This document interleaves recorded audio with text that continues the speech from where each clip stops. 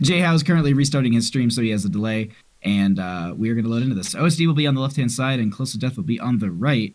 And while he's doing that, I will buy some time for him, and we'll talk about some of the map bans that happened. I'm here, man. I'm ready to go. Oh, nice. What are our map bans? Hit me with it.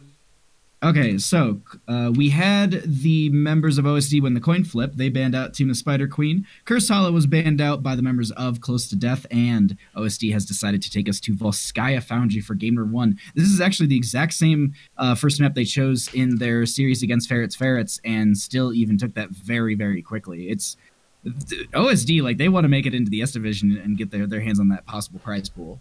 Man, Volskaya has been so popular in the qualifiers, like surprisingly so. It's not the map that I would expect people to be in right now in our current meta, but I guess it does kind of expedite things. It still kind of plays in the same time frame as the old experience changes of like, look, you can still hit 20 and then get that third protector, so it doesn't feel that far off. And I guess if you're better, then it's easier to end in that regard. So that's kind of where I see Volskaya right now. I'm still just surprised that it's this common to be a first map pick. That's actually really, really true, because in the past we always got a lot of Infernal Shrines or Battlefield of Eternity. Maybe people just got sick of playing on that map, but I actually saw a lot of Towers of Doom as well, which was not really like a first map for a lot of teams, mostly because you can't technically just, push to win on that map. You can obviously, create the barrage from getting all of the towers, but that still takes time, and that takes a lot of effective fighting. And same thing, like you said, Volskaya Foundry, there's a lot of, micro decisions you have to make, and maybe people can exploit a weakness from a team, say they don't grab enough items, they're not going to be pressuring some of the camps. The biotic emitter is a huge one, for example. If they're not going to be focusing on that, and that slides through, that could be a huge turning table for the entire team. So I can see why Volskaya is the way to play it, but at the same time, it's a slower map. It does take time, and you will hit those 20s probably. Yeah, I think the weird thing for me is always that whoever hits 21st has such an incredible advantage, and it's always around the third control point. And with that being said, I really don't like scaling heroes. Like Zeratul is probably the one where that 16 spike is the only one worth it. Yeah. But if we're looking at, there's a Tyrande, like something like a Lunara that scales late, or a Tassadar style comp, or a Task Tracer, like, you have to be very specialized if you're going to go into something like that. Else you have to play for the early to mid game. That's where your biggest strengths lies, is your fight at level 7 and your fight at 13. Those are the two biggest fights in the game that can determine the winner. And it's hard to say that because you're like, oh, well, there's comeback mechanics. Yes, but in Volskaya, if you win the 7 and the 13 fight, the odds of you being up 15 to 13, 17 to 15, 18 to 16, and controlling every rotation, it's too easy to win at that point. And when you have that type of experience,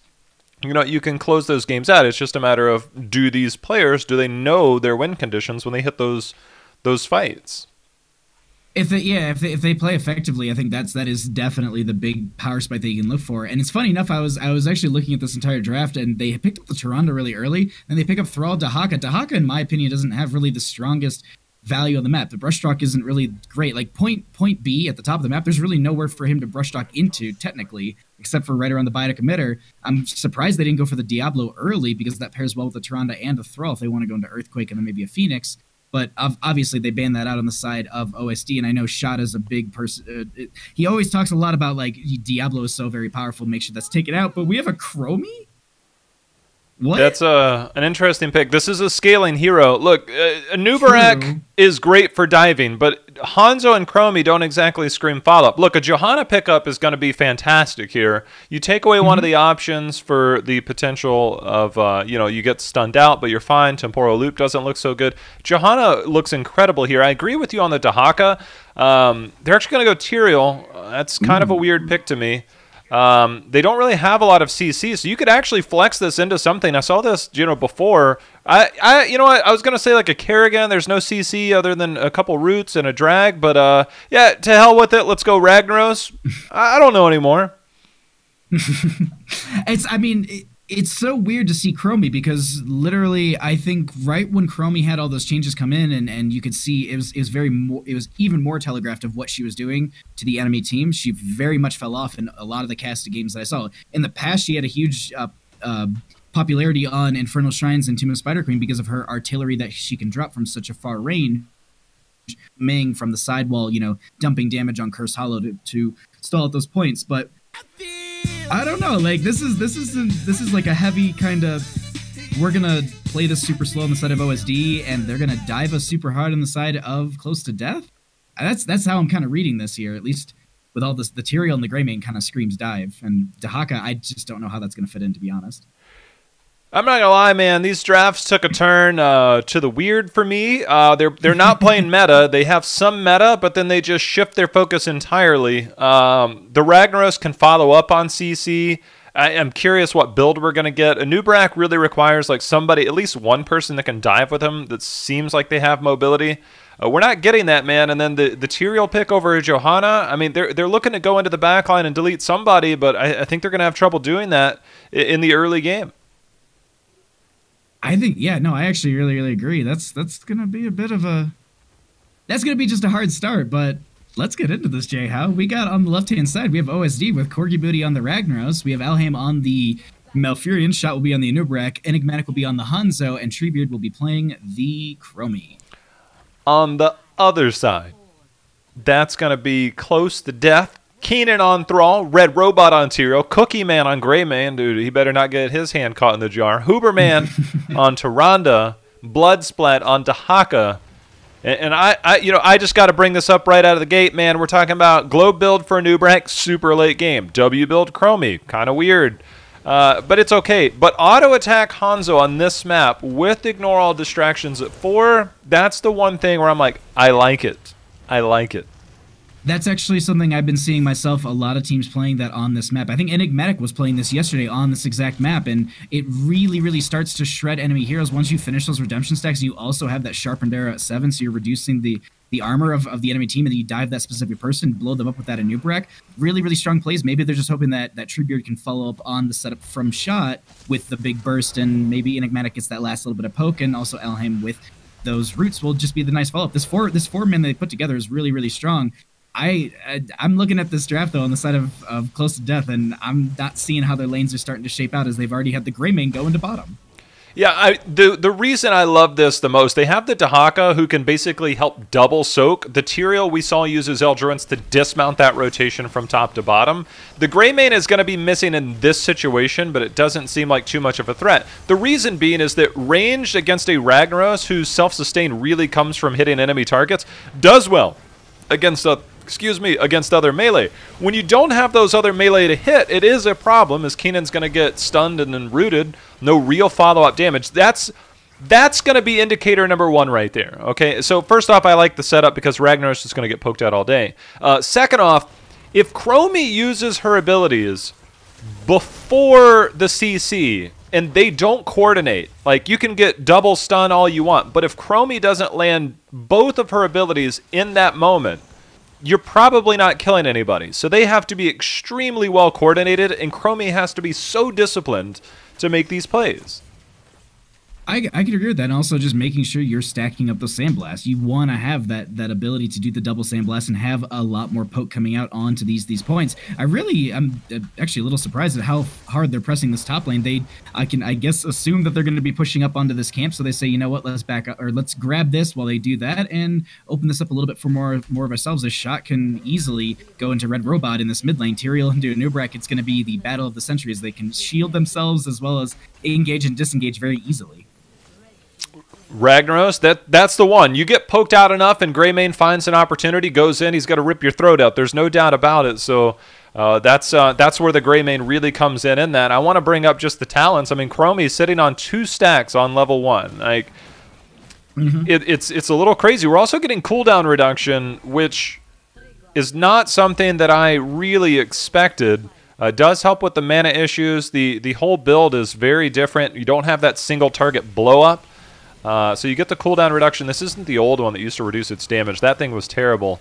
But this one at least allows you to be more frequent. It doesn't allow that burst damage. And so you better hope that you get in these poke battles because the kill threat that you need is taken away by talent choices. Bloodsplat's going to be diving in, trying to get that tongue drag. It's not going to work out, but the nice poking is coming out from Enigmatic, and they're slowly whittling them down. If they can just get them to that lower half point, they're going to have to force them, and they actually do force off. They're going to let them have this on the side of OSD, and 7s will be hit for both these teams fairly soon. Maybe they're going to side soak out for that as Shot tries to get the burrow out, but not connecting. Nice tongue drag, though will be connecting, and I think that will be first kill of the game, second kill of the game going over to the members of Close to Death. It might not be the last here. If they land one drag or get some type of stun or CC here, they're not going to get it, but 7 picked up. Look, man, this is the types of games that I like. If you're JHow sub and you're in my chat, then you know it's all about the stacks. We're not only getting Maelstrom weapon, it's full stacking build. Crash Lightning, Frost Wolfpack, and Maelstrom, one of my favorites in the game, but also Wizened Duelist at 7 trying to get those autos in. You don't see these types of builds every day.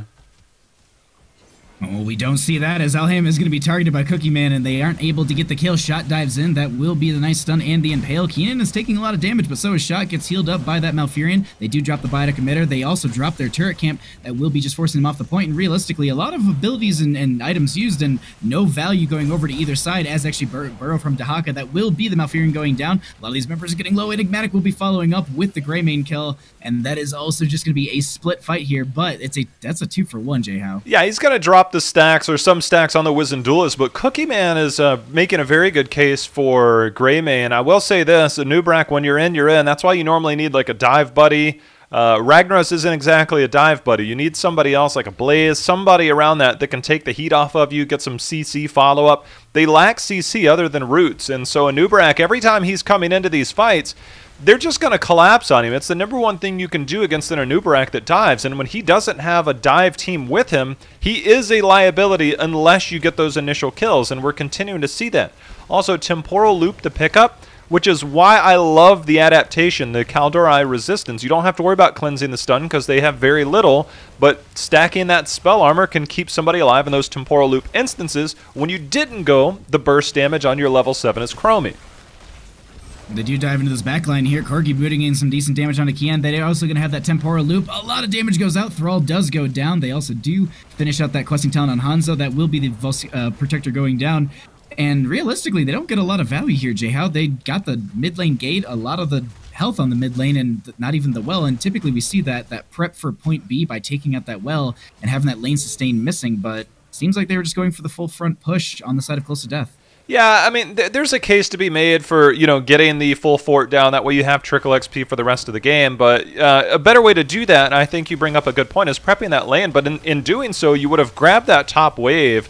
And look, the towers are minuscule in terms of XP, but they would have had the threat of 10. And having the threat of 10 means that you could have taken the top wall and got that wave, and then you just walk in and you take the fort with level 10, because they're not going to come out and fight you. So I think that was a bit of a misplay. They should have rotated up for multiple reasons. So now they're going to have to try and use that advantage to try and get this mid fort down, which they were unsuccessful, but it looks like they're getting caught out, and this is not good. Ooh, it's a lot of damage. That is going to be the Sulfuria Smash to get the smush onto that Greymane. We have the web wrap sitting on to the Tyrande currently, and they're waiting to get the dive, and I think Shot's all set up. That's going to be the Sundering to stall them out. That will also be Hanzo's Arrow Temporal Loop coming out from the Chromie. Big burst going to be going on to Tyrande. Nice follow-up root onto Kian, and they follow up another kill, and that is a nice 3-for-0 trade on the side of OSD. They move over to the aggressive side and will be taking away the fortification camp. I mean, they were so committed to getting that mid fort down that they overextended with 2 people and had nobody nearby. We saw the full CC chain just go out onto Greymane. Look, you can't live through that. No cleanse. Remember, Bloodsplat now, he's going to try and juke and jive. He has to save his W. Once he saves his W, he can go out and pass through targets, and that's the main thing, is making sure that he did that. He's going to be just fine. Does have to use his essence in that, but save your W, walk through after all the CC, you're fine. It's a nice. It's nice to note that they're sitting there, utilizing their cooldowns in a proper manner. They first, they dodge one of the stuns by using their burrow, and then they have that W, that Dark Swarm allows them to move through heroes. So it's just such a nice, those little adaptations you don't think about yourself when you're playing. Because me myself, I'd be playing that, I'd be like, I'm dead, that's it, I'm gold.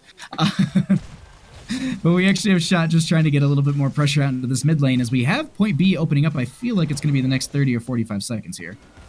Yeah, it's gonna be soon, and you can see neither team really taking dominant control. Similar to Infernal Shrines, you'll see the top camps used to get lane and vision control. It's not really a big deal. 13's coming up. The number one thing is Close to Death. They're risking a lot right here because they're not 13 and they're just standing in front of the enemy. You can see Ragnaros making his rotation up. He's looking to follow up. Shot.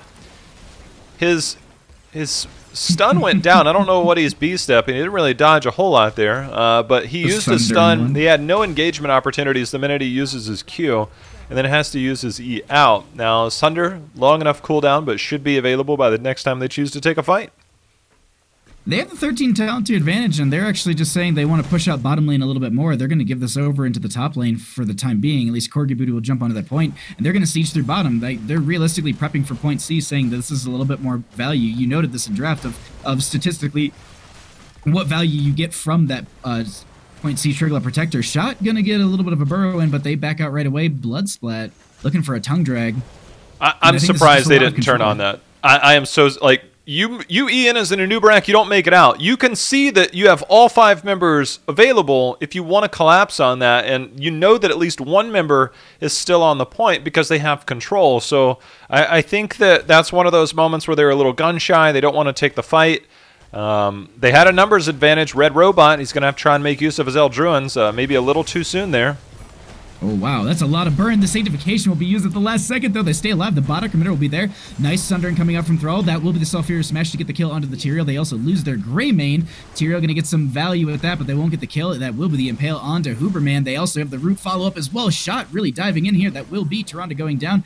Dahaka in the back line going to go down as well, and Kian seems to be the next target as Enigmatic jumps over the wall with the agility and finds another kill. They wipe the team. Point B is up and in their grasp, but they're just going to go ahead and grab the Bottom Committer, throw Chromie on that point, and take out the top lane for it. Jayhow, this is the setup that OSD wanted 1,000%. Well, it's weird because I feel like Close to Death is just pretty much giving them everything that they want. The Tyrael pick, used his Eldruins, was trying to get in and out of there. He did go Law and Order, not the Juke and Jive. It's just a very different style. They didn't go Johanna. Johanna would have been great. Instead, going Tyrael, and they clearly have a comp they want to dive with. They want to dive with Thrall and Greymane.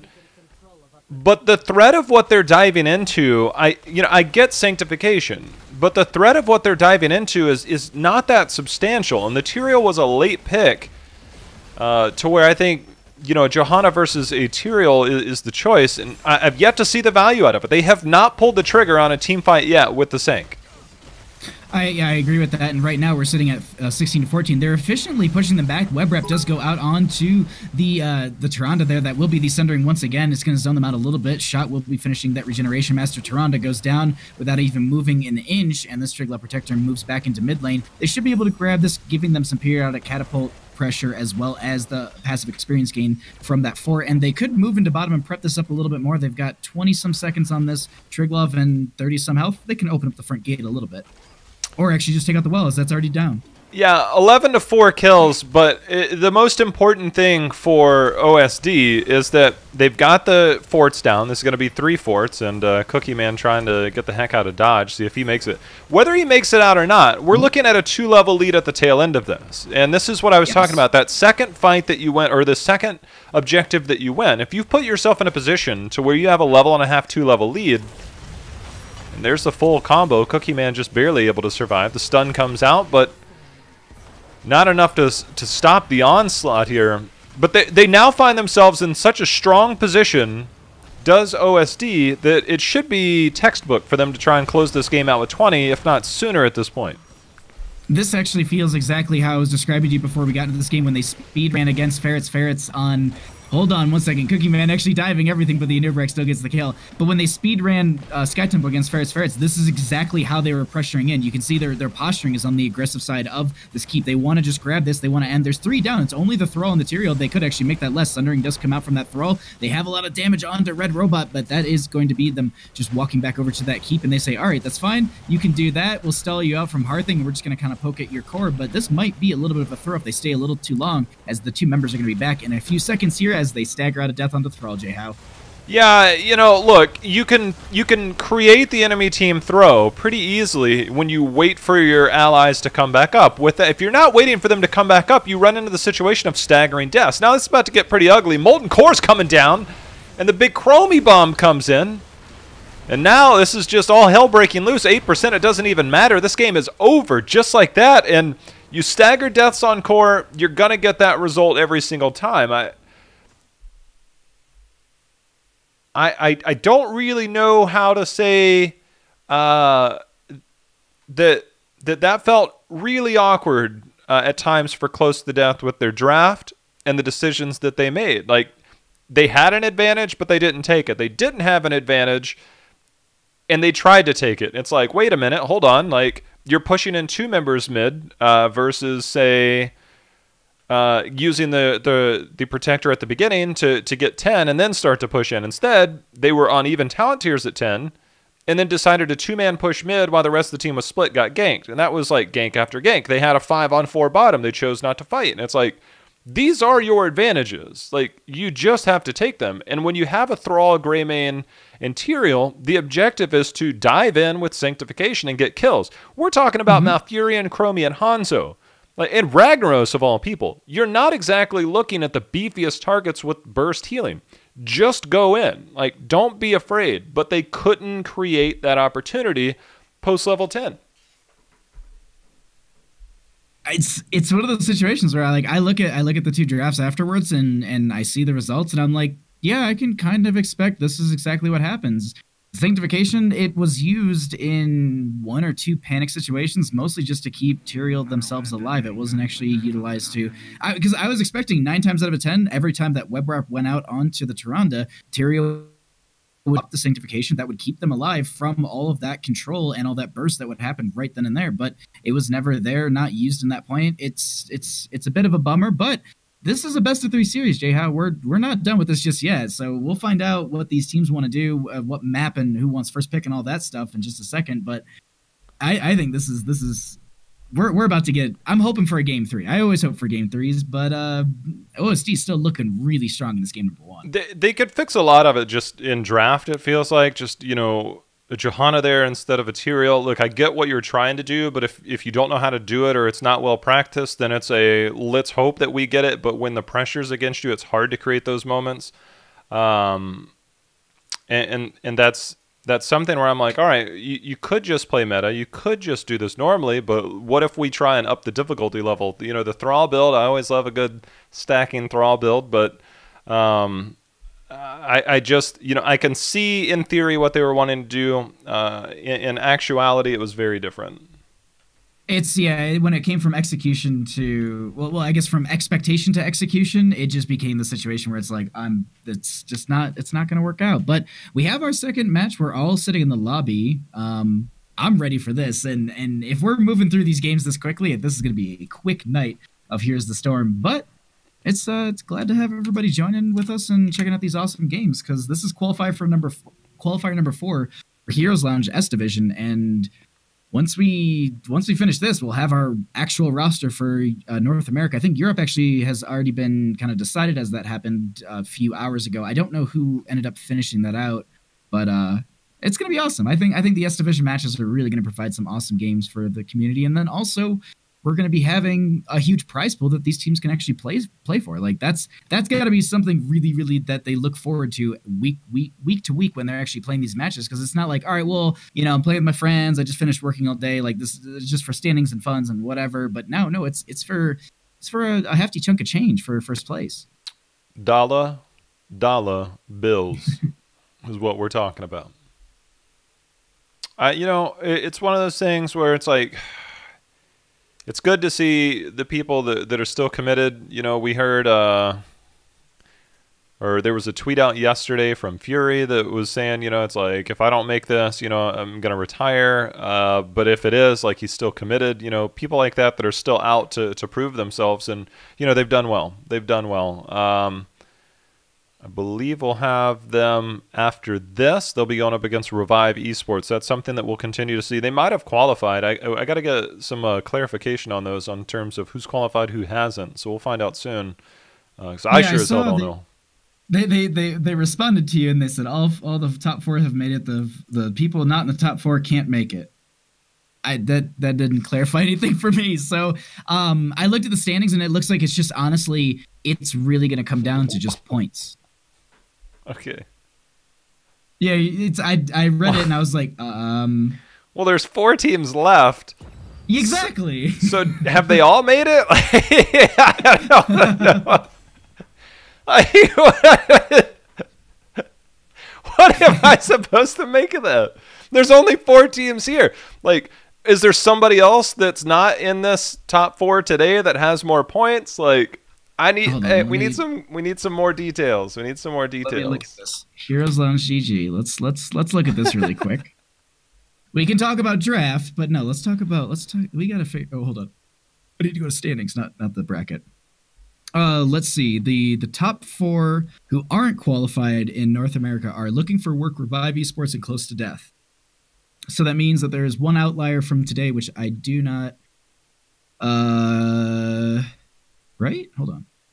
Revive, Looking for Work, Close to Death. So OSD is OSD hasn't qualified. They're just the way that the standings thing doesn't really show quite right. So okay, so OSD, like the top 4 are up here. I guess maybe if Close to Death gets knocked out, they can't qualify, and 2+2 and Fat Div S might be over them. I don't know. The standings are all over the place. Someone who actually understands that, please let us know, because that would be super helpful. Just so you know, the top 4 have qualified. The remaining 4 can all qualify. Wait.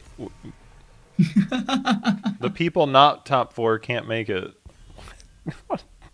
Let's talk about maps instead, J-Ho. Let's talk about how OSD won the coin flip, banned out Team of Spider Queen, how Close to Death banned out Cursed Hollow. Volsky Foundry was the first map chosen by OSD and won by them.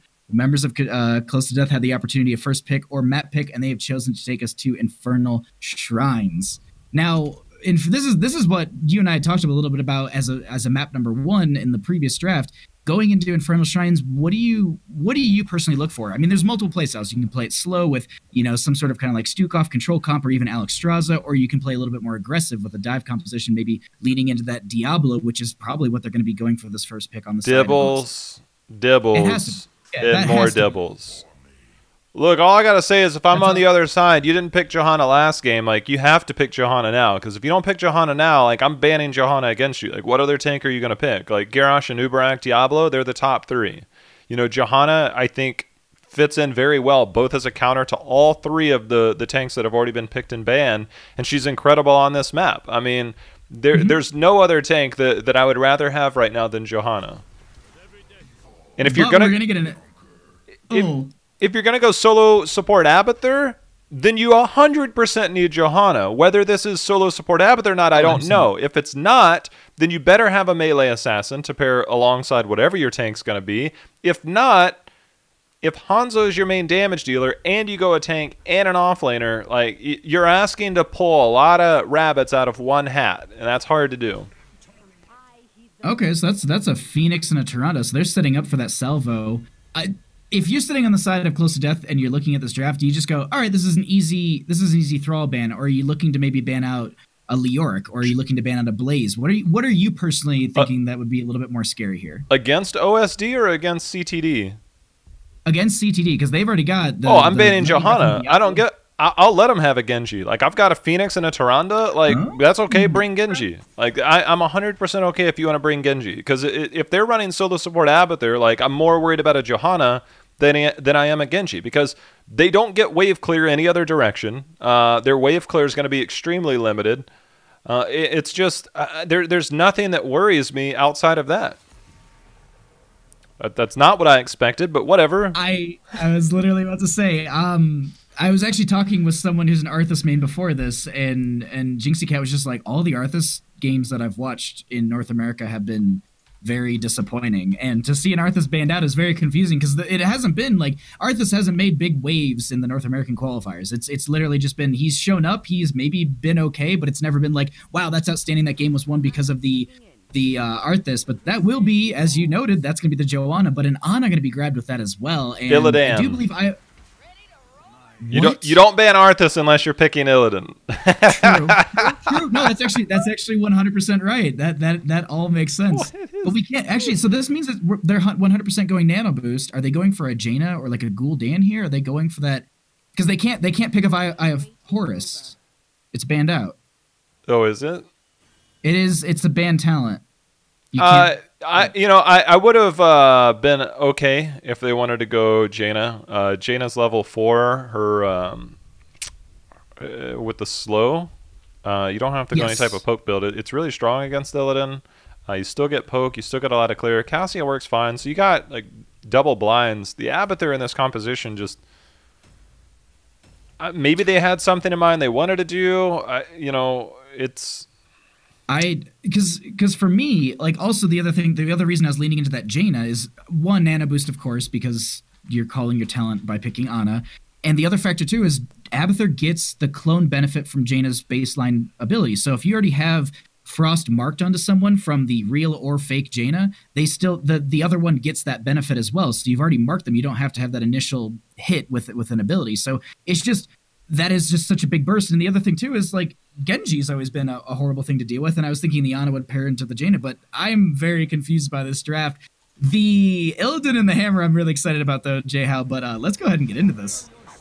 I wish I could tell you I had any idea what's going on, but we're seeing a new meta approaching every step of the way. I mean, the main thing is, look, man, Corgi Booty on Illidan, he's going into double blinds. Hanzo, I hope he goes Q-build here. You poke against that. Like, you don't have to worry about autos. You can go scatter. It's fine to go scatter.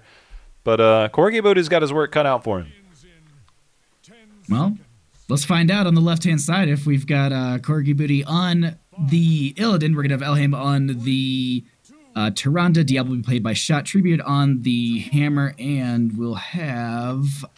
I'm missing you. Elhaem on that Phoenix. I snuck out to get a biscuit.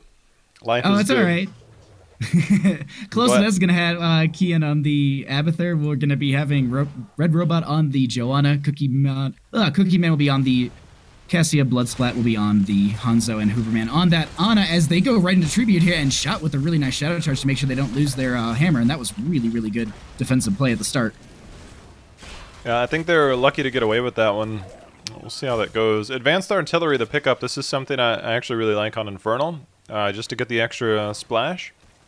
Helps for poke. We'll see how this goes. Dibble's just going to wait to get lit up there.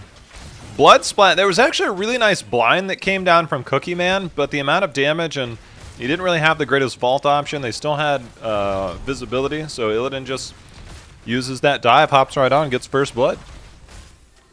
That first blood it just shows that like we've got this Illidan. We don't care if we have to dive too far out because, well, we have evasion. That's not going to be that big of a deal. And actually, Shot with these shadow charges and these follows up from Elhaem are really, really good. Like just to get the angle that they had on that Hanzo earlier, right into the edge of that altar right there is just really, really good Diablo play. Like I've tried to play that myself, and I'm just like, no, I can't even hit stuff like that. Like I end up just pushing them into their friendly gate, and they just walk away a-okay. But these lane matchups, we're just gonna be having Hammer push through out bottom. We have Corgi Booty scouting out mid, and top lane's gonna be Phoenix into Abathur with Johanna doing a little bit of double duty.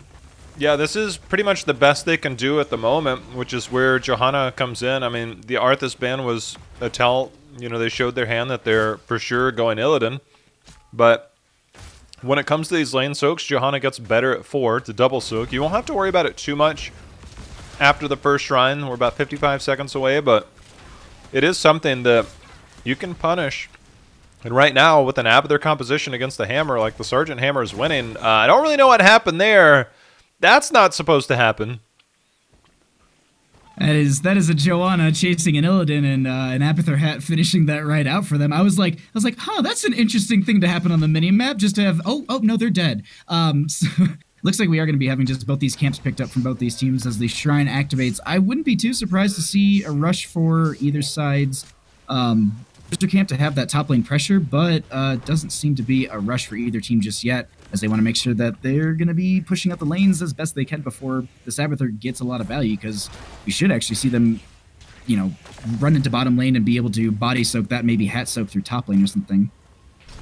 If they can get this camp, if OSD gets this camp, they put themselves in a good position to deny a lot of what Abathur could choose to do, and right now it looks like true. CTD not going to do much. And so this camp will actually buy a lot of time for them. This is very good for OSD to control a little bit of the pacing right now. They might just ignore the objective. and push in. Okay, the Treebeard, they got the clear. They're still debating on whether they're going to stay, but this is very surprising to me, the way that this is being approached by CTD. Yeah, the thing is, they've got an Illidan and a Phoenix who, Illidan has great just ability just to maneuver through those camps and get a lot of damage out, and Phoenix just has great splash to finish those out, a lot of the skeletal defenders. So between the two of them, they're doing great. It's 18 skeletal defenders to the 2 that Joanna currently has, which she's great at grouping them, and then Illidan can, as you just saw right there, the battered assault to get the dive right through and get the kills. They're sitting at 26. They have the rest of the team rotating up, and Jayhow, I think we're going to have our first big fight of the game breakout. I don't even know if it's going to be that big, because somebody's going to get blasted. Nice blind comes down. Corky Booty's just got to get the heck out of dodge. Manages to use that friend or foe to dive over. If he lives, he's fine. He's going to run through one Abathur Mine, see if the second one will take him down. It won't, as he got enough heals there. They do get a kill onto Sergeant Hammer, which you would have liked to have seen them avoid. They still have a substantial lead. Enigmatic just has to make sure not to die.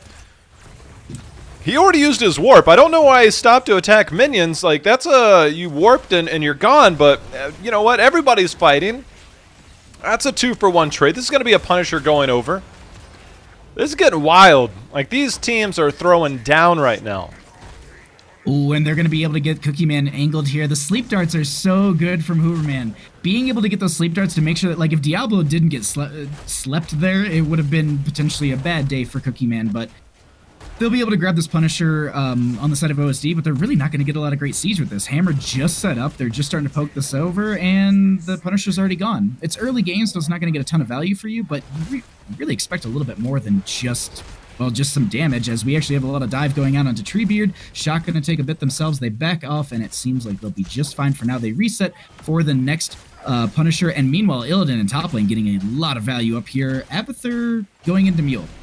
Does have that ability to repair some of these gates and such.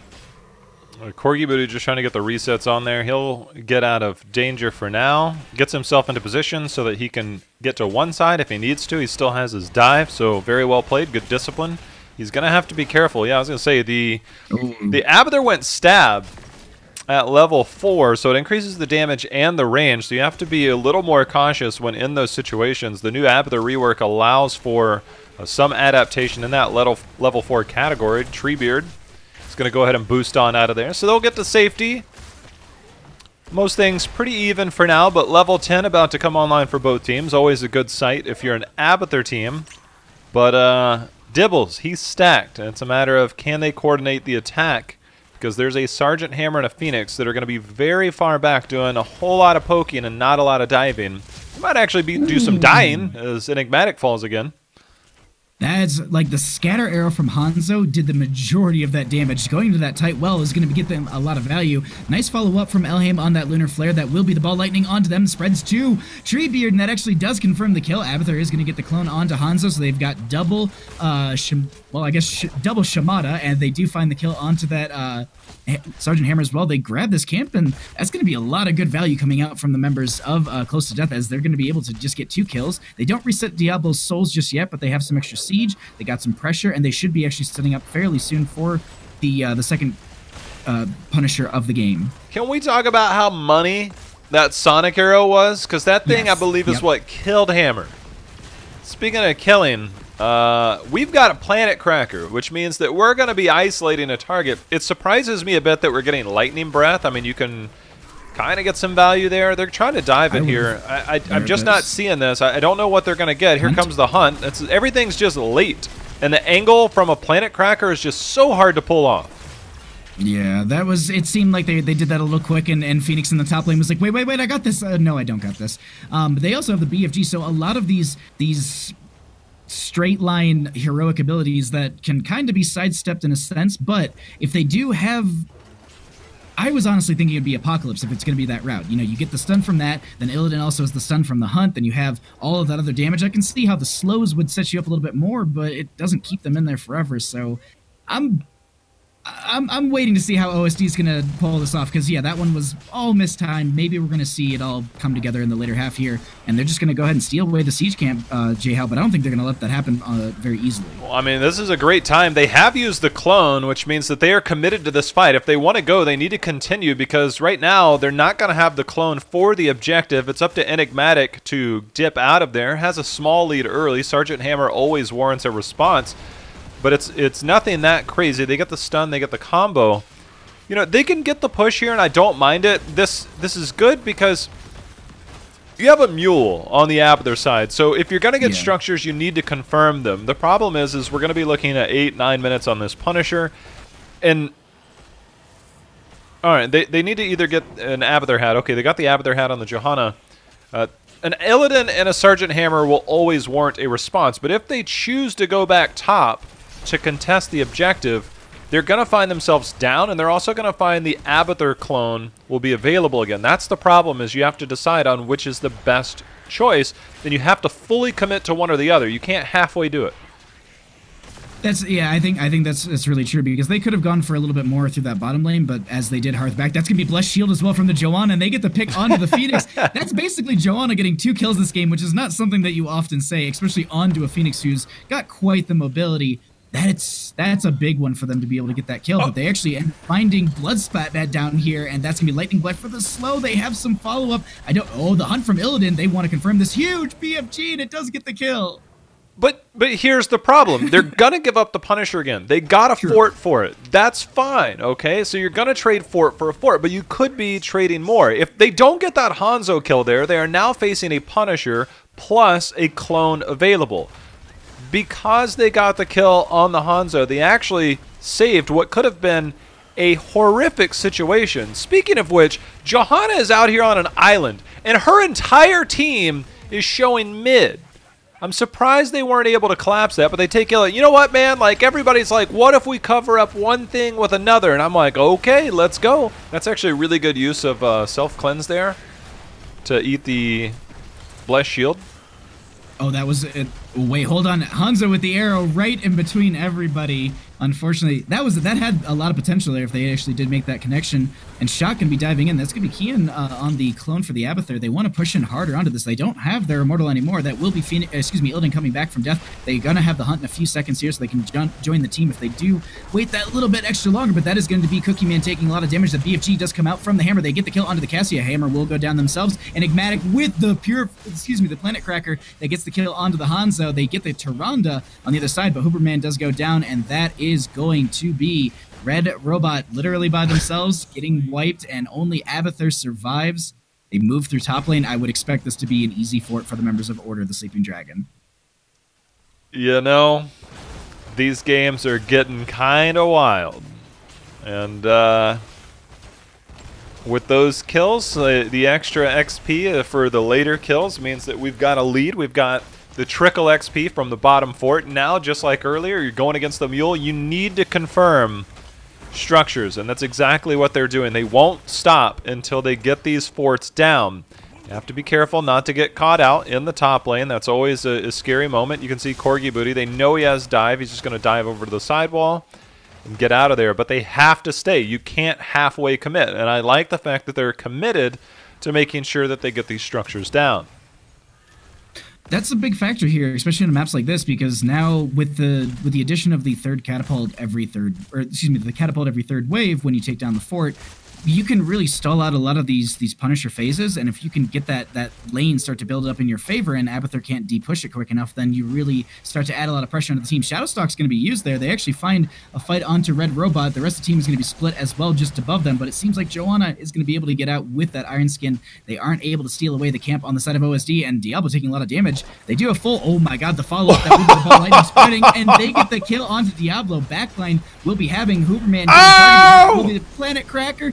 Cookie Man, the next target from Illidan, but they go down, and that's going to be a 1-for-2 trade, actually. Hold on. They pick up the Tyrande, 2-for-2, and that will be the clone from Abathur. Treebeard so low, they get the boost out. The shield is, the blind is not enough. They get the kill onto Johanna.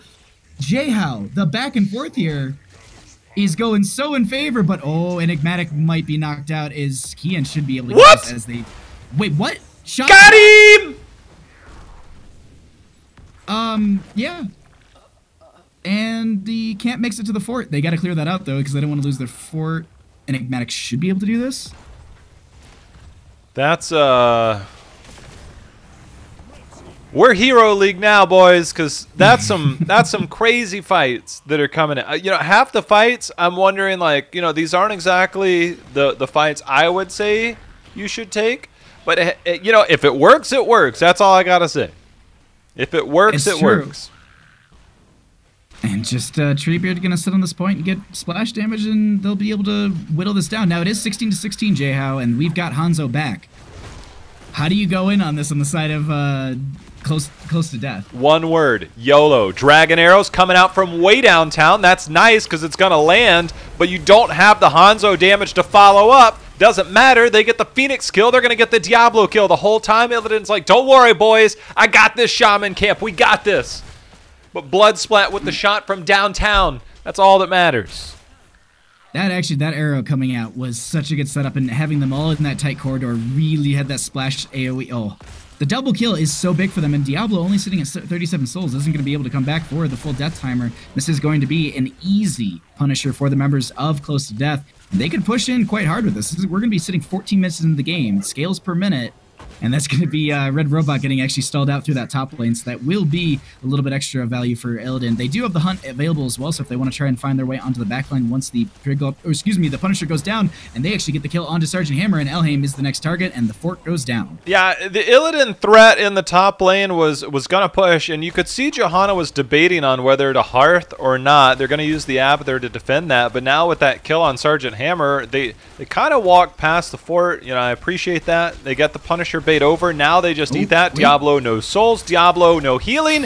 Diablo trying to survive. Does have Devil's Due, but the Devil is going to eat an arrow to the face as that scatter arrow comes through with 2 members dead. This should be Close to Death, sending us to a game 3.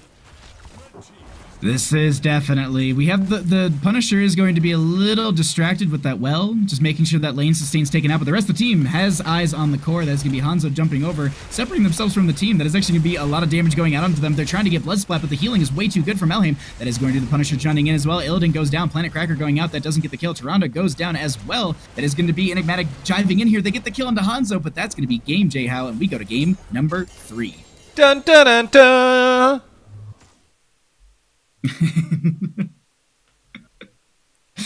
What was his name? Oh god. Oh god, don't make me do this. And his name was John Cena. Got him. No, that was actually a really good game number 2 that we had there. And to be going into game number 3, I personally, there's always a map that even Cat Peach and I are just always like, this is a game 3 map. It's a game 5 map, it's a game 7 map. You always go to Towers of Doom. I feel like that is where you end a series. That is such, there's so much weight on a game like that, and also the fact that, as I said earlier, you can't rush core. It's such a fun map because now you have to play strategically. It's like, all right, well, we can, hold bottom lane. Whoa! What do you mean strategically? Have you seen these games? It's all about the team fight, baby. If there's not 25 kills in this game, then it's not a game. That's the rule. That's the rule. So far, I you know what? I agree with you 100% on that. So let's see. We have Tomb and Curse Hollow banned out. Where do you take us for more team fighting? Do we go to Battlefield of Eternity? Are we going to be going to Always Sky Towers. Temple? Always towers. Yeah, we're gonna invoke a caster rule that if they don't go to towers, they don't get to play. Wait. Oh, I know what lobby it is. Boo. Okay, well, looks like everybody forfeited. They didn't pick towers, so it is what it is. GG's. We're going to be moving on to the next one. I'm actually trying to find out what they ended up doing for choices, and I forget which lobby we were using tonight. Oh, there it is. All right. Okay, so Close to Death chose map. I actually probably just could have waited to find out who was the first team draft, but either way, that's exciting, Jhow. Battlefield of Eternity for our game number 3. Well, there won't be any shortage of fights this game, I can tell you that much. Absolutely. Where does the Genji and the Tracer come in? That's what I want to know, because somebody's got to pick one of these heroes. If you are really trying to throw down, you ban out Diablo and you pick one or the other. Or you pick Diablo and then you pick one or the other. I actually really like the Diablo play coming out from Shot in the last game, but it compared to the Anub'arak, like if we're literally looking at game 1 to game 2, I would say pick the Anub'arak in game number 3. It seemed to work for them. Also, I don't know. They're doing these odd picks, and I feel like if OSD just played what would be considered your standard composition, I feel like they've got a higher potential to win. But they're playing things like the Chromie and the Hammer, which they can work, but I just feel like it also can be blinded by a Joanna as well as a Cassia, and then you have an Abathur that's also blinding with that as well. So once you get to that phase and you're having these triple blinds coming out onto your auto attack dive hero, it's a bad time. It's a very bad time.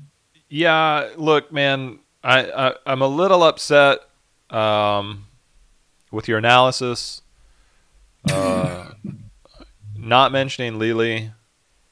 Oh, look, if you're gonna go down that rabbit hole, you've got to actually mention the best hero that can blind. I should have mentioned that they could have gone quadruple blinds. I'm a little upset. I'm a little upset. You don't. What do you mean quadruple? You only need the one. You only need the one. True, but why not just go over the top and just have every blind you could possibly Let get? me tell you what it's like when you full commit to something too hard. And then you realize, like, wait a minute, like we don't play this much. We just overlapped half of our abilities. I think we have a problem. I mean, yeah, you're right. But realistically, going into a map like this and looking at the actual the two previous games that we just had, what are some of the things that stand out, and what are the things that you would say to change for either of these teams? Well, I'm curious. Somebody in my chat is saying that both of these teams have qualified. Can we get some official clarification from the Heroes Lounge people? I think J Scott Ghost is in chat, and I think he does know things. So I'm gonna put it on them. Throw it in chat. Let us know actually who is. Can someone just like list the teams that like have qualified, and then the teams that are just like in the, because like the standings page is all over the place, and that's where it's actually throwing me off the most. Is like I look at things and go, oh, 1, 2, 3, 4, and then like if you look at it closer, the point totals for other teams are higher than others. But then there's teams who are playing this weekend, which I think put them higher in the standings because they're still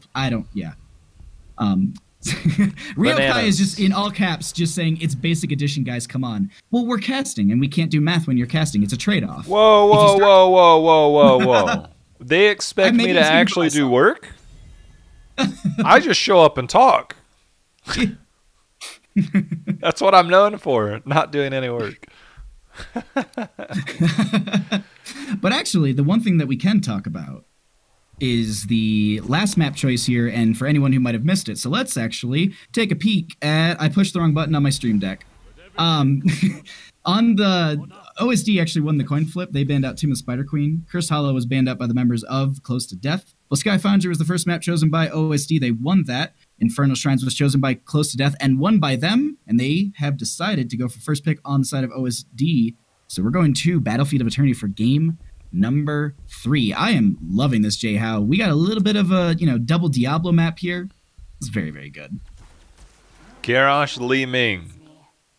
Blasting him. Wait. Sorry, someone said it in chat, and it hasn't been banned out. There's no Samuro ban here. And Corgi Booty's actually a Samuro player. Did we actually see it here? There's only one solution. Taunt all of the clones. Or go decimate and get mega cooldown off all of the clones. Actually, yeah, you would get a lot there. But that is going to be a Joanna with a Malfurion on top of the Hanzo. I'm actually liking both these drafts a ton. I think Li Ming is really, really strong in this map. You pointed out that the taunt, the Warlord's Challenge is such a big AoE lockdown. If I'm on the side of Close to Death and I'm looking at the bans, I would be maybe looking to say, what do we not want to deal with in that solo lane? Maybe banning out a Malthael or a Leoric or a Blaze, or maybe Yrel, she's really fallen off, at least in the S Division casting that I've seen. Did I ever tell you about the time, this one time Fury called me a noob at BlizzCon? No. Yeah, he slapped me across the face at the same time. I cried for 9 days. Don't worry. Just not a copy pasta. Why? Fury, why? Not a copy pasta. So does that mean that we don't have to be like impartial when we get to their game, and we can just be all one-sided against them? Well, don't worry. I'll pick one team, you pick the other. Okay. All right. Well, we can have a little bet going. But with Garrosh and the Li Ming, we are going to get that Yrel, and that will be the Stukov on top of it. So this is a very, very... I'd say they're playing this on more of the control slow side on the side of Close to Death, whereas there's some poke and some setup coming out from OSD, but realistically, none of these teams have the kind of big dive kill potential. Li Ming, if she gets resets, realistically, that's their way into this fight on the side of Close to Death. I feel like the last hero is going to be like that big X Factor hero on the side of CTD. Like, look, I would love a Raynor. Just round it out with a Raynor. Poke down a Malthael. Yeah. You have good setup, good poke potential, and then you finish these off. But I feel like they're going to get a little wild here. I feel like it's going to be a wild pick.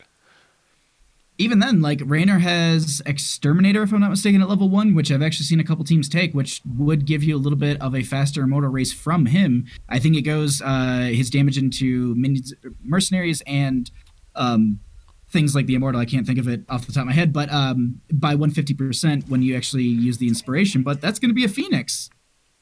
It's still just as good. I don't get these drafts, J-How. Well, look, the Phoenix is basically Raynor. I mean, you can still get a salvo out.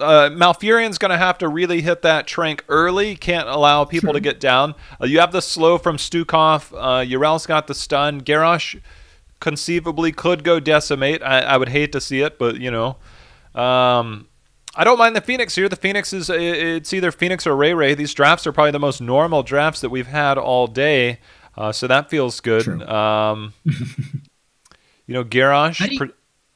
Go ahead. How are you feeling about that Yrel into Malthael? Because that's something I've seen so much in the past, and Malthael's been considered the answer to Yrel. For the longest time, Yrel was like, no one can beat Yrel in the solo lane. It's just like, let me just get this Malthael and just body you with that. Or Leoric. How do you feel about that solo lane matchup as we get into this last game? 100% okay. It's Battlefield, so I don't mind it at all.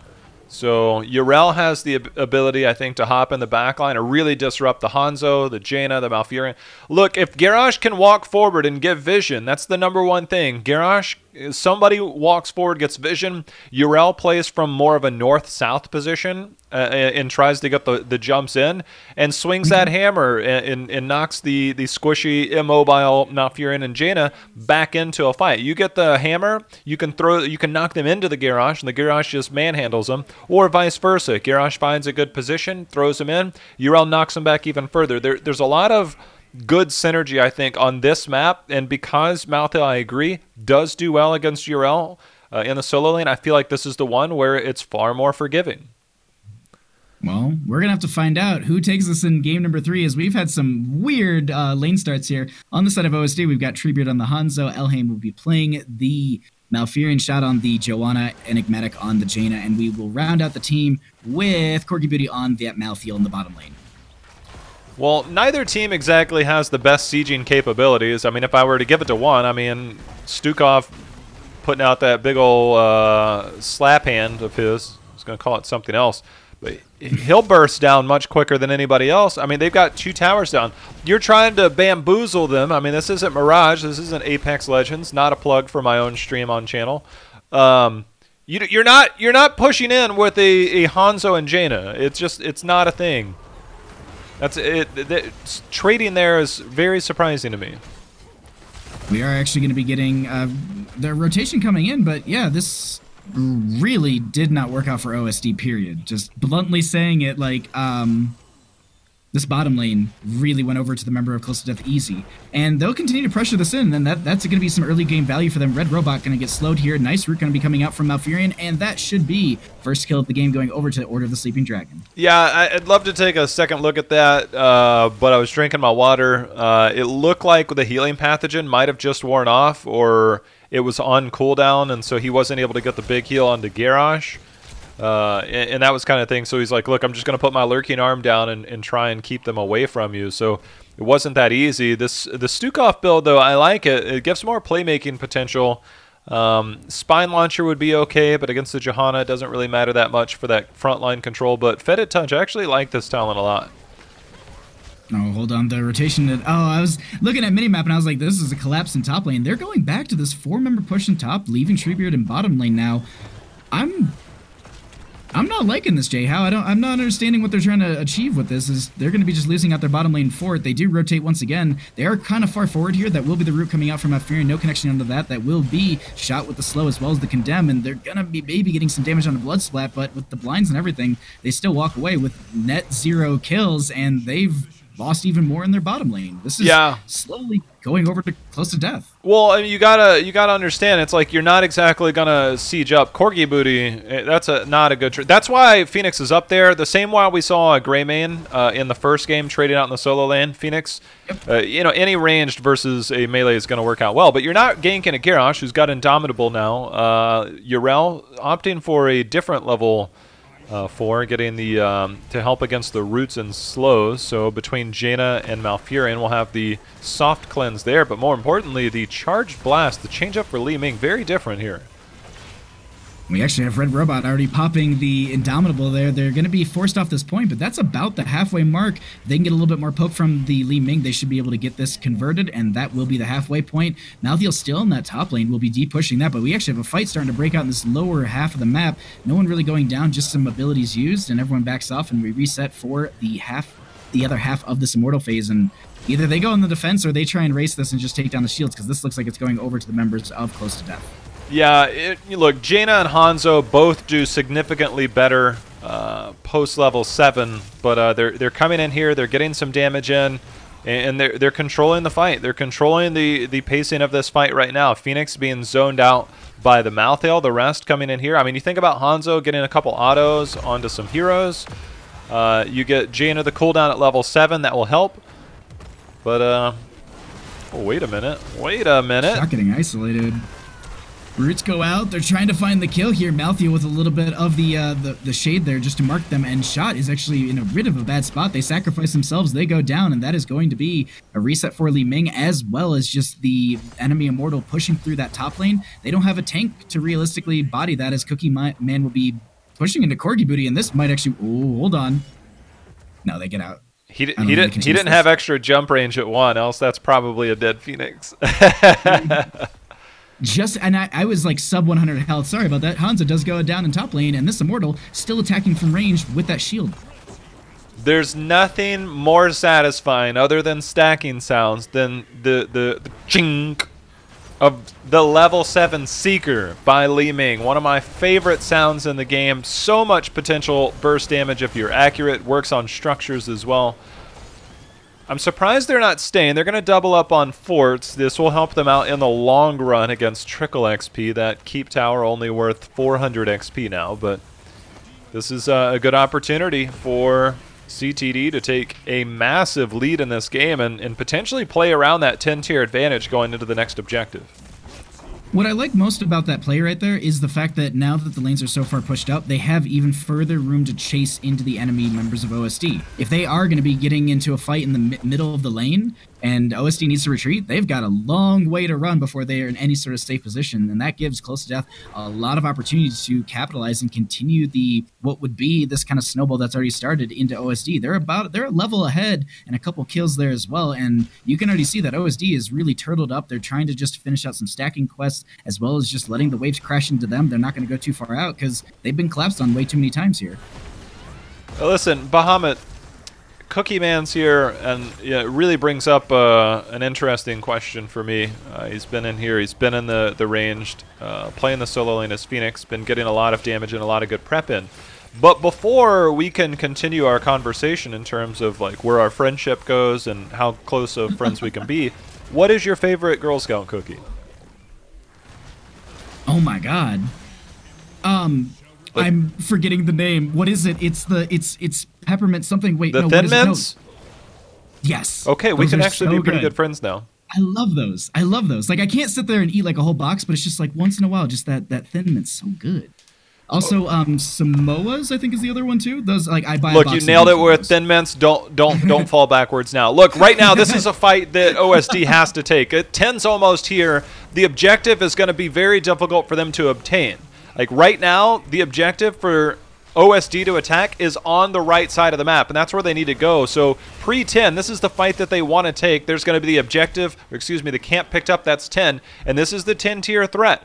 Because it's such a sizable lead, this should be a very healthy Immortal, and given how much damage they've already done to the structures, then we're going to see a keep falling. And I'm not kidding you, this might be a sub 10-minute game. They need to race this objective down, get it. They don't want to look, getting a fight here is great, but getting 100% Immortal and then fighting, you're looking at colossal lead. They don't want to see, they're wasting time, and it's like 9 and 80% all the way to 10. They need to get this as quickly as possible. They're just taking their time on the side of OSD. They're just like, well, we don't really want to pressure into you. We're gonna go ahead and just eat this fully shielded Immortal. It's lost a little bit, but they actually moved on this. That's gonna be a nice combo coming out from Keenan, and no follow-up kill, but they burn through this camp. Realistically, that won't be doing anything into the enemy team. It does give them that little bit of experience they needed to find that level 10 on the side of OSD. 10 into 10 here. All the heroics are off cooldown except for Disintegrate for Li Ming. And what do we get? Everything looks pretty much the standard. Nothing out of Planet Cracker, baby. Look, they're trying to get the taunt into the Planet Cracker. That could be the game ender. No lie, that could be the absolute game ender. There's Blood Splat coming in with the flank. Fully shielded Immortal. 1 pick leads to 2 picks, and 2 picks leads to game. GG, lights out. Right now, the Immortal here. There's going to be the toss, the taunt, the Planet Cracker. There's kill number 1. You see the Dragon Arrow out in return. That's actually going to be the kill onto Garrosh. Not out of the woods yet is OSD as the Punisher, or excuse me, the Immortal will help to take down the first keep of the game, but that kill might have been enough to save them from losing. They are still way behind. Bloodsplat has to be careful not to throw here, but still way behind now with this keep falling. 2 forts down and a keep down. They're going to have a nice lead. They move over to the camps, and they'll just set themselves up to add some extra pressure into these lanes. Top lane is going to be defended by Corgi, but they'll just let that push up. They'll let it just take their time on that one. Overall, like, this is... OSD is sitting in a bit of a hairy spot when it comes to this map. They've lost consistent team fights. It's 2 to 4 in kills. We have majority of the map control going over to the side of Close to Death. I'm not sure where OSD is going to be coming back into this game. It seems like they're just falling behind consistently, and they need to make their way back into this game. I just don't know how they're going to be able to do that. They need to path through the middle of the map and try and flank here. Just they're committing too many resources, and they're showing everybody in the bot lane. Right now, you see how in the mini-map, you see CTD pushing that top lane? They could flank there. They're on even talent tiers. They're deciding to do this too late. Look, this push, pushing here for CTD is not a good call. Yes, they're going to have minions and catapult and that, but this would have been a wonderful fight for OSD to take. They had to have the foresight to see that. Now they're looking at a talent tier deficit. They have no way of going. Shot's going to use his Iron Skin to walk through there, but that was the best fight that they could take before the next Immortal. They'll be not 13, or they'll be right around 13, but that would have been one of the best fights for them to take, and they could still rip this fight. Cookie Man just says, I don't want to live.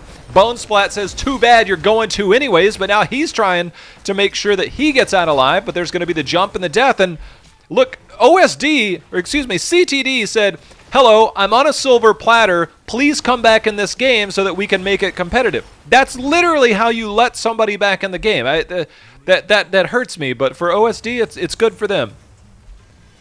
And this should be an easy Immortal for the members of OSD. I think the first one in their favor this game, if I'm not mistaken, so they should be able to get some decent value here. Yrel will be up in 4 seconds, Garrosh in 13.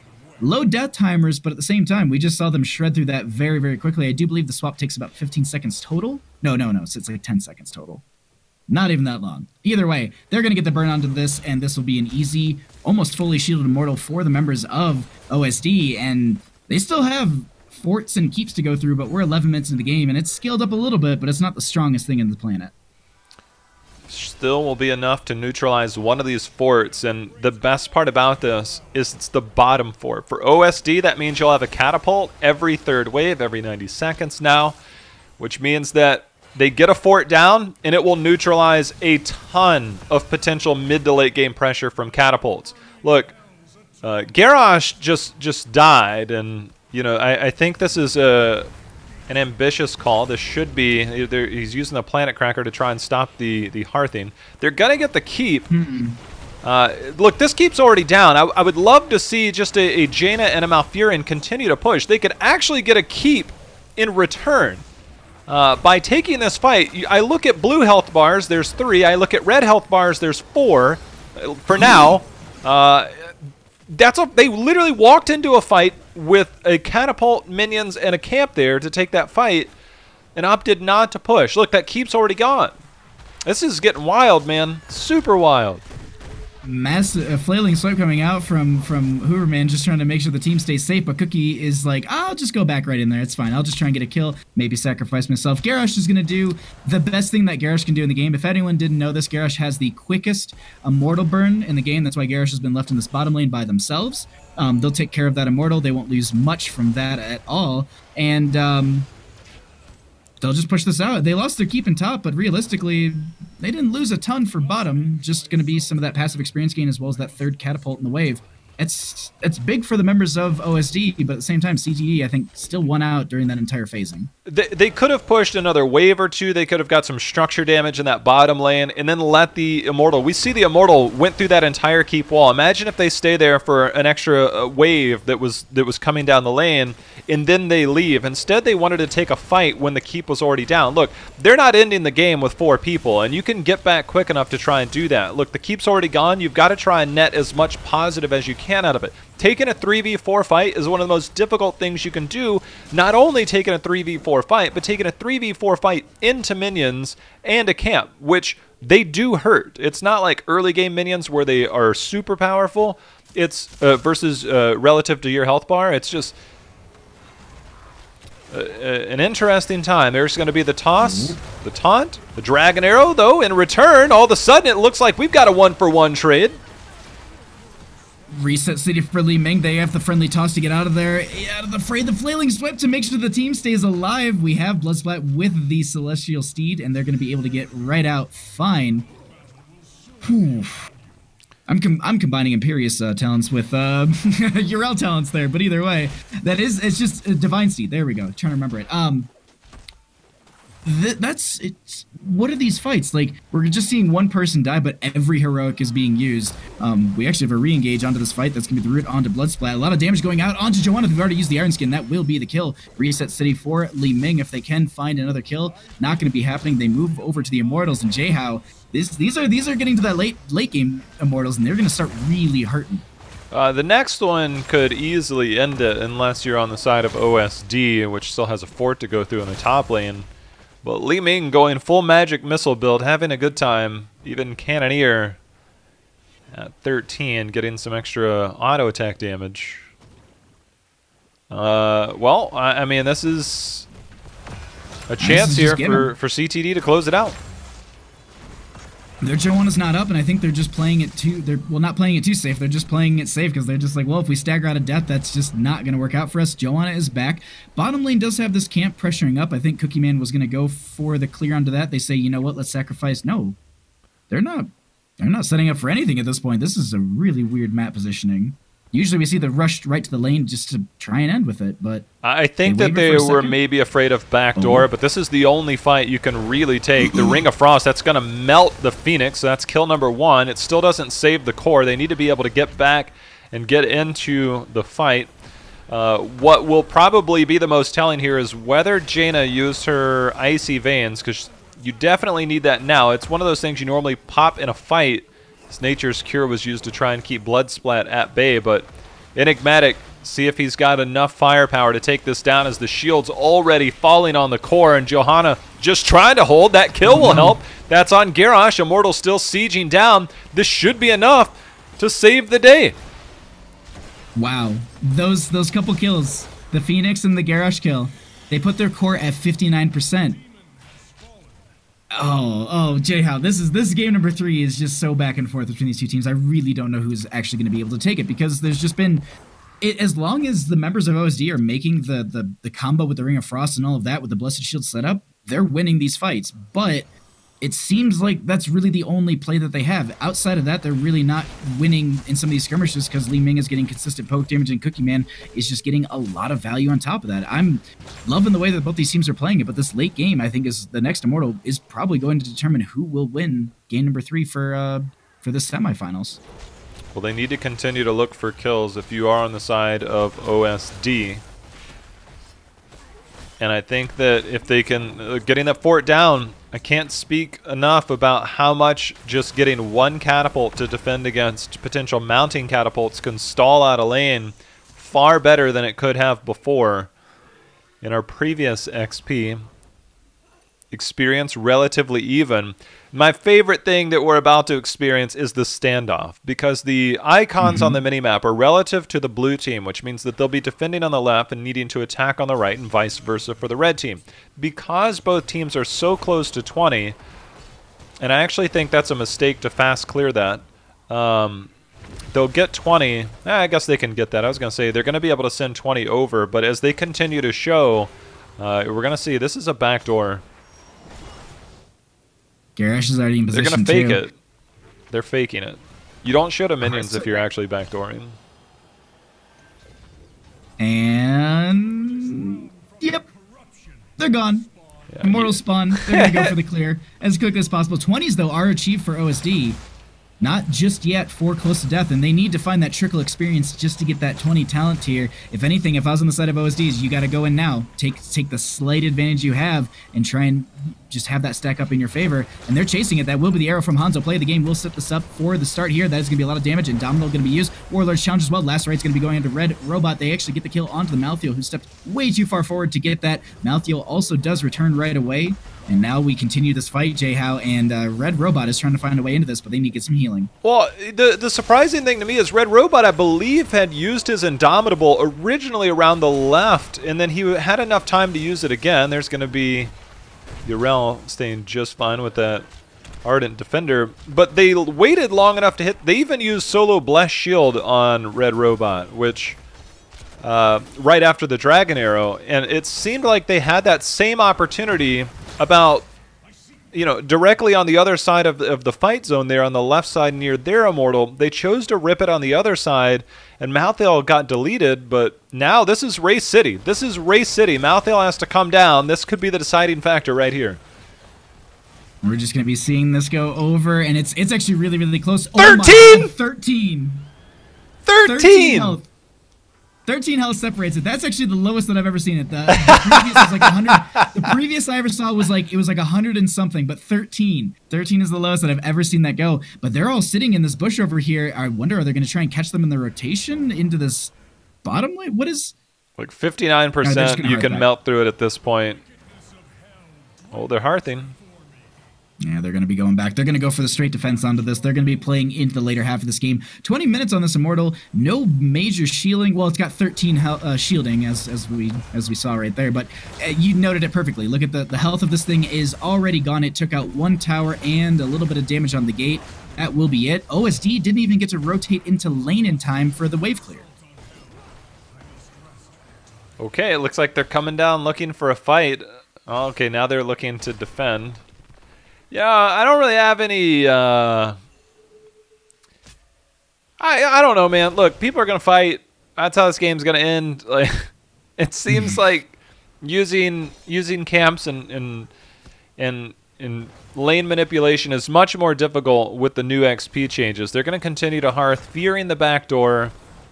As multiple people show on the minimap, that's going to be all the information. And if I'm on the side of OSD, or excuse me, CTD, I'm denying every bit of information. I'll put one person in lane, but that's about it. I think that's the best thing you do at this point. Just keep them out of the loop, realistically, in what's going on. I mean, they know that there's going to be some pressure through top lane, but you can maybe even see it's just going to be Red Robot. No, the whole team's kind of showing here. They don't really care too much, as Joanna is going to be doing pretty much what you said, and the rest of the team will be grabbing a camp for bottom lane. Joanna just trying to flash this and push this further forward so they can get the value here, but a lot of pressure coming through top lane, and they're setting themselves up to try and end here. They're going to get spotted by the minion wave as well, but this is a big rotation coming out, and they can see it coming, and this is going to be over the Bruiser camp. Well, it might come down to all this right here. This is a risky invade to take. I was going to say, you're willing to risk the entire game off of a Shaman camp, and that Shaman camp will warrant a response in that bottom lane. But by delaying that, they now have the chance. They're still looking to fight. They could just fall back and get early. That's a taunt. Oh, that wasn't a taunt. Okay, that's just the mark. They could just fall back and get some early damage in. Instead, that's 5 to 10 seconds that they get of no damage on this Immortal. And they'll still get a decent amount of race, but imagine 5 seconds right now. Like, they're already well on their way to 50%, but they could already be done at this point. They run the risk of somebody collapsing. The lane's pushed out in the bottom now. Camp catapults all sieging along the bottom. And now they're going to fall back. And again, the timing window of this is so difficult. It's just so back and forth between these two teams, and now we actually have them. They're just gonna now they have to leave that, and they have to just say, all right, our keep might go, but we're just gonna have to try and race you. They do have an advantage in the race, and that could be the potential. And OSD knows this. They said, you know what, if we try and just race them, that won't work out for us. Let's go for the Warlord's challenge. That with the Ring of Frost in the back lane. Li Ming trying to dump the damage. It's gonna be having the Hanzo Air with the play of the game. That's also gonna be absorption from the Urel. Planet Cracker coming out from Cookie Man, who's taking a lot of damage from shot. Does get the warp out. Garrosh is the first one to go down in this fight. That is also the Immortal going over in favor. Oh my god. They can't defend. They have to push bottom. They have to push bottom and in this game with that wave that they have there. They cannot defend this. They can't even chase this. They have to end bottom. They just end bottom. Just end bottom, team. This is almost indefensible. You have to push bottom through that keep. This is... Okay, I'm actually going to look. Does Jaina have her... Jaina has no Icy Veins, so... This is going to be a wild defense. We're 23 minutes in this game. This thing has scaled up quite a bit. You can see the shielding is still taking quite some time to get rid of. That is going to be the approach here. They lose the shielding, it will walk right up, and that's still going to be 3 members from Close to Death who are obviously close to death, and they want to try and end here, but that is going to get a shred onto the Immortal. Blessed Shield, I do believe, just went out. It didn't connect. Cookie Man trying to get the damage here. Chorus falling down. Hooverman will be the first one to go down. That is going to be the last rights onto Cookie Man, but they actually have the Unconquered Spirit, and they wipe on Core. One person has to at least clear the minions so your catapults can get there.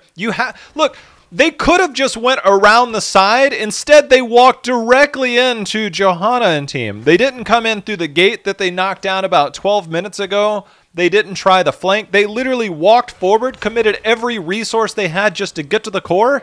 And now, with 2 people up, I said that was indefensible. And in all honesty, it should have been indefensible. But now we're looking at just a return damage. Dragon Arrow for the play of the game. That's all he's trying to do, and that's going to get him there. And now this is a 5 versus 2. 20 they're seconds. on the core.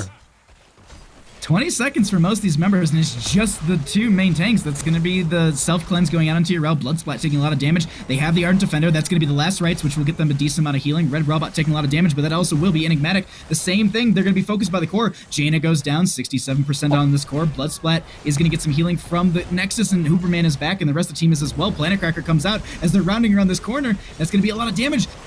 Jay House is so close. Oh my god. Shot goes down. Okay. And the GGs are called. Malthael's got this! Go Malthael! On a pale horse, buddy! By the way, he doesn't got this. I don't know what went wrong, but Jaina was eating core shots. Somebody should have managed that. Look, on a pale horse doesn't get you there quicker. That's GG.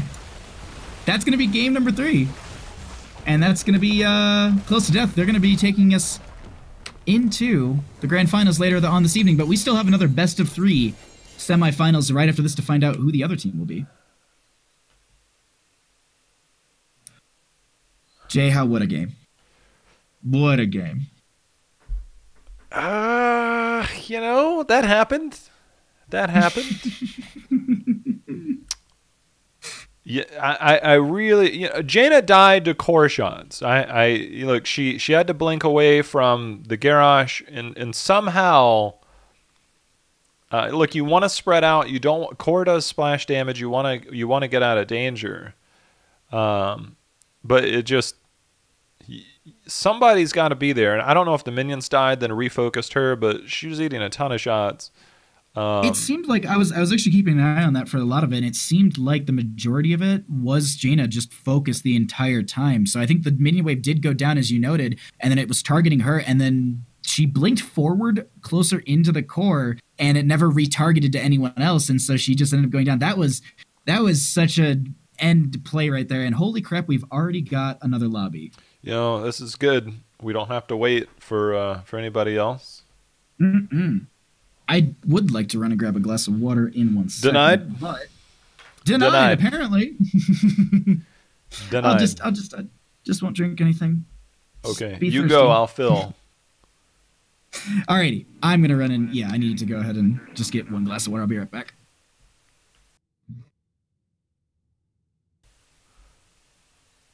So our next game is going to be LFW versus. You know what? I got to get to the bracket, so it's Revive Esports. Ooh, a couple of you are in chat right now. Well, this is going to be a fun one. You know, people are going to fight. People are going to die. And somebody's going to win. That's just the way it goes. That's just the way it goes. Oh, you're welcome. I heard a random Bahamut. Oh, snap. Bahamut's chat is going to have to deal with the fact that we're getting no snap right now. What happened? Snap. Dayton, what did I miss? We got a Twitch Prime sub over here. Ooh. Can I get an snap from Bahamut? Oh, snap. Oh, snap.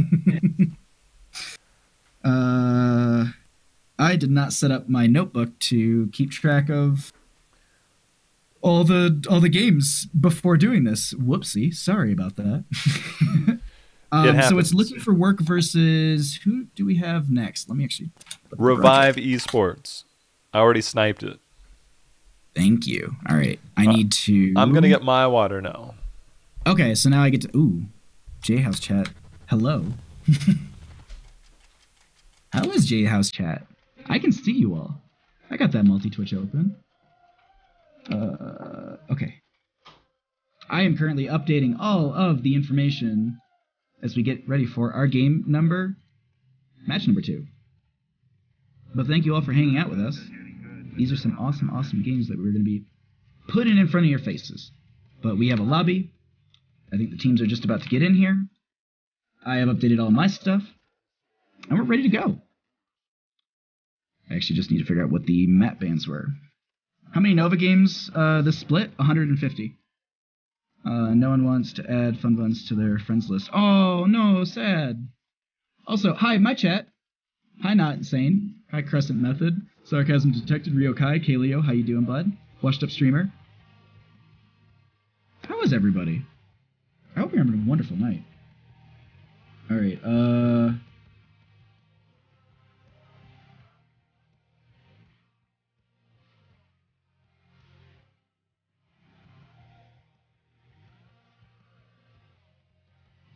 okay, cool. I have all the map stuff, which is the best. That was the ban for them. That was the ban for them. And that was the first map. Boop.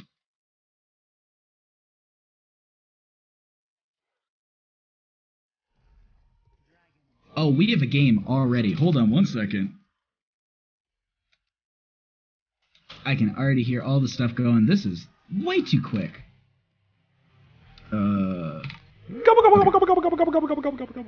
We got a game, like, just like that, instantaneously. Who is on the left?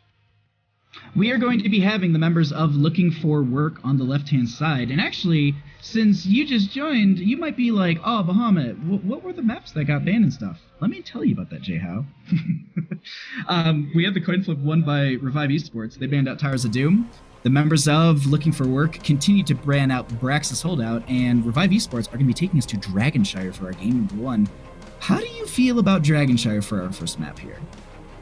I feel like whoever gets the better wave clear and rotation to the mid lane has a serious advantage.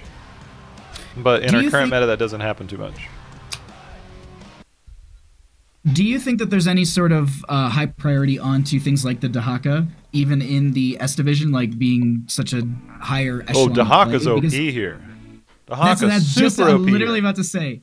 Now let me test the waters even further. How do you feel about Chen on this map? Well, I asked you about cookies, and I thought we could be friends, but now we can't. It's one of those things that like I've seen it here and there in some other leagues and some other plays, and it's been memed I guess a couple times. But either way, like I think Chen could show up here. It's just I always like to see the Drunk Panda make a showing in some of the games. He just feel like he just doesn't get enough play. I mean, the thing about Chen is that you don't lose.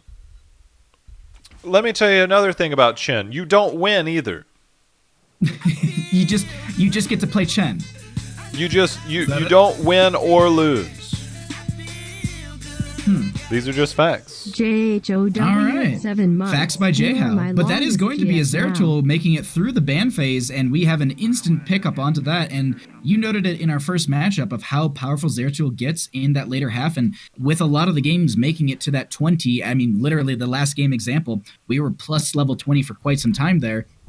Once we get into that range, that's really where Zeratul pops off in that later half of the game. And that's also going to be a Maiev, like, and I've seen Casanova on Maiev. It's scary, and droplets on Li Ming. That's not a good time. So, well, both these drafts, I feel like people are getting what they want already. Yeah, I was really worried. We've seen Fury go a lot into Imperius lately, but Garrosh does really well. Anubrak comes in. Zeratul has to be really quick on the trigger with Wormhole to get in and out, but Maiev can tether people in, get them back in. Li Ming can also pop the cocoon. That's the number one thing. Yes. So you get that damage, you get the burst damage. The problem that you are going to have is the Maiev is going to have to spend...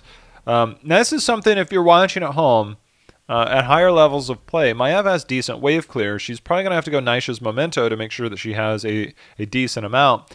And depending on who's rotating mid, however long somebody has to stay mid, can determine the quicker rotation, because you always have to have somebody rotate mid, and it's very rarely a double soak from top to mid. It's normally somebody from your 4-man who's going to be isolated, so you're normally running a 1-1-3. And Maiev does have decent wave clear, but it's not anything great. If you go Nishas, it's okay.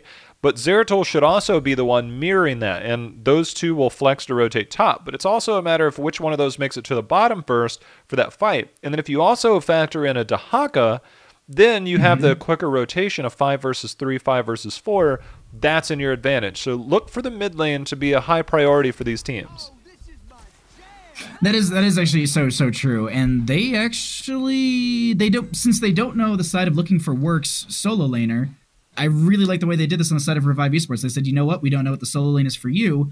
We can, I guess they're saying they're going to be able to be a little adaptive with that, probably also banking on that Zeratul to rotate up and get a couple ganks. So now they have to say, all right, well, do we take Malthael? Are we going to be going into a high health pool hero? Oh my god, this is a Varian? Twin Blades, baby.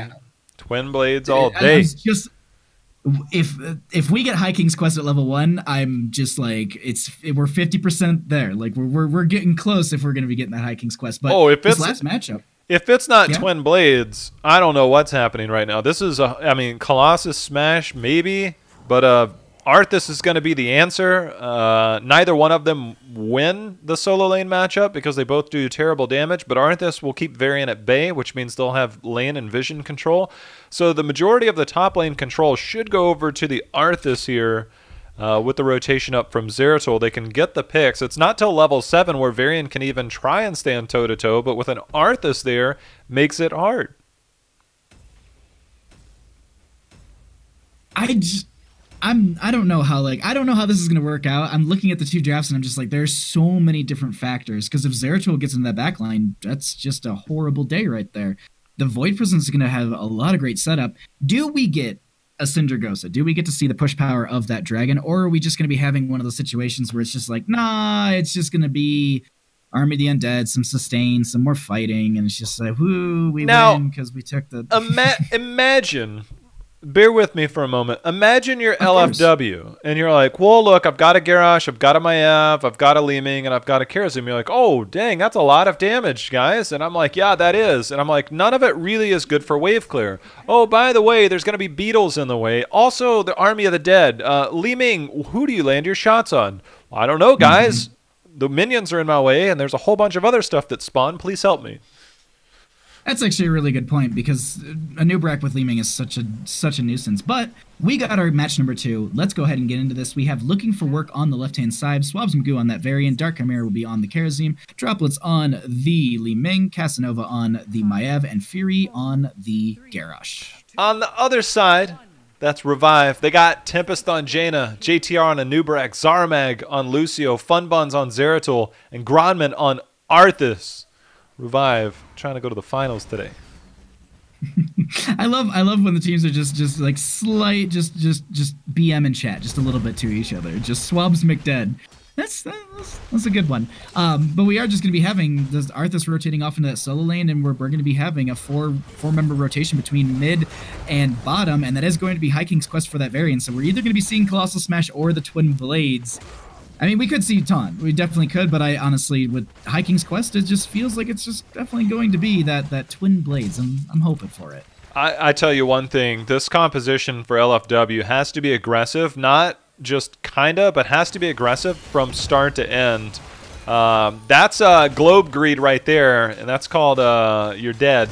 Globe Greed will kill you every time, and I already mentioned having the wave clear mid. Look at the minimap. Lucio's dancing around. I said, I got you, because the Zeratul was the original Genji on this map, where Genji would catch a lot of the soak, and then Genji would be the one to rotate to harass to the top. This is old school Zeratul strats, to where he rotates for those kills, and that's exactly what he's doing. And we got Zeratul continuing to make things happen, as Dark Chimera just barely able to get out alive. Funbuns will hop out, 200 health, no problem. Zarmag, however, as the toss comes in, able to scoot and boot his way out of there. 22 health, calculated. And they're actually going to boost the speed. That is going to be JTR getting the burrow out. They will steal us on the aggressive side, and that also will be the temples activatable for the objective. That is going to be top lane held over for the time being. Swabs Magoo, we are just a hair away from finding out what that level 4 is going to be, but at this point, JTR does have the burrow out, and they're so low. Kharazim with a dive forward, and Droplets trying to find the extra damage. No kill onto JTR. They are forced back, and we have our level 4s here, and it is Colossal Smash, unfortunately. Well, they're being aggressive. Here's going to be the collapse onto the Arthas. Indomitable use will make sure he doesn't get rooted. Colossus Smash will come in soon. That's going to give the vulnerability, the armor reduction. You got to save that. Oh, it's on cooldown. Never mind. I didn't hear it. I have this weird counter on my screen on my UI. Oh, for Colossal Smash? Yeah, but it's very different. I'm using this UI on... I didn't hear it. I didn't hear it the first time. But that's a kill. Look, no doubt about it. That's going to happen.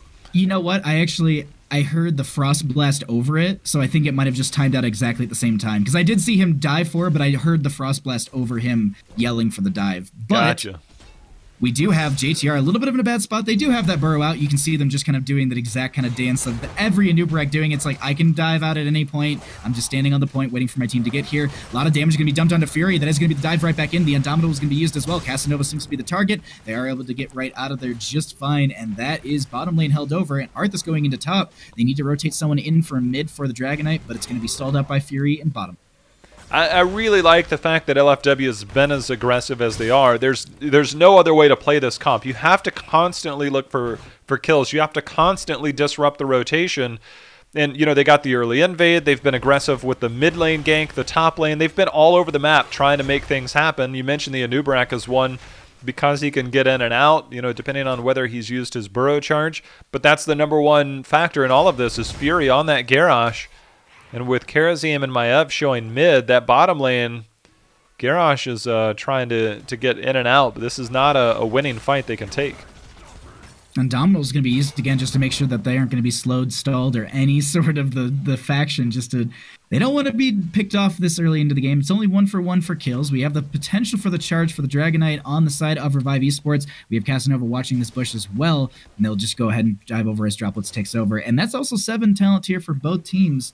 And Jaina going for the full Ice Lance build, just getting all that poke, all that initial just setup damage with that, as Funbuns tries to get the channel onto this, and Droplets is stalling it out as best they can. JTR bodying the damage, and Casanova and Dark Khmer dive over the wall. That's a lot of damage. Li Ming goes down very easily, Jay-How. Yeah, I mean, you needed to get the poke. They wanted to get that camp out to alleviate the pressure onto the Varian, and while that's good in theory, you can see the timing just wasn't good enough as they weren't able to get over there. Li Ming forced to sacrifice that positioning. You mentioned the Jaina build. It's one of those things that I actually like at times when you go against the Garrosh. You have that frontline control. It's a very heavy frontline comp from LFW, so it does give you that ability to control it, and controlling a Garrosh is the name of the game. You will, however, find yourself with mana issues. The normal time you would see this is when you have a Malfurion on your team that allows you the Innervate to keep your mana up. Without it, I actually don't see high success rate for this, so I'm curious how well this Jaina will be able to do if tap and the fights go on for a long time. They are going to be moving their way onto this bottom point. They do have the channel available on the side of looking for work, and Zeratul is trying to poke this out. Fury should know they don't have it in time. They get the channel into bottom lane quick enough, and they stall this out. Still have not had our first Dragonite of the game. And I just quickly want to point out something. You know how there was Swabs McDeath at the start, Jay-How? Kaleo in chat, I think, tops it with he'll be swabbing with the fishes. And I don't know why, but I think that's just Kaleo just always on point with those. It's always so good. Like, I hope we get more iterations of those. Either way, JTR does get flipped out of here. They should have the burrow, if I'm not mistaken. Yes. No, this is the Varian build is quite different. Victory Rush. If you're in the solo lane, this can help with the sustain. Certainly an interesting adaptation that we don't see too often. Swabs continuing, does go shield wall. We'll try and live against the... That's Zeratul going down, by the way. He got blasted. No 7 strength even needed. Now, how do you feel about this containment disc versus Warden's Cage? Yeah, these are all things I'm okay with. Warden's Cage against this composition, I mean, Arthas, not that worrisome. It's more about isolating potentially the Lucio, so there's no sound barrier. There's nothing you can really do to handle that.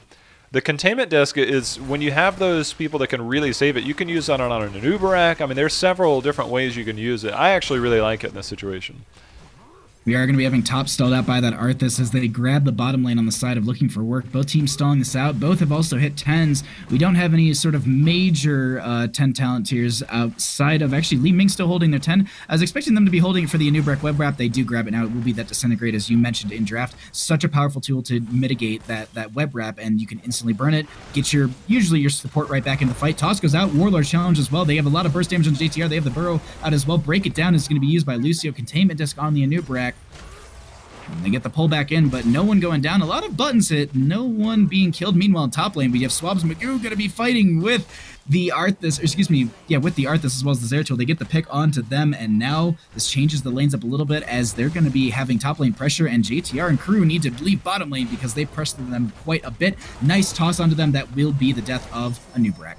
Yeah, that's very well done by Fury, managing to get that down. You can see they're going to get the tower as well, which means they have more engagement opportunities to move forward. So a very good play there by Fury. Ended up getting traded out. The Zeratul, I've really liked the rotations to that top lane, just continuing to be a threat there. The Arthas doing so well to cancel out the Varian. The Zeratul has been kind of that X factor that you always want for that rotation. Now they're going to turn the attention for LFW to the bottom lane, and I think this is something they have to do. They have to start opening the map. They have to start looking at camps. They continue to play the back and forth game. We're looking at the bottom right camp available, the bottom left available in about 30 seconds, just under, and teams are going to have to start taking control of this. They'll have the 13 talent here, and Fury going in, trying to make plays.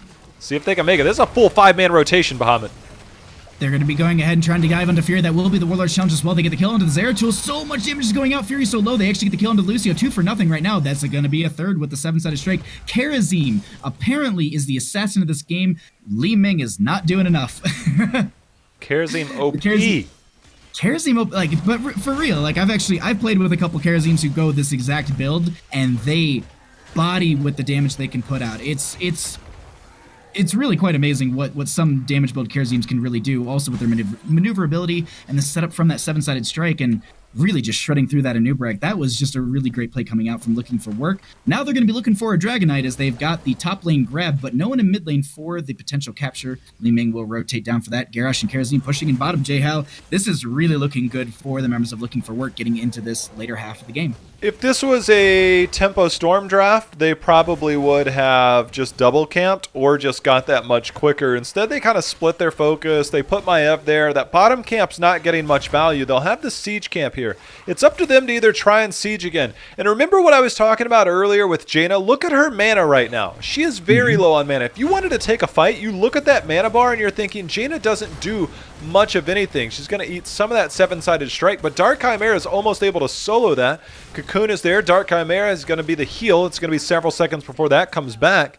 They do manage to take down the Arthas. Containment Disc is going to isolate, I believe, a Zeratul, so they'll try and follow up on the kill. The taunt, just a hair early. Doesn't matter. Zeratul actually missed on that sound barrier, so Zeratul is going to fall, and now Siege Camp plus DK. This is double fort. Top might actually see some pressure with that wave building. But for the most part, this is very, very good spot for LFW to be in. Being able to take out the mid lane fort and the bottom lane, that gives you that passive experience gain, as we've talked about before, as well as that catapult pressure. Just having that added to your team and the slow pressure that you'll get from that means you can play some of these altars in the later half of the game now a lot slower on your side, because you don't have to rush out in your lane to go clear it out periodically through bottom and mid. And maybe... Watch for Fury. 5 seconds. They have the 16 talent tier advantage. They have minions. He's going to be looking to make the play. He's got taunt available. He already has his taunt. There it goes. He walks in. There's going to be the toss taunt, and that's going to be the kill just like that. Fury, the timing impeccable there. Almost got 2. Managed to get 1. The BP is going to buy time for the rest of the team, but Fury continuing to make plays as there's the VP Ring of Frost. Is it enough? Indomitable, into the fray will keep Droplets alive. He's going to heal up from that level 4 as they get a kill. He will fall as he tries to blink in and get another reset. But with Fury making these plays, they have a chance to continue to siege this down and maybe get the first keep of the game. All started because Fury is dominating on this Garrosh. We're getting reset after reset on these Phantom Knives for Casanova. The keep does go down. We have the Arthas so low. Colossal Smash will go forward. They get the kill onto the Arthas. Zermog is going to be so low. They don't get that kill. Fun Buns will dive in and get a little bit extra damage. The Impale coming out. The Cleanse Dash out from Dark Chimera. They leave this bottom lane, and they leave it in rubble, as that is going to be consistent catapult pressure through bottom, as well as a huge talent lead in their favor. Top lane has been pressured up against them on the side of Looking for Work, so they'll need to deal with that. But realistically, they came out on top, only losing 1 member during that entire engagement. And Revive Esports, they need to revive some plays here, because realistically, I mean, yeah, the VP ring, really good setup, but the only factor with that is that they used it and they didn't dive in or take advantage of it because they were so low. Yeah, they couldn't. They got the abilities off, but they couldn't follow up beyond just landing them. Well, this is a great opportunity. Top left camped. I would love to see LFW push in or at least invade.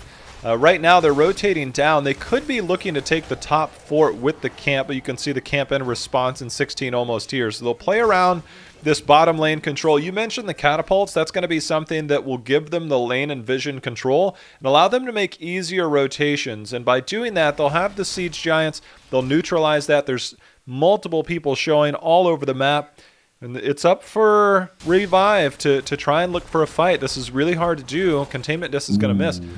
There's no spell armor here, but Anub'arak is now shown mid, and they know that the threat of a fight not really there.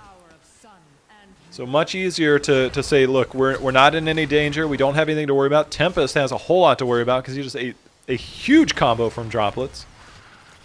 It's interesting how far out Arthas is chasing this with the rest of the team so far behind them. Looks like they're trying to find that setup with the combo and everything, but the rest of the team can't dive in and help out. That is actually going to be JTR diving in onto Casanova, missing. That will be the Emperor Bind as well. That will be the Warlord's Challenge onto 1. It looks like Tempest is getting low. That will be the Break It Down. Also Web Wrap onto the Garrosh. Casanova, the first one to go down in this engagement. They're starting to chase Fun Buns, but that is not going to yield them a kill. And now they actually need to get JTR out of here. That will be the trade, 1-for-1 so far. The toss goes out onto Grommet. That is going to be the Ring of Frost as well, connecting onto quite a few members. Li Ming with the Disintegrate, not going to work out. Dark Chimera getting thrown away. They do walk back in for the friendly heal, and they disengage from this, taking out the well. 1-for-1 trade, J-How, but that's a lot of things have been used here, and we're getting into this later half, and it's starting to feel a lot like that Battlefield of Eternity game where teams are just like, well, I don't want to throw this late in the game because death timers are too long. Well, this is, they're actually lucky that didn't go any worse for a revive. Funbuns was able to buy enough time, but 20's almost here. Dark Chimera has plenty of mobility. They can still look to take this fight. Swabs with the Colossus. Now that the Blizzard's down, the damage isn't too worrisome, but Swabs, there it is. There's the taunt, and they're looking for that fight. They could wait for 20, but there's no need as they continue to go. Droplets getting reset number 1 and then reset number 2. This cleanse coming in from that dash. Droplets just trying to make it out of there alive. Does, and he's going to look for more. Zarmag trying to track him down, but there's going to be the reset on number 4. That's more health, and this should be looking to be game. As the charge comes in, they should be able to end bot lane pretty easy. Minions do it for them, and that's going to be game number 1, Jay-How. The minions, kind of beat him to the race. Catapults are a thing. Minions OP? Please nerf? I think that's really it. The entire time, that entire engagement, I was like so focused on just the plays that they were making between the two teams and just trying to sustain and also make it out. It turns out that they're going to be losing their core, and yikes on that one. Look, I'll say this. The LFW draft is suspect in a lot of ways. The one way it's not suspect is the aggression and the team fighting that is required to pull this comp off. Against other teams, they might have looked to avoid certain fights. We saw very good rotations from Zeratul, I think, that worked out well. But the way that LFW played their comp was the way it had to be played. They couldn't play it any other way. They had the aggression. They rotated. They invaded the early siege camp. They then got the pick opportunity mid. Then they rotated top and got the kill. And they took every advantage that they could. When you're able to get those picks, then the rhythm gets disrupted. The rotation, that wave clear, the control that you have through wave clear gets disrupted. So big shout outs to LFW for being able to force their draft on them. And again, Jaina, her level 1. Look, if you're going to go Q at level 1, you got to go Arcane Intellect at 4. You have to have some way of getting mana back. And too many times I looked at Jaina and I'm like, well, she got like 15% mana. I don't think it's going to go very well because you can only press your button so many times when you're Jaina. And I just really like the way LFW played their draft. I think LFW got the draft they wanted. They weren't scared of the Zeratul period. I think that's something that a lot of teams have said, oh no, it's banned out all the time, so like we shouldn't, we're going to ban it out as well. And I think there's just a lot of that mentality in this kind of situation. And realistically, what it boils down to is it can be scary, yes, but if you end up just picking apart the composition like they did, it's going to work out for you in the long run. And they definitely, they got blown up a couple times. I think then they realized, all right, we need to make sure we're not getting bunched up for that Void Prison into the Ring of Frost combo. Or if we do, we need to make sure that there's so much pressure on their team and they're so split that they really realistically can't capitalize. That exactly happened in the last fight of that entire game. They were all brawling. That entire combo landed. No one was able to get a kill. I think Lucia did Boostio to try and get a kill, and they ended up going a little too far themselves, and that was kind of the nail in the coffin for that match right there, just ending that out. But I was loving that first match, and we still have a second one here. We've already got our lobby up and ready to go. And Jay-How, are you surprised about the map?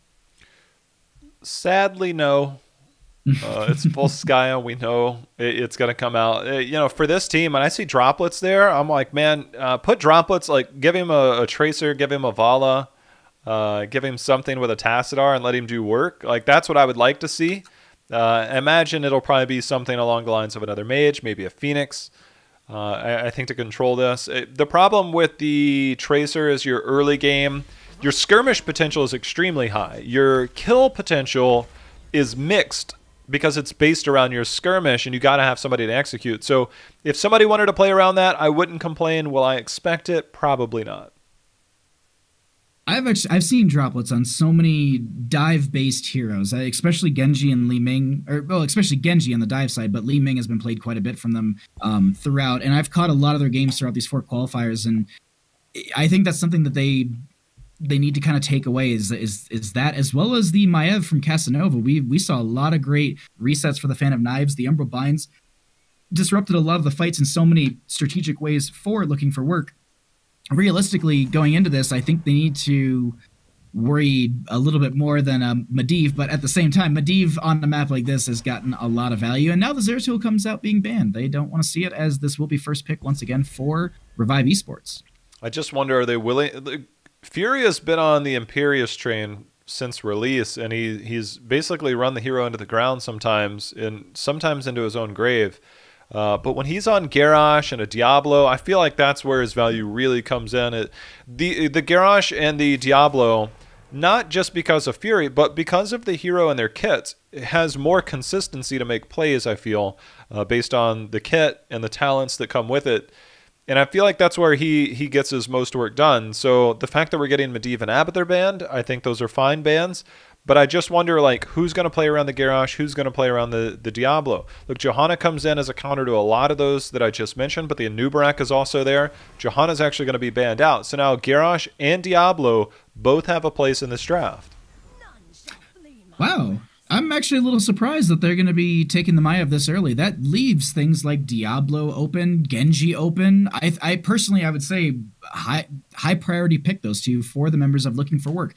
Diablo, such good engagement on this map. Garrosh could be another factor if they do want to go into that. It's the realms are open, but it's actually going to be an Uther and an Ana. Double support to start up their draft. Cho'Gall, I'm calling it right now, Jhow. That's it. That's all it means, right? If you double support the start, it's Cho'Gall.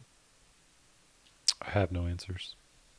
I don't either. I to see an Uther and an Ana 1-2 pick coming out from Looking for Work, out of all the weeks I've casted them, it's a little subject to confusion, if anything. Well, I mean, I look at the Garrosh as like, all right, look, Maiev gets a tether in, you Indomitable away, no threat against the Maiev. Maiev wants to come in and play, Garrosh is fine.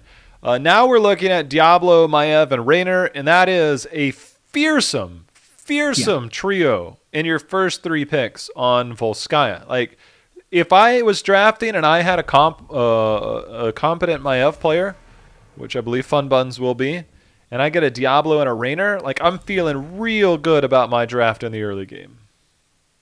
Let me pick your brain about this, because I'm looking at this and I was thinking that the members of Looking for Work would be banning out the Tyrande. They don't need to support themselves, obviously. The Tyrande pairs well into the Diablo. The Huntress Mark pairs with the Raynor and the Mai. Like, I'm a little confused by the focus on the Deckard ban, where he's fallen off quite a bit ever since he had those changes come into the way that his healing potions work and how quickly he can actually put them out and how the mana affects him himself. So does that signal anything to you, or is it just like, yeah, that's par for the course? The area roots are pretty threatening. True. And so if this is indeed a Cho'Gall, which it doesn't look like it's going to be, it's actually looking like they're just going to go full support. Jhow, I can't. I don't know. What? Why? Why is this happening? You know, I wish I could see draft chat so bad right now. I really wish I knew what they were saying in draft chat, because this is just... Is it 4 supports and a Zarya? Listen. I got nothing for you, Heroes Lounge. You see, the thing is... Azmodan, Murky. What is? I'm just trying to think of the weirdest thing we can throw in the draft. What's right now. the only other support that can do damage? That can only. Oh God. I was just thought of Alex Strauss as the first thing that just popped in my head just to grab for another support. Yeah. That makes sense. I mean, does it? Does it, Bahamut? Does it make sense?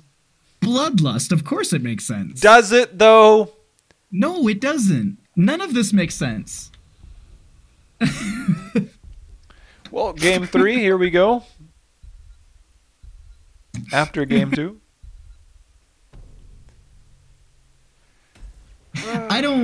My chat is loving this. I'll say that. I'm glad your chat is. Oh, you know what else? Karazim. Someone mentioned as well as another damage. Is that what you were going for, or you were saying the Rhaegar regardless? The Rhaegar gives you wave clear. Look, there's Stukov, Rhaegar, and Karazim that all do damage. I think they had to pick Rhaegar because they need damage and wave clear, and that's literally the only person on their team that can even have some semblance of wave clear. Because every other person on that team is awful at it. Awful. Unless you go Holy Fury Uther, which even then, by the way, it's awful. I don't know what's happening, but on the left-hand side, we're going to be having Looking for Work up a game in this best of 3 series. Casanova on the Brightwing, Swabzugoo on the Rhaegar, Droplets on the Tyrande, Dark Chimera on the Ana, and Fury will be rounding out the team on the Uther. Look, on the right side is a normal composition with normal people outside of the Lili, but it's actually okay here. So, you know, it's fine. It's fine. It's fine. Everything's okay. Nothing's on fire. Nothing's on fire. We're all okay. Droplets popped into my chat, said we took he said Justin told me about this draft. We took this comp from Team 12. Until I get Justin to come into chat to confirm that, I don't know if I can say that that's the truth. Realistically, I mean, like, all jokes aside, all memes, hold on one second, a little bit of a fight breaking out, Polymorph dive, and that will not be first kill of the game. They actually make Fun Buns gets out with like a couple hundred health, and I was about to be like, well, the meme is actually very true, but let's actually talk about this. Like, jokes aside, do you feel like this could be an effective draft into Revive Esports? No.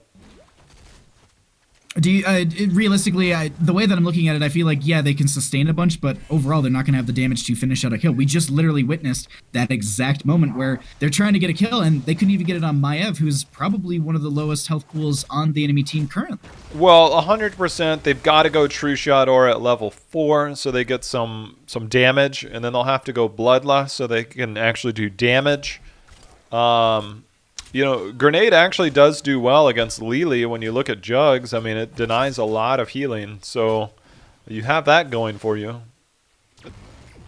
I don't think I've ever... There was one other time I ever casted a game like this, and it was like when I first started casting my friend Scrims, and they did 4 supports in Azaria, and like that stuck out to me for the longest time, but this... I think this will be a new one for me as Swabzugoo dives in, and that's going to be some damage onto Malthael, but not a whole lot of damage. We do have the Biotic Emitter being a fight that is breaking out, Dark Chimera and Fury poking at this, but this will be going over in favor for Revive Esports, and first objective popping up in about a minute here. Whew. Well, this is a game happening between individuals with mouses and keyboards, mice and keyboards. That's a way to put it. It's you know, it is what it is. Some of these teams have qualified, so they're just going to have some fun. And so we're going to get a 5 support draft, which True Shot Aura has to be locked in. And if not, I'm going to be a little worried about the damage potential in the later stages of the game.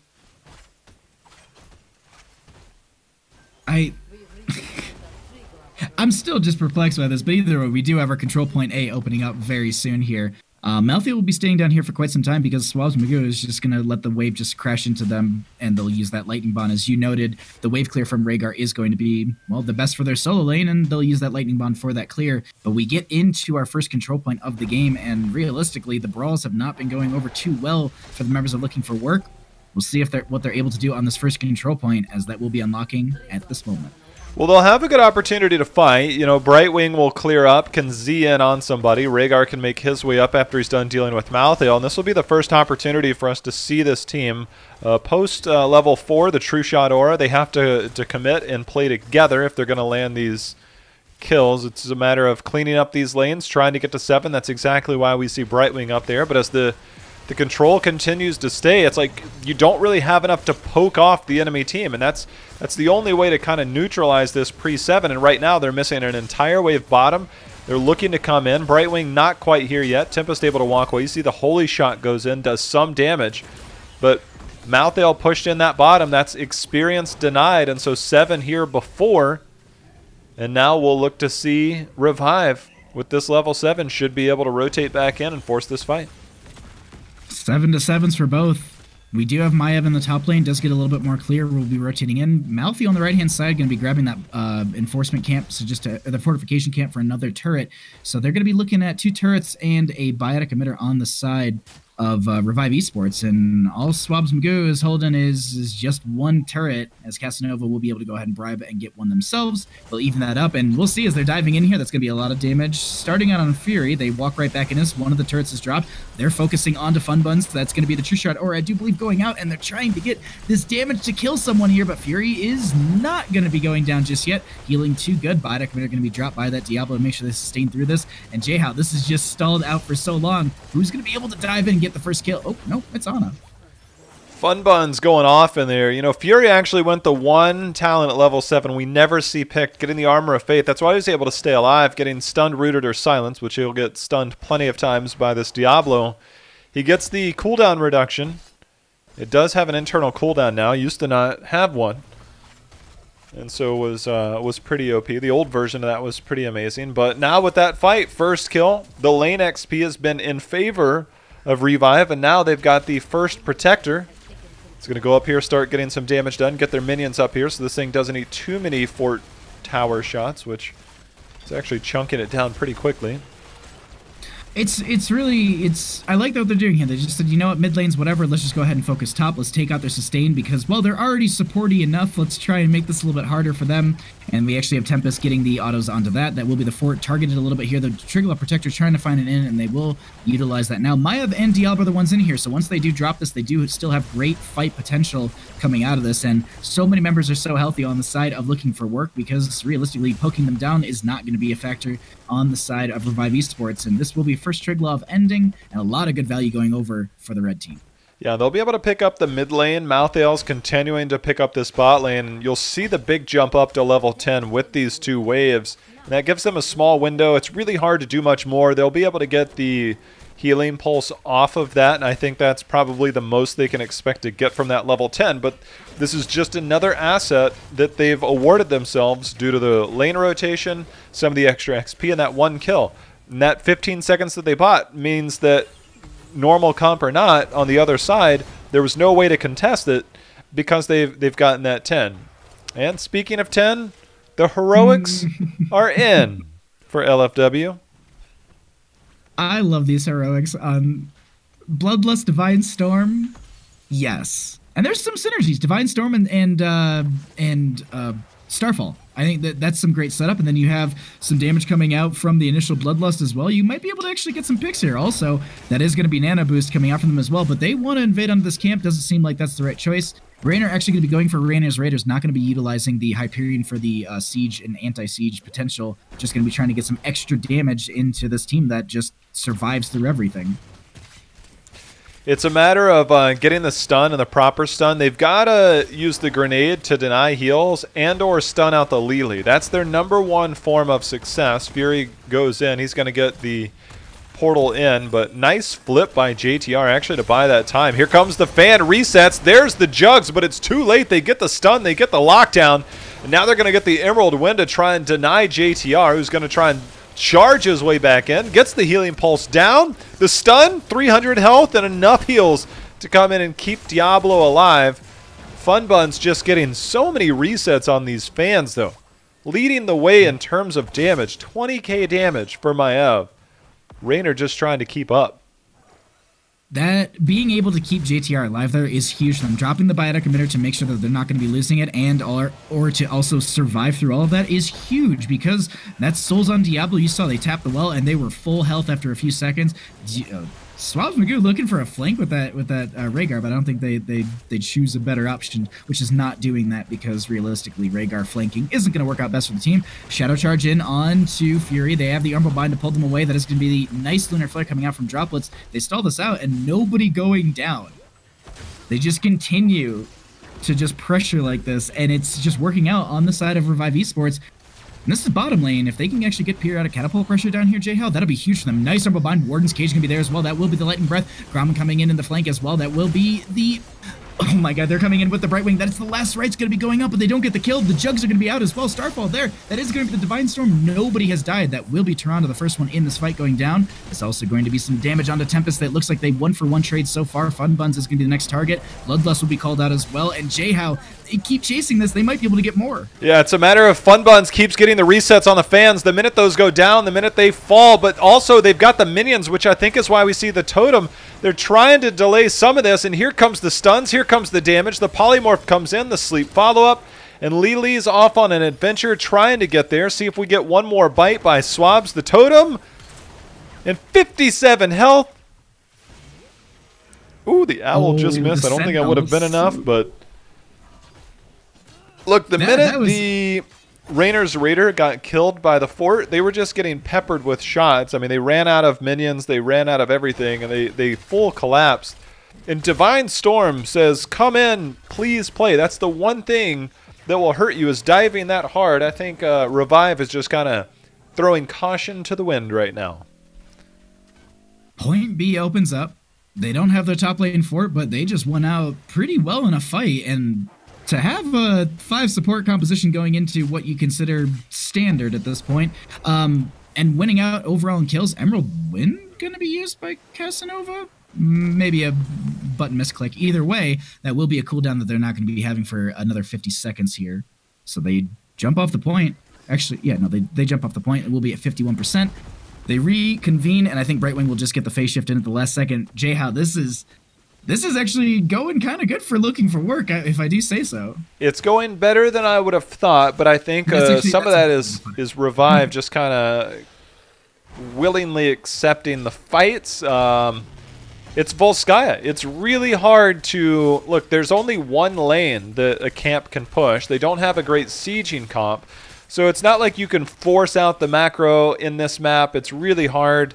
So we'll see how this goes, because we're about to have another fight. I don't think either team is going to get to 16 before they have to defend. Brightwing's doing her best in the bot lane to soak that up and use the global. But the fight's about to happen, Bahamut. It's going to happen. It's about to happen in about 5 seconds. We have Fury stepping up on this point. They do have the Biotic Mirror. That will be the phase shift from their Brightwing. Casanova joining the rest of the team. All heroics are off cooldown for both teams. That will be the slow. Funbun's getting the initial. That will be the initial Brine. Bloodlust comes out as well. Starfall, Divine Storm, Lightning Breath on top of it. Malthael's the first one to go down. No use of the last rites either, and that is also going to be the Jugs out from Lily and Jay-How. They might be able to get Funbuns if... Oh, nope, they get the Blink out, and now they've reset. They have to Hearth back, but this is potentially Triglav in favor for... looking for work. Yeah, the problem that I'm having is they're getting these massive stuns. Look, they're very well coordinated. Bloodlust, True Shot Aura, everything is being popped at once. So all the cooldowns mean burst damage. And they're also getting some CC. We didn't get cleanse from Lily. Instead, we got the extra heal over time, which is fine. And you think, all right, we just need to sustain against the team that doesn't do a lot of burst damage, except... there is some burst damage in between the Divine Storm, between the True Shot. So that's really where it's threatening. I mean, you can see right there, they can pull the trigger on anybody. And Fury says, look, I'm a tank main. Let me see if I can get the stuns in here. But no cleanse from Lily is hurting them in these fights. It's so much. And the Biotic Emitter is going to be dropped. Grauman is back. That Malthael doesn't go down, but losing Diablo Souls, Jay-How, that's a big play. They actually get... they get the rocket... the rocket hand onto Malthael, and they do end up getting the pick onto them. That's a nice staggered death in favor for the members of Looking for Work. Do they siege into this and try and get some catapult pressure, or do they rotate into mid and just do the... yeah, that's just going to be the pressure that they're going to be applying. 66% left on the Strigla Protector, and about a minute left on it as well, and they need to make some quick work of this, as Rainer and crew are doing a quick job of just melting down this, and they're just going to open up the front gates, go to control point C, and realistically set themselves up for this next point. I think this is probably the best bet that they have going into this later half of the game. They're getting into a weird position of... they now have a lead, and they are now going to be expected to close the game out in somewhat of a normal sense, which is why you see them, they're setting up the... that's actually a really good play by JTR. It's kind of hard to categorize just how good that play actually is, but here comes the stun. The Jugs are there. No stun onto Lily, and this is the fight that they're looking for. As long as Lily stays alive and they're getting the resets, JTR, however, he's going to be the first to fall on that Diablo. Funbuns has had about 2,000 resets on his Fan of Knives this game. Oh my god. Hold on, I have to reset my focus art really quickly. It's being a turd, so give me 1 second, I'm gonna disappear. We've got Maiev leading in damage, Uther a close second. There we go. Okay, I'm back. Sorry, it's doing this weird poppy thing. I don't know why focus rate is a turd, but we're back, and they're gonna be pushing in through bottom lane. Well, that's the first fort of the game down against Revive, so despite the wins in the team fight, finally able to get some damage in. Uther has an insane amount of damage at 48k right now, by the way. I love where this team is going. Oh, the Vault of the Warden to make sure that Funbuns doesn't get stunned out there. That's a nice, just like little things like that we were talking about earlier, just like little plays that you can make on your actual character. We were talking about Dahaka in the first game, just utilizing your abilities properly like that and not getting stunned up and getting followed up on. But that will be the Biotic Emitter grab by them. This is, Jayhao, this later half of the game, this could honestly be 5 supports taking this semifinals second game. I don't want to speak too early about it, but it's in the later half, it's starting to kind of be a little bit too hard to deal with on the side of Revive Esports. You can see that they're consistently falling in the fights. It's 7-2 in kills, and the damage output coming out from for example, like Uther, 49,000 hero damage. Maiev is at 50,000. Like, that's ridiculous. It's that level 7, man. Like, he went Holy Shock, and that level 7 allows him to kind of double down on that. He also went Benediction, so he can get double stun if he wants, but getting that level 7 every time he gets stunned or flipped or anything in that, it's just like, okay, like, here's another Holy Shock, or here, I can heal myself again. Without that internal cooldown a long time ago, like, that thing was pretty OP. You know, you would never really pick it, but in this situation, this is one of those rare times. Maiev just barely got out of danger. But 20 is here, and do we get the Divine Hurricane? That's what I want to know. I feel like we're going to get that. Granted, like, Redemption is such a powerful tool. You lose your Uther, then they come back with 50% health. Yeah, that means that you basically have a Leoric-type healer, in a sense, being able to revive back into the fight once, you know, they can't always do it. But either way, Divine Hurricane is more so on the level of the memery that we've been seeing in this game. So that's what I'm hoping for, is we do get the upgrade for Emerald Wind. That is going to be Redemption, unfortunately.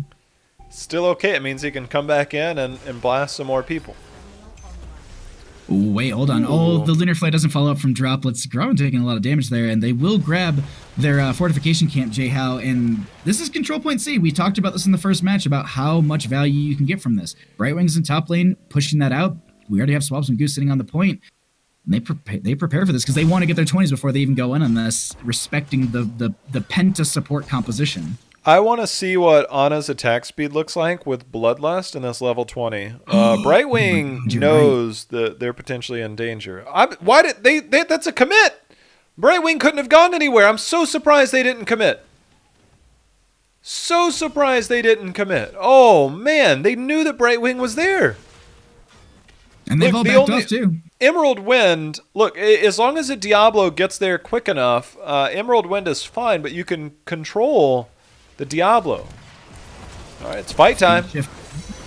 That is going to be the Emerald Wind coming out now. They push them off the point. JTR is separated from team. That will be the Lightning Breath in the backline. Funbuns is going to get the Warden's Cage as well, pulling a lot of the members in with the Umbral Bind, but that will be Lili, the first one to go down in this fight. So many members are low. Maiev to follow as well. The Hellstorm from the Diablo is getting value, but they end up falling, dropping the Biotic Emitter. They chase Tempest here, and that is going to be a potential full team wipe. Knockback coming out as well. Fury disengages. Rhaegar goes right back into bottom.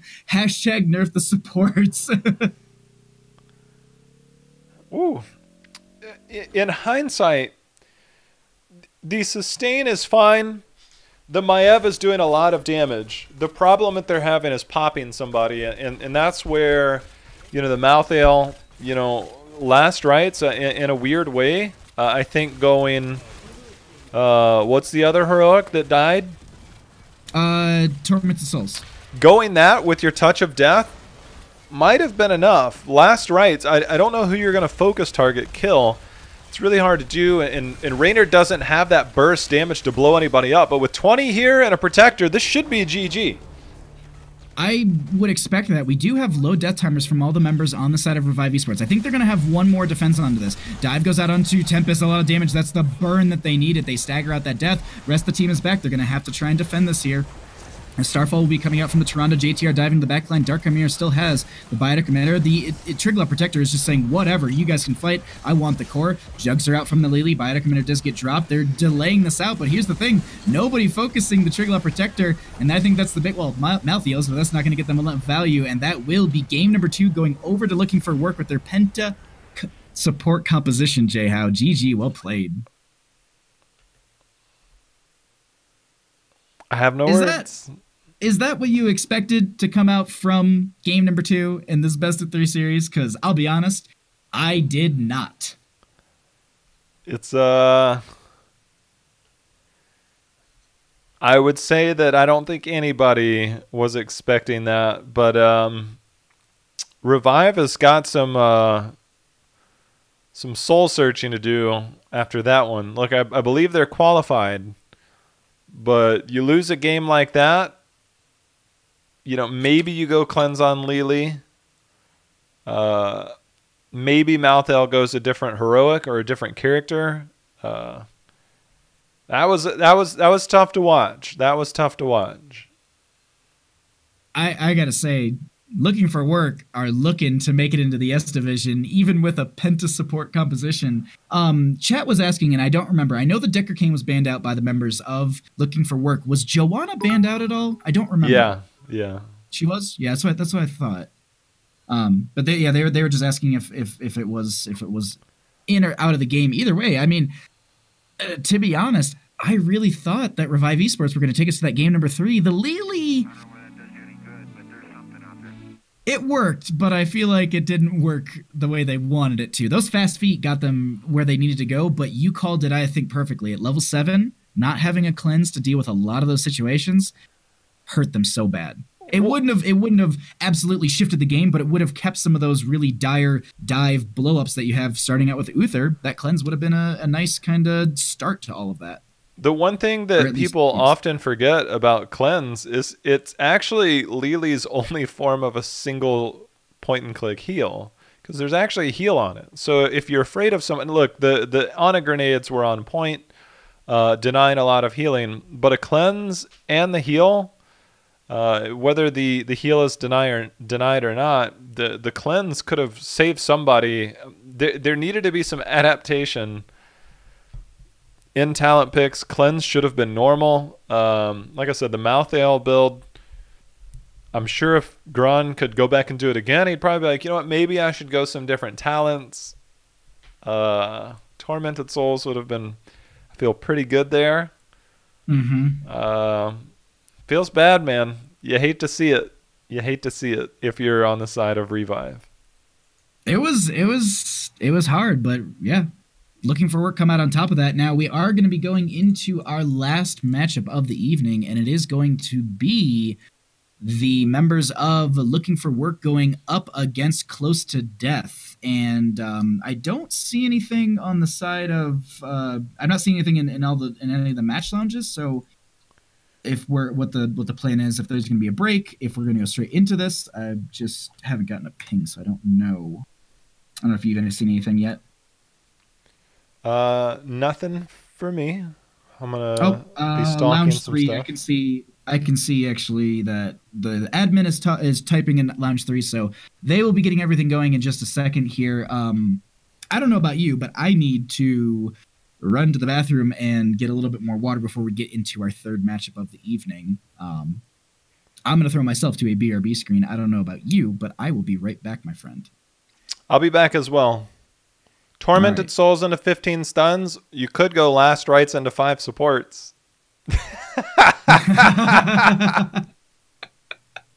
True. Yeah. Right, I'll be right back.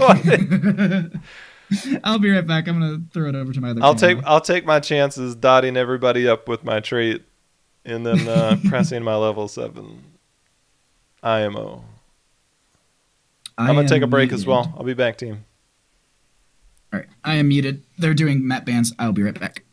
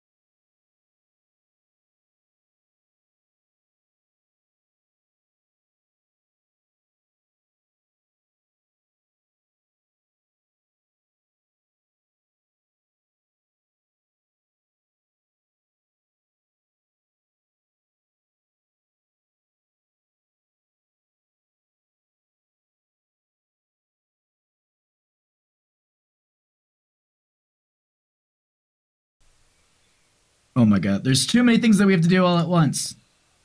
Your face. Oh, hello, welcome back.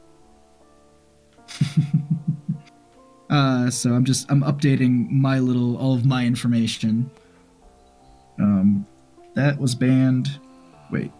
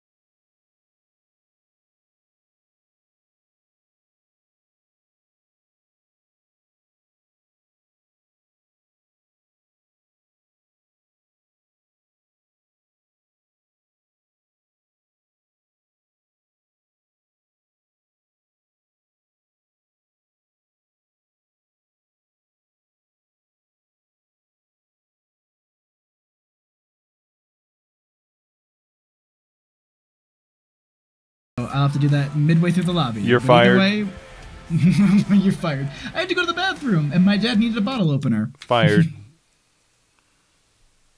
But welcome, everybody. We've got a game match grand finals. Hello, everybody. Welcome. I hope you are having a great night. Really quickly, for anyone that wants to know, while we're just getting this last little bit set up, we did have some map bans that did go through, which I have to update that information as well. But either way, on the left-hand side, we actually did have Close to Death. They're the ones who... Looking for Work were the ones who won the coin flip. They went ahead and banned out... Braxis Holdout. Curse Hollow was banned out by the members of Close to Death, and we have map number 1 being Towers of Dune, chosen by Looking for Work. Jay-How you doing? How you feeling for this grand finals? There's probably gonna be some memes. If they're gonna get crazy, we've already seen 5 support, so it's time to retire that one for the rest of 2019. So if they want to get a little wild, that's okay. I mean, ban-wise coming out from these two teams, Close to Death going to be banning out the Maiev and the Zeratul, and then we're going to have an Abathur and a Joanna banned out from Looking for Work. I would say that's pretty much what we've seen throughout the evening. We do have things like Garrosh, we have things like Genji, a lot of really great poke that can be coming out, and do you think Genji's a high priority where you put him in the first slot, or would you say something more like the Tyrande here with that Sentinel for the poke and the Vision? Well, I don't like Genji as first pick anymore. Genji to me is, sometimes you first pick him and then you draft around it, but I feel like you give up too much. The amount of counters that come out against Genji now, like ever since his Swift Strike got nerfed so many times, like I feel like the value is not there. It's almost like Genji is high potential. You just got to have a perfect draft around Genji to make him work, and Nubarak has a start. So if you want to pick up Genji in your 2-3 slot, I think that's okay. Genji against the Diablo, however, not so much. Yeah, that you're diving in. Diablo gets a lot of control. Ana as well with the sleep dart. That's not a good time for you. So that's not too surprising. We actually nano boosted lightning breath. It is a thing, and you definitely can do that. Just for anyone who doesn't know, Eye of Horus is currently banned in Heroes Lounge as it does have a few bugs with it. One of them being healing through vehicles and healing through Void Prison. I do believe those are the main issues, but that will be a Hanzo and a Tychus coming out on the side of Close to Death. Hanzo with great poke, but Tychus, I don't know, it feels a little early to me. I feel like I usually see this a little bit later in the draft once we see that there is a double tank composition or, that beefier bruiser that we're going to be seeing. But it's coming out early, and realistically, I would just say ban out the supports. Make it a little bit harder for the members of Close to Death to have healing. Yeah, I think, Tychus definitely rips apart the Diablo health bar, and normally you need that finisher. Hanzo is the guy that's got to land the scatter arrows in his Stormbow if he wants to be that executioner. Nubarak's going to dive in. Hanzo and Tychus kind of following up on things. It's a matter of, can you get inside? Can you dive? Can you get onto the right targets? And there's still a lot to be had. Chromie, as we saw in the game earlier, this time it's being banned out against LFW. I guess no Chromie play.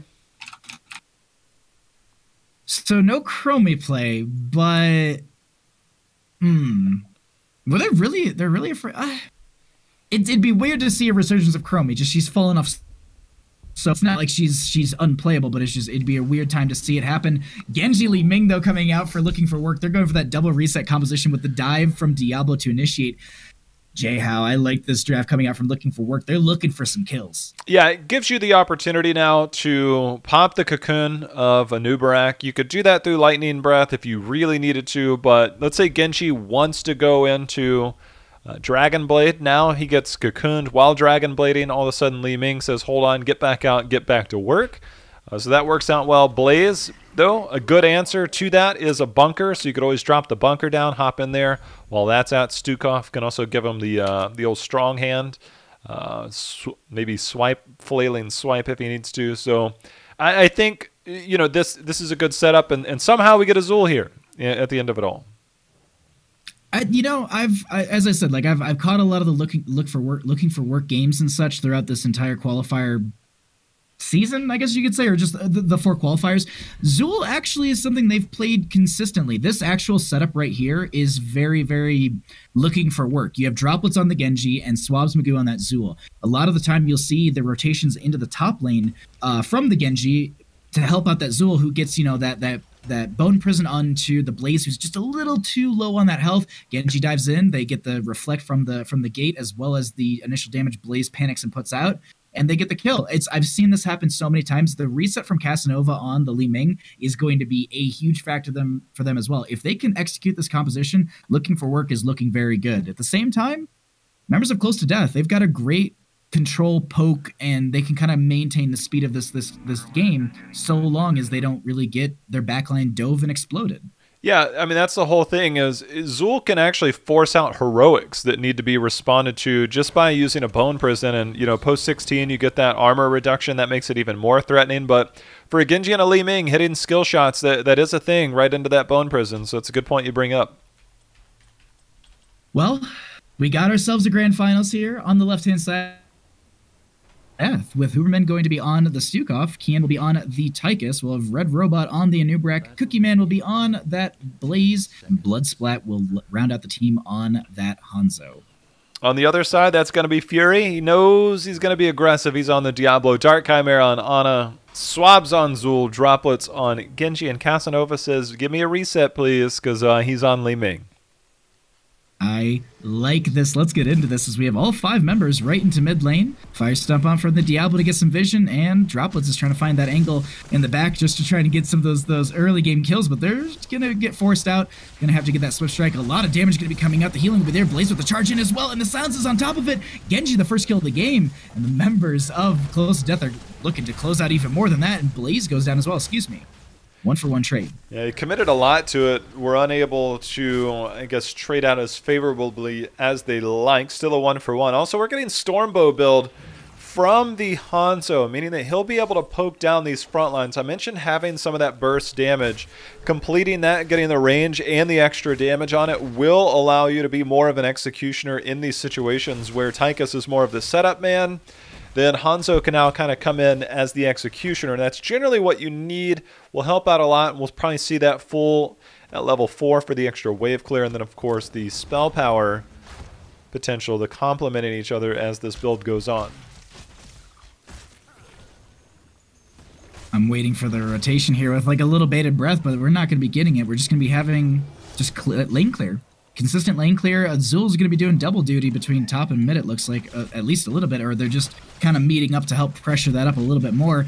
And now we have Fury with this flank position here. Huberman seems to be the target. No, they actually have the Impale to slow them down. That will be the overpowered to Red Robot, and they need to get out of here. Genji with the dive forward. The reflect damage will be getting a bit of out there, but they don't have a burrow out. The count, yeah, they disengaged a little bit too far forward there, and Kian rotates in as well. They don't want to overstay their welcome, and that will be the disengage. No one going down, as it's 1-to-1 so far in the game for kills. You know, I'm looking at the talents as another nice Swift Strike by Droplets there on Genji is that, you know, going new habits or bad habits or old habits or whatever it's called, on Blaze at level 1 gives you another unstoppable option. Given that you have Stukov, you don't have a cleanse, so you're kind of reliant on Bunker and then stuns potentially from the dragons, the Dragon Strike, the Nubarak stuns, and those are all safety nets. But as you mentioned earlier, the Zul cooldown on that route is so small, so short, that it always makes me worry about teams that don't have a cleanse, don't have enough safety buttons. And speaking of safety buttons, Cookie Man, Droplet's looking for the kill, not able to do so. So I would have liked to see that adaptation. We'll see if it comes back to bite them as the game goes on. Sorry, there's like beard chat going on in my chat, and I'm just like, I don't even know how to respond or even look at this. There's just mythical things being written. Either way, we do have the triple altar phase popping up here, and that is going to be actually some dive going on onto the Anub'arak in mid lane. Fury is going to be grabbing them, and looks like Droplets is not going to be going in for the kill. They still out this point. Zul and Blaze will be grabbing the left and the right-hand side, and I think you said it right. Like, without Blaze having the new habits and being able to finish out that quest talent with the 15 regen globes for the self-cleanse, you can get picked off by that Zul here and there, and we have a bit of a dive happening in mid lane, and Cookie Man taking a lot of damage to Nubarak with the backline burrow in. That's a lot of damage going on to Fury. This Diablo looks like they might be going down. Hanzo with the snipe. First kill of this chase, as Swabs Magoo might be the next one to go down. Blaze with the charge in. The auto should be there. One more. And it's going to happen. Also, running into the enemy tower, I think they just were like, I'm okay with dying here. Yeah, die faster, get back to the battleground quicker. That's the name of the game. Genji gonna manage that top soak for now. Nobody's gonna contest this bottom when Dark Chimera will move forward, tries to get that snipe. I believe that's probably gonna cost him his life. As the grenade comes in, he's gonna get tracked down by the overkill. And that was ambitious. I'm not sure what the plan... I mean, delaying that by an extra 2 to 3 seconds, I mean, that's fine and all, but feels like you're delaying something with little value and a very high risk. We just have this bottom lane pressure, and this is huge.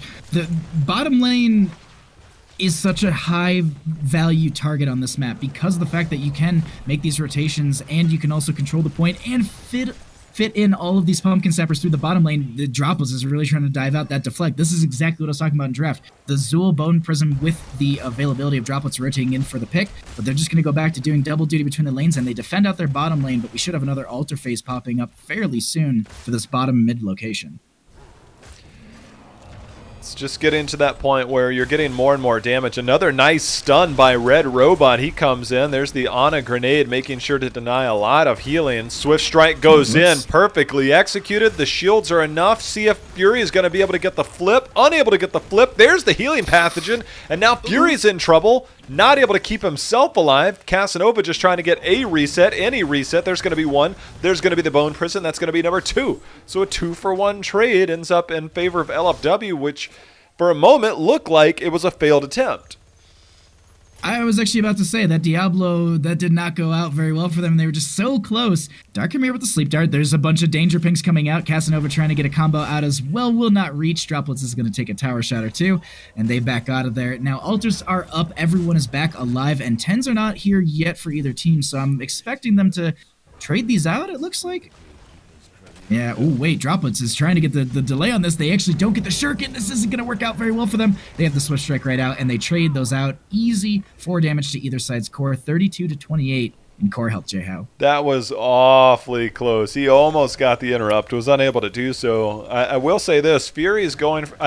there was a moment of hesitation when he got the flip, and it looked like he was expecting to stomp. He put himself in a position to heal. He's actually going a different build, and I think he's so used to the old school. Swab's getting pretty good value out of his level 7. Holy hell. Zul is a god in this situation. Now Droplets trying to get in there will get the strike. He's going to get slapped back into the tower shots.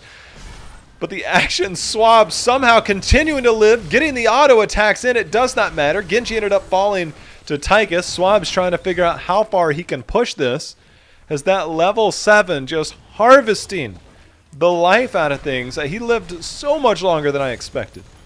That was ridiculous. Showing it, that's almost like when a team tries to dive Sonya and she has life funnel, and it's just like, you're not killing her because you're just crowding around a Sonya, healing her as you auto her. I mean, you'll eventually blow her up, but it's a long time coming. And with that gave a lot of time for the members of Looking for Work to push in this bottom lane. They've got a Sapper Camp pushing through this. I think they already grabbed the left-hand side during that as well. Only Bloodsplat was there for the defense, and now with everyone back up and alive because the death timers are so low, we're going to have a re-engage into this mid lane, J-How.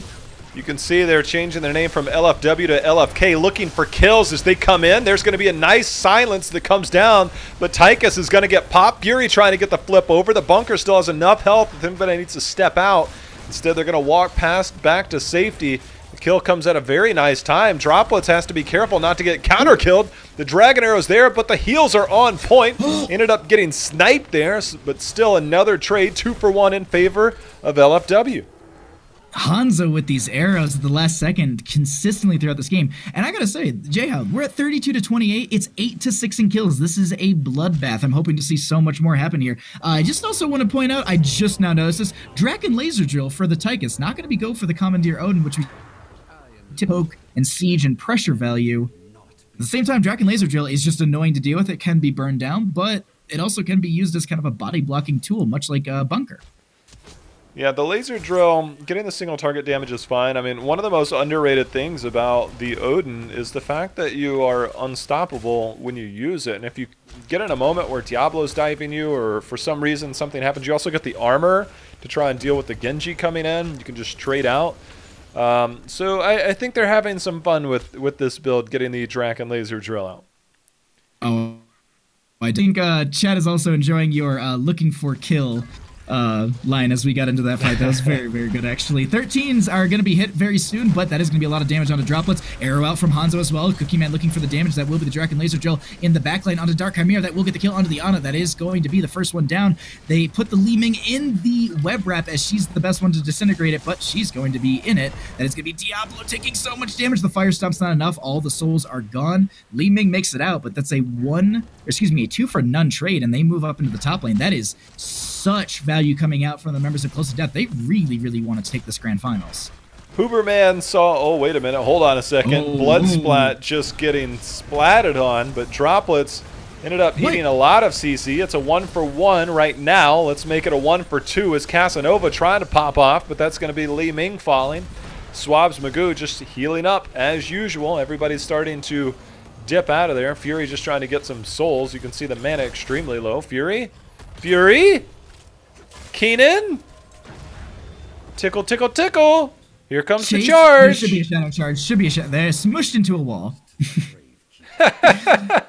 3 for 2, and they smush him into that wall. Tychus just absolutely obliterated there, and now they have a single altar phase, and that's going to be Looking for Work, evening out the core health 24-24.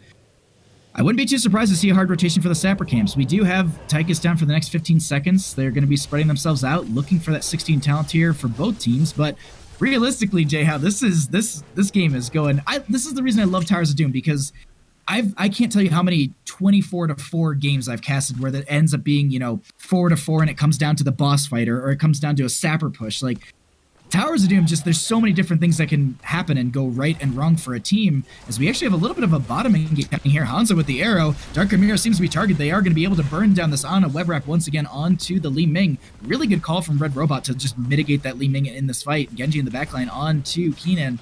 No one else going down, but maybe Casanova. Yeah, they find another kill, and they can push into bottom lane with a lot of pressure and 2 kills under their belt. Red Robot says, all Beatles on deck. Let's go. Beatles come in. Getting this first fort down of the game. Not keeps yet. Remember, those turn into keeps whenever the tower or whenever the portal comes open. So the XP, when it is regained, will likely be keep XP in favor of LFW. So if you're looking to come back in terms of experience, that's something you've always got to remember. It's about, I think it's about 12 minutes into the game. I think it is a little randomized from my understanding, but that is a lot of damage onto Fury, and Diablo goes down. No souls to bring them back, only sitting at 67. Minion Wave and top will confirm that bell tower, so they're even out on bell tower totals. And they're just going to push into mid lane. Really fun fact for anyone who doesn't know, the little red dots and the little blue dots are actually noting which tower and which lane is controlled by which team. Blue, obviously, for the bottom right. It's little cool things like that. But either way, we do have a triple altar phase. No one in the bottom lane just yet. Hanzo with the arrow, not connecting, going over the wall. Swapsman Goose seems to be the target, but they get the Bone Prison onto them. Dive out from droplets. They get the kill onto Hanzo so early. They still have that Dragon Blade, getting some decent damage into Cookie, who drops the bunker. Still no one in bottom just yet. I think Tychus is trying to sneak down there to get that pick. And this bunker is stalling out this right-hand side for so long. Stukov might be getting the left side. Jay, how this is working out so well still for the members of Close to Death. Well, the APOC's going to deny it, and Casanova comes in, lands a fatty combo. See if he uses that biotic. It doesn't even matter. The kill switch, no big deal. Cookie Man's like, guys, I want to live. Casanova says, too bad. Go home. That's going to be another altar channeled here by LFW. See if they make a play towards another one of these keeps. Instead, they're going to go ahead and turn their attention to the structures now. So let's see, 16 to 20, Tychus did sneak the bottom altar. This is going to be converted, as you already noted. Top lane seems to be the target on the side of Close to Death, but looking for work says we can get the mid lane. I would actually say this, rotate off, grab the camps, have the pressure. That's the big factor that you can get in this bottom lane. I personally, like, I've talked to so many players, so many across the board, and bottom lane control is the most important thing you can have on Towers of Doom. Being able to feed the sappers, being able to rotate in. This bottom altar would be so difficult if they don't have either of these on either side, because now you have the funnel to rotate through that midpoint. It's control in this map works so well in your favor in so many ways, and Diablo will convert this bottom bell tower while Casanova does the right-hand side. They've got a lot of work to do on the side of Close to Death, but this is looking really good on the side of looking for work as we get into the later half here. So you're saying when I play in Team League or Hero League or whatever, that when my team takes the bottom lane and then walks away and gives it back, that's not good? No, you should probably be pressuring that lane, maybe throw some sappers there, maybe get like 5,000 kills and then just end the game, but not everyone can do that. You know, I know I can. I usually end up losing out on that, but Jay, how there's a big old fight breaking out. Oh, that's a fatty APOC, because that's going to land on a 3 people. Bunker comes down for people to try and drop out of, but Keenan not able to make his way in there, and now we see Droplets just saying, let me back in. I got this blade, and I'm looking to take some skin. Cookie Man is going to eat that swift strike. That's going to be kill number 2. Kill number 3 comes in shortly after. Couldn't come at a better time for LFW as they're looking to take another one. As they get the sappers down at the bottom, they'll have the bell towers firmly in their favor and another altar to channel. See, this is exactly what I'm talking about here. During all of that, Anubarak could have definitely rotated past this tower, gone to the bottom altar, and channeled it. They might have sacrificed themselves to a dive onto them, but that would have actually worked out for them pretty well. But they go ahead, they convert this back over. It won't be in time. They're going to take 5 core shots. That puts them down to 9 health. 9 to 20 in this core health here, and we are going to be having some pressure to push them off this bottom lane keep. We actually have pressure through mid and pressure through top. Jay, how they want the barrage. There's only the Tychus is back up, and there's only 2 other members in lane. I mean, they get a few shots off this, and then, you know, they get the boss. I mean, even if they don't get, they'll have, what, 1 shot, I think, maybe 2, depending on how quickly they can get through this. But so there's 1, and yeah, they'll get a second. That is also going to be the web rep coming out. Li Ming with some damage in the backline. Nice impale. The silence from the Stukov. So much damage. Hanzo with the arrow for the follow-up. They've stayed way too long. That's going to be Blaze with the charge in as well. The follow-up stun. After follow-up stun, Diablo with the Apocalypse at the last second. I do believe actually, no, that's their 20 talent that just kicked off there. So they didn't actually use the Apocalypse. Sappers do pop up on, I think, both sides fairly soon. They could try and do that, but with all of these bell towers picked up, they want to convert them as quickly as possible. Yeah, they're going to get some control of the map back. This is one of those situations where you get the kill, you've got a lot going for you. There was an opportunity to potentially just take the boss, deny that win condition away from your team. It's something I've seen a lot of teams do in the past. You go back, you get that boss, and then you kind of play accordingly. This one, they ended up splitting their focus. One person ended up being on the camp. They get the bell tower back, but it's going to cost them somebody's life and a camp, and now potentially game. That's going to be a web wrap onto the Genji here. The Apocalypse does come out from the Diablo who did just die. That is going to be Dragon Strike or Dragon Blade from the from Droplets, and they're just getting flailing swiped away so many times. That just so much value. Swapsman Goose separated from the team, but is going to have that self-heal, and this is going to be a single altar phase. Ana is going to be back alive. That also will be the Hanzo arrow completely missing out. They take the mid channel, and I think Anna is going to be coming in to try and help out the friendly team as it's 1-for-2 trade in favor for Close to Death, and Casanova getting so low here. That's going to be the nano boost onto them as well. The sleep dart will be out. They step in. A lot of damage going on to them. The silence is there. Blaze with the charge, and that's going to be another kill. They have to give this over, I think, on the side of looking for work. They're going to have to take 3 core shots unless they can convert a bell tower quick enough. They could conceivably convert 2 here. They have the mid already low. They have a Nubrak. I'm surprised they didn't commit towards getting these. You know, we've seen what greed has done for some of these teams, and, you know, the greed on the side of LFW went in. You know, Li Ming's like, look, I'm nano boosted. Watch me get this reset. And a Nubrak sat there, ate the entire thing, and when he did, he also still had plenty of health left, and the minute you see that Calamity come in, you turn right back around. Fury comes in, seeing if he can make some plays, gets the flip over onto Huberman. Dark Chimera, however, he hasn't seen much of this battleground over the last few minutes. Oh, Huberman.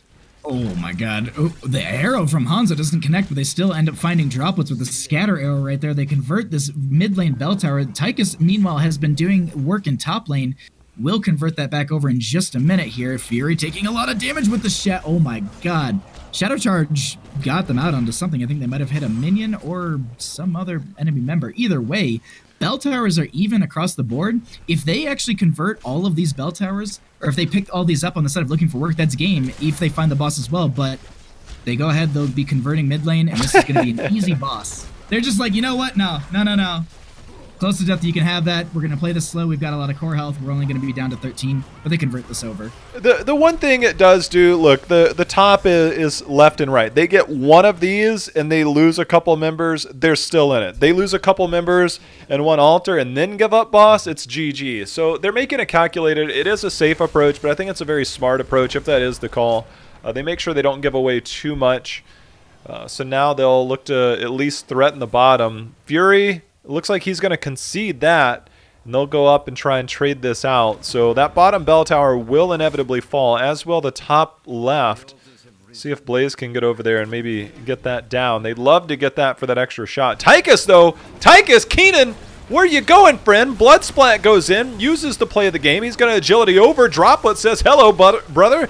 And then he says, okay, goodbye, brother. That's a 1-for-1 trade. And now this is very good position for CTD.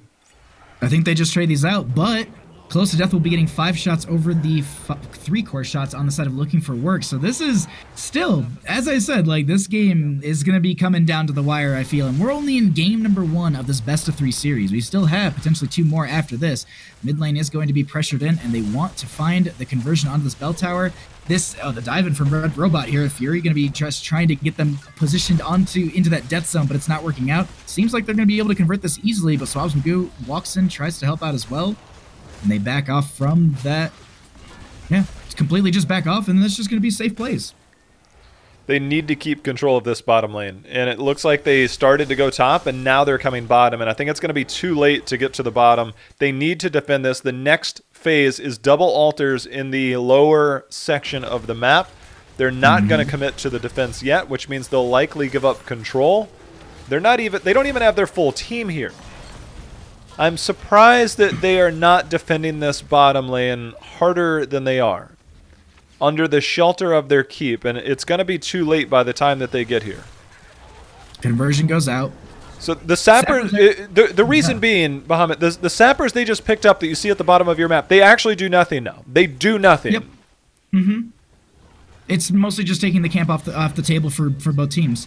But here's the thing. It's win condition for both if they get both of these bottom bell towers. So realistically, I think this is going to come down to the next fight that we're going to be seeing in just a second. But no, they want to convert mid lane, which is nice for them to do at the last second. Either way, that's still, if they get both these bell towers inside of looking for work, that'll end the game. But they only need one on the side of close to death. And they're proving that they're not so close to death. That will be the arrow out from Hanzo. That will be the Apocalypse out from the Diablo as well. There's so much damage going on to Casanova in this backline. Web Wrap goes out onto Droplets. It is going to be ended. Casanova makes it out alive. Flailing Swipe is going to be used, and that's going to be Diablo going down. Droplets trying to find some damage here. Flailing Swipe also going to be using that Dragon Blade, but they end up going down. That will be damage onto Dark Chimera. Casanova trying to do as much as they can, and that, as you just called it, is going to be game. Scatter arrow from Hanzo. 5 kills. Shots go into the core, and that is going to be game number 1, going over to close to death.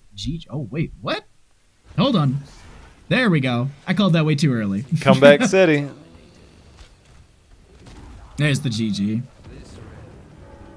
Now we have the game going over to close to death, and we make ourselves into game number 2 here. That was an awesome Towers of Doom game to start up the series.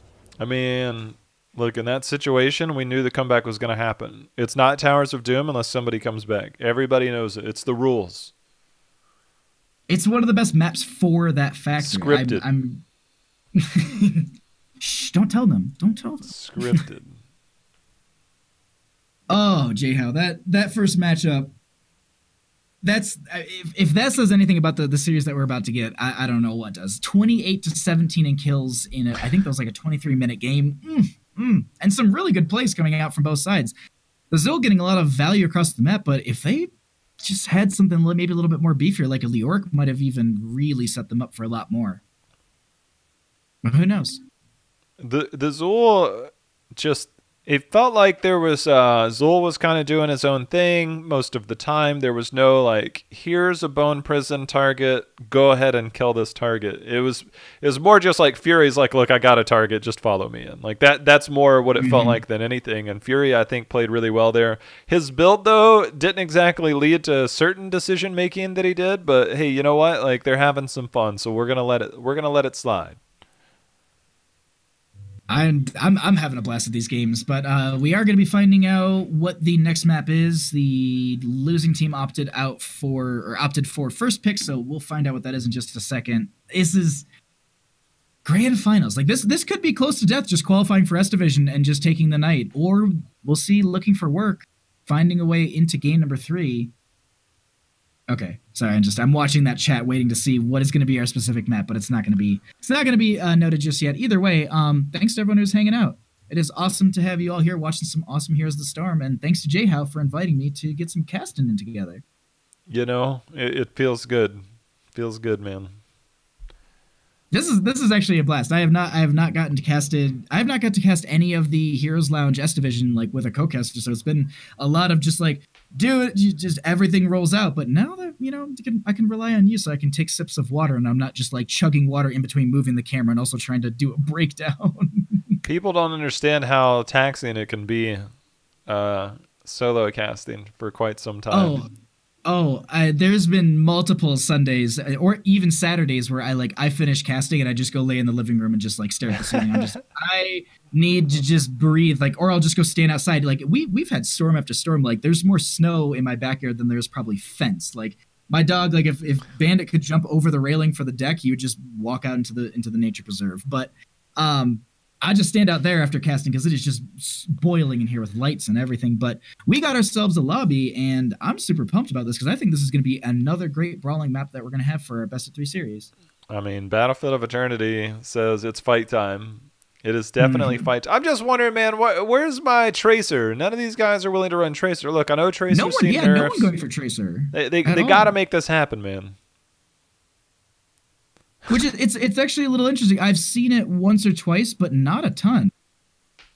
Wait, do you ever, like, when you're co-casting with somebody, like, take a break and then eat, like, cinnamon cheesecake ice cream? I wish I could eat ice cream. I would do that in a heartbeat. Is that what you just did? Yeah. So, do you? I can't eat. I never really eat between the games or anything, and I can't eat ice cream. So, right. So, is that a no or a yes? I mean, if you want to eat ice cream while we have draft, No. Is that you? No, I've never. Okay, I'm just wondering. Why? Wait, is that someone? Have you heard a story of someone eating ice cream in between games? While I'm casting, I've heard of people eating cinnamon cheesecake ice cream while I'm casting. Yes. What? Yeah. That's a new one. I have never heard that one. I've had a team make me wait 5 minutes for their game because one of the players needed to make a sandwich, but they had nothing to. They didn't do anything with draft. Like the drafter was there, but I had to wait an extra 5 minutes for a teammate to make a sandwich, and I was really confused because why are you making a sandwich before draft? Like, I'm going to tell you a story about one of the greatest like life hacks I've ever seen in my life. I was very fortunate a couple of years ago that I got to cast in Singapore multiple times. And I remember, you know, we were in the production room and everything was kind of in like one big room. And the people that I was working with are amazing. Absolutely loved going there. And I looked over in the middle of a game and, you know, everybody's snacking, like production people are snacking. And I see somebody eating Doritos. Like, you can't eat Doritos, man, because, you know, your fingers get messy and then you got to lick your fingers, you know, because we all do that, right? Except he wasn't eating Doritos. them. Yeah, he was using chopsticks. I've seen that for That's the smartest Cheetos. thing I've ever heard. I've seen it for Cheetos, and it's the best thing ever. Yes, yes. I've seen, like, I saw someone doing that, and I was just like, God, you're brilliant. That makes so much sense. But Cheetos and Doritos aside, they are the official sponsors, so we have to mention them here and there.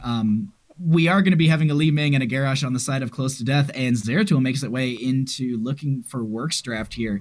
Battlefield of Eternity is our second map, and Jay, how I already like this draft. A Li Ming Garrosh combo. We're going to see some really big bursts with that, but that's good. Greyman and Ethereal, they're going full dive, full burst, full aggression on the side of Looking for Work.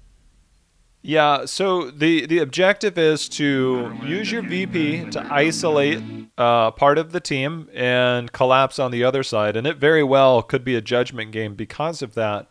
Depending on what support comes in, and you know, you've got Tyrande, Malfurion as the likely ones. We don't see Deckard anymore. Stukov, we've seen some, but all of them are extremely susceptible to dive. Tyrande probably being the least likely. Like, you could, if you're getting judgment and your E is up, you just self cast your E and you stun whoever comes underneath you. But you do have that capability, but it requires coordination. You isolate part of the team and you collapse on the rest. So whatever you get at the tail end of this, whether it's a Raynor, you need somebody that has some line of defense. You could go Blaze again for the bunker. There's several things you can do to defend that style of play. Jeha, I'm going to take a note out of your book because I learned from you today. I just saw an Arthas ban. Do you think Looking for Work are looking for an Illidan? Yes. Ooh, because that just fits in with the dive. Is that going to be like Hunt, Judgment? Yes. Go for the throat, all of the big burst? Not so, anymore. all right, so I casted it. Look, a little neutered there. Some blinds. You can't blind people when they're in sanctification, so you could always mix it up a little. True.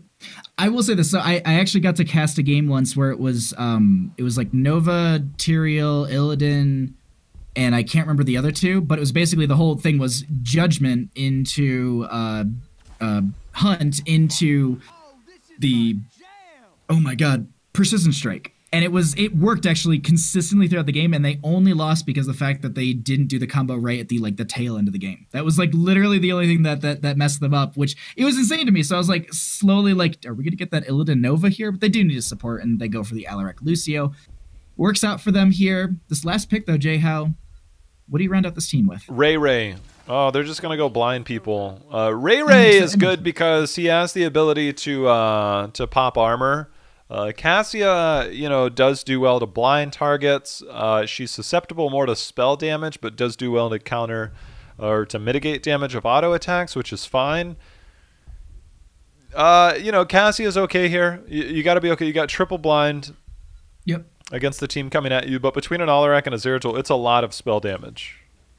That's the thing that I'm actually a little worried about. They've got the blinds, and I think you nailed this perfectly. They've got the blinds, but that doesn't mean that they're not going to mitigate all of the incoming damage. They're still going to be taking that burst from Zeratul, the Alarak, whatever Alarak ends up getting. And if the sadism stacks up for that Alarak, if they can get consistent kills on like Li Ming and Cassia, who are lower health pooled heroes, and Li I would say yes, but at the same time they have fast feet, and that's just annoying to chase after. So Cassia and Li Ming, if they can burst them down and get Alarak stacked up on that sadism, that's going to be a fun time for the members of Looking for Work, but they still have blinds from Cassia, blinds from Li, blinds, and it's a lot of neutering to your Greymane, who is a lot of the initial dive and burst. I'm excited about it, though. That's all I can say. Much excite. You know, that one is built to be aggressive, the other is built to counter a lot of what's going on. You've got to give credit, though, for the fact that Artanis, if you're going one, it does do well to counter the dive, and he actually does well in this map. And it's one of the rare times you can actually say that about Artanis, so at least, you know, there's that. I mean, this is notably, I think everyone agrees, this is the one map where it's like, yes, you can take Artanis, and we'll find out what Close to Death we're going to be doing with that, as Huberman will be on the Lili, Keenan will be on the Li Ming, Red Robot on the Garrosh, Bloodsplat will be on that Artanis, and Cookie Man on the Cassia. The main thing for me is going to be if this team gets to the late game, it's on to Swabs and it's on to Droplets on those melee assassins to really do everything. Because I can tell you one thing, if they lose early game fights and they give up an Immortal, their defense of the Immortal is abysmal. Like, it's really bad. They don't, like, Greymane is terrible at defending. Like, he's one of the worst when it comes to defending against an Immortal. Yes, he's good, but it requires him to get into melee range, and that's something for him to do. He's got to keep his inner beast up if he's going to be in ranged form. It's so difficult to pull off as a Greymane.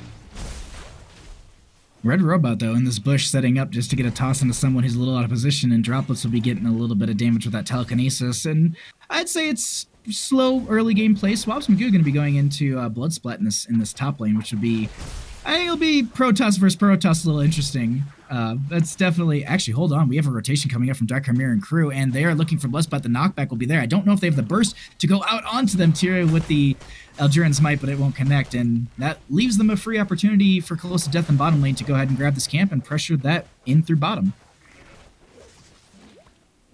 This Artanis can have a really good game. Like, the Artanis has virtually no CC to worry about outside of the threat of an Alarak. A boop, nothing. A slow from Tyrael, not so bad.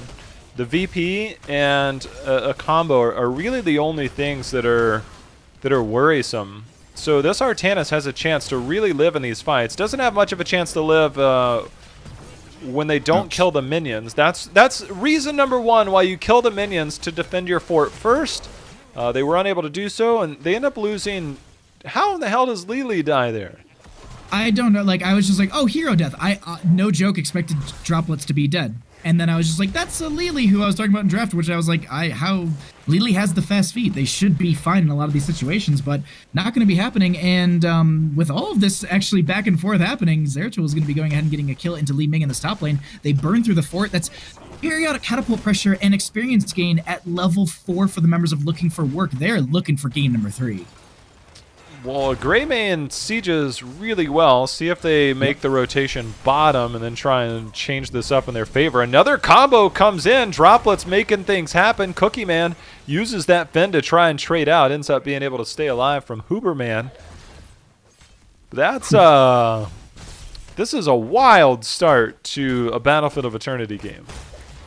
I've seen so many different starts to this game where teams have just been like, okay, yeah, we'll just race out. Like, they just race out their forts in top and bottom. It's just like, whatever. And I'm like, what?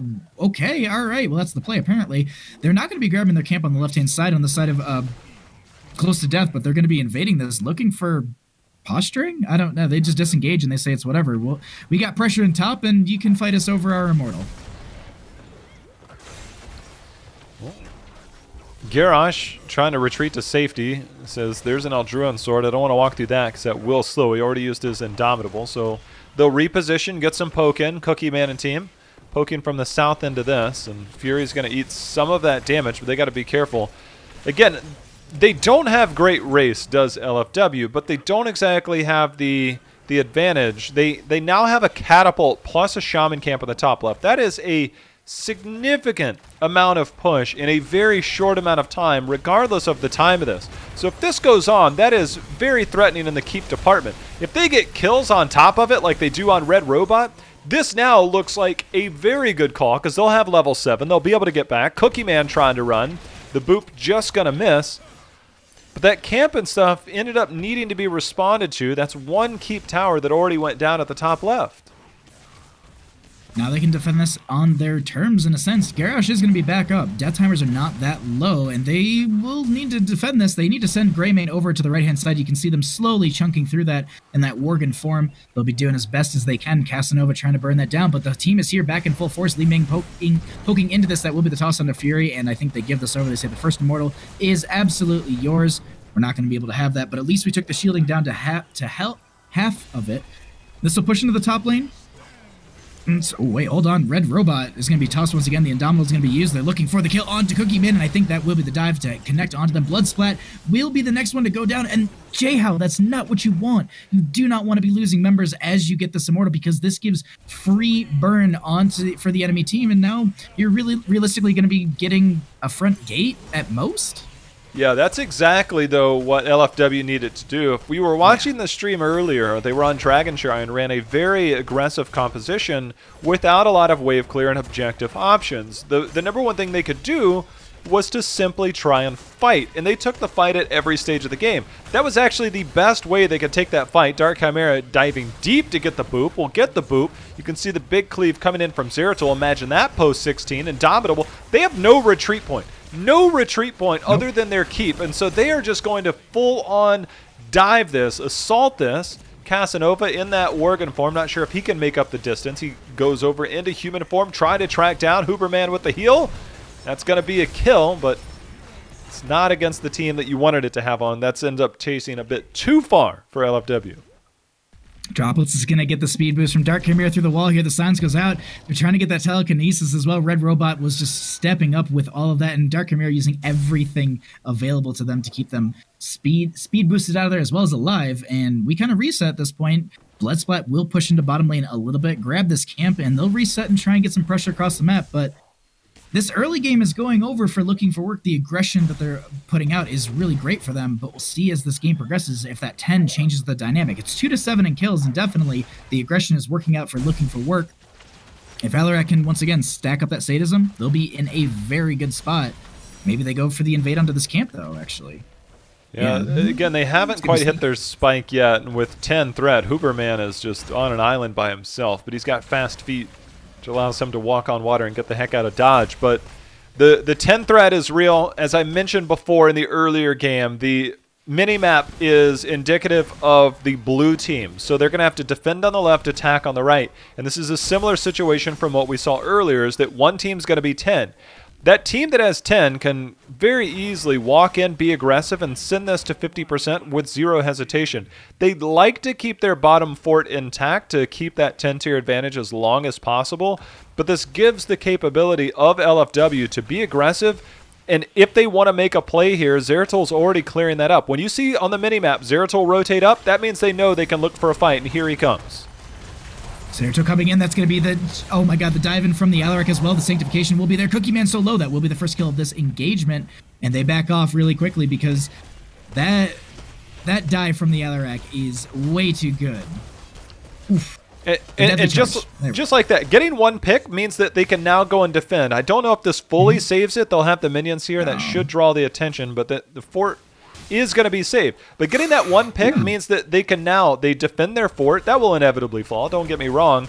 This is somewhat decent if you're on the side of CTD, because that allows them to get some damage in on the Immortal just due to positioning. That's why you saw Swabs rotate up. He's like, look, we got to race the rest of this. But that's what the 10-tier advantage gets you. They played it perfectly. CTD didn't realize it was coming, and now we're looking at Camp pushing top lane. And that's a very weak top lane. Remember, there's only one keep tower still standing, and the Immortal now pushing bottom. So this could be a two-pronged approach. If you play your hand really right, you could be looking at fort plus keep. And they're looking to come in for a flank. They still have a lot of things. By the way, it's a deadly charge. So we'll see how aggressive they are. You can see Droplets. That's the one. That's why he's taking that angle. Yeah, so he's playing that backline. Nice Silence going to be coming out as well. Toss going to be going out from Garrosh. We'll be finishing that Groundbreaker at level 1. There's going to be the VP coming out from Zeratul. Let's see what the setup will be. There's the deadly charge coming out from Droplets. Blind will be there as well. They charge through. Jugs are out from the Lili. They're keeping the team up and alive. No one going down just yet. The telekinesis to move Droplets out. Toss goes on to Casanova. That's a lot of damage. They get the fend, but it's not going to be enough. Speed Boostio is going to keep them alive, and no one going down. They lose their fort. They have the toss on the Cassie to keep them safe. Groundbreaker just to slow them down, and Bloodsplat I think is going to sacrifice himself, swaps out with the Alarak, but that is no That's a dead at Artanis. They sacrifice themselves, but they end up getting the clear onto the Immortal.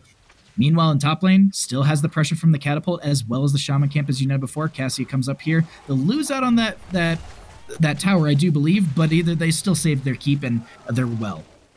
Yeah, the experience is nothing substantial, but every bit counts in this stage of the game where you're continuing to climb. I mean, just pulling up the experience tab, you can see that's 2,700 extra experience in favor of heroes, but the bigger thing is the structures. That's another 1,000 there. The passive XP, 2,300. So you can see where a lot of the numbers start to come in. They've missed out on a handful of minions, but they've made it up through the structures, through that passive XP, and now with 2 forts down, they saved that one with that level 10. That's a crucial thing to continue to establish a building lead, and that's everything that LFW's managed to accomplish over the last several minutes.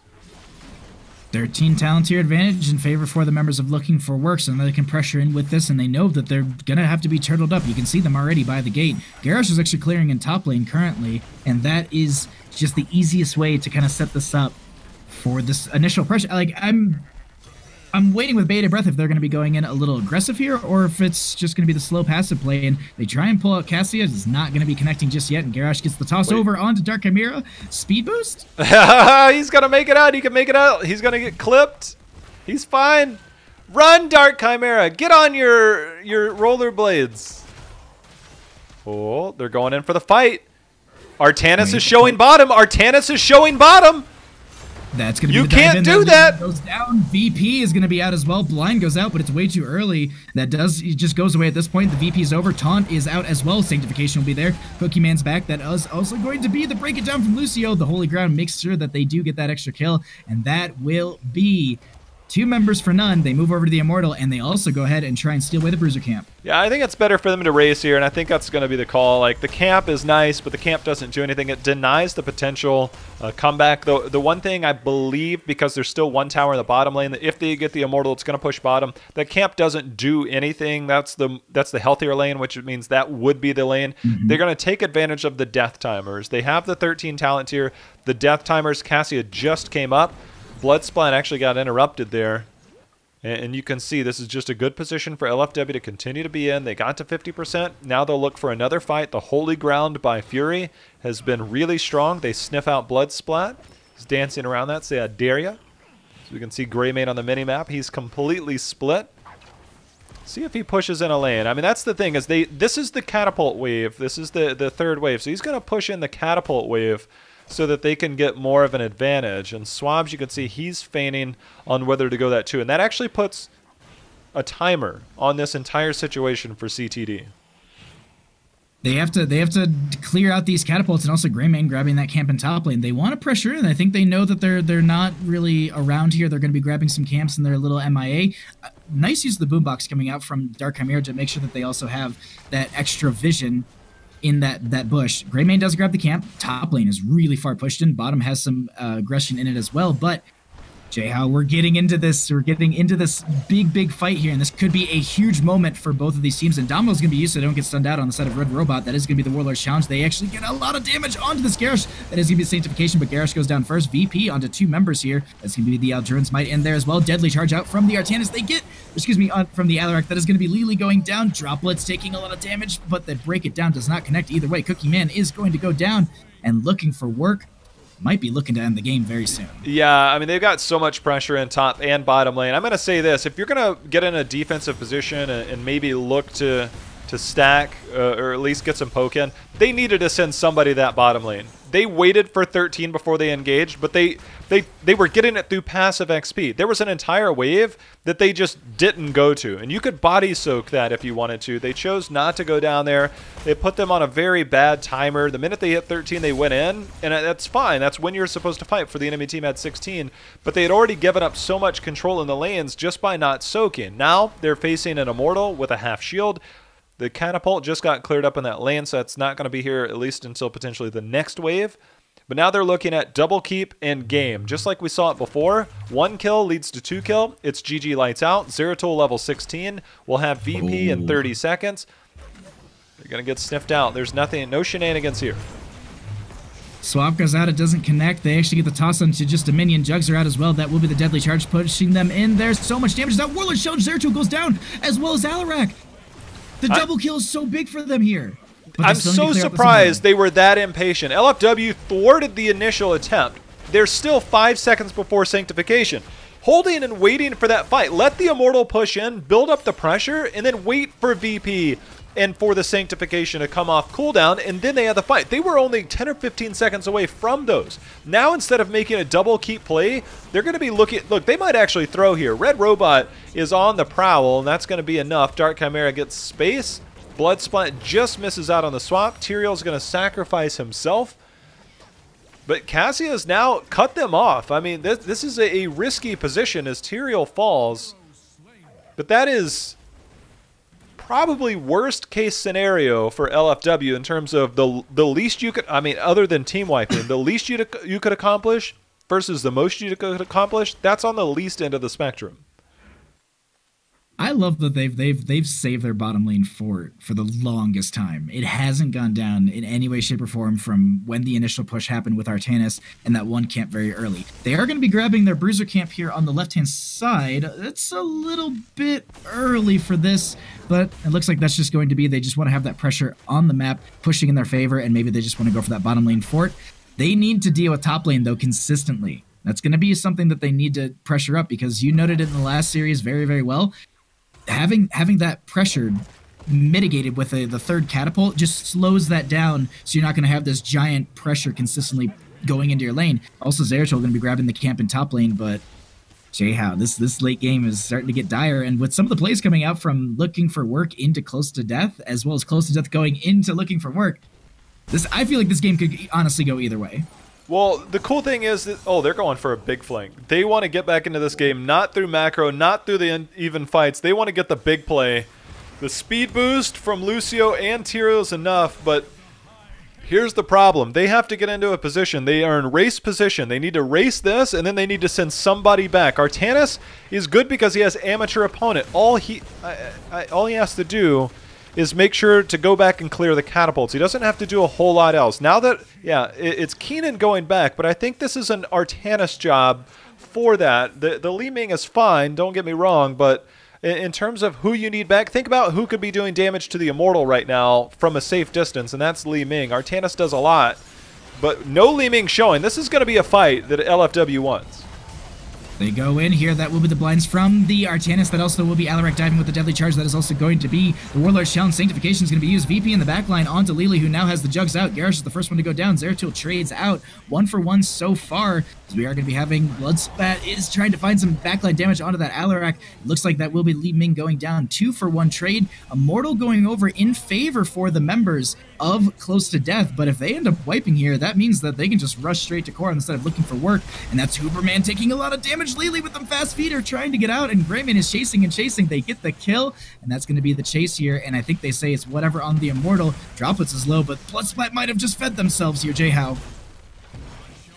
Yeah, look, I don't think that they lose here. I mean, Greymane still does a tremendous amount of damage. Actually, with the catapults, that's 2 catapults. It's still a Garrosh and a Li Ming with a taunt, right? So you don't have your Zeratul, you don't have Sanctification. So I think they're going to make the safe play fall back. They'll have 20 tier. And the one thing to remember is the Holy Arena at 20 with a Greymane. You get the damage, you get the extra Sanctification time. The backdoor potential with this style of composition is so high, you deny, you know, somebody coming to defend with a VP. Like LFW, the writing's on the wall right now that they should be able to close out, but they have to start doing it with their 20 tier advantage. We'll see if they go in for that. Zeratul is going to be going into that Shadow Mending at level 20, so they do have that final bit of their kit to get the big burst and the big damage that they're looking for here. We are going to be having Tyrael holding that level 20, and we are going to be having the Counter-Strike from the Alarak. It's a nice little, to be able to have those both assets for your Alarak, to be able to dive in, also to have that Counter-Strike, so you can kind of, you know, use the dive in, then just hit the Counter-Strike if you get to try and blow you up, and that's a lot of good start engagement for this. But Red Robot is going to get scouted out in this bush. They know that they're... Oh, wait, Droplets with the deadly charge? giving us a little show here, this little dance. Just if the opportunity presents itself, I will deadly charge it. They keep charging it up too. You can see it. It's just here and there. It's just it's being held. Swabsman goes back. The whole team is ready, pushing through bottom. They've got top lane and bottom lane pressure.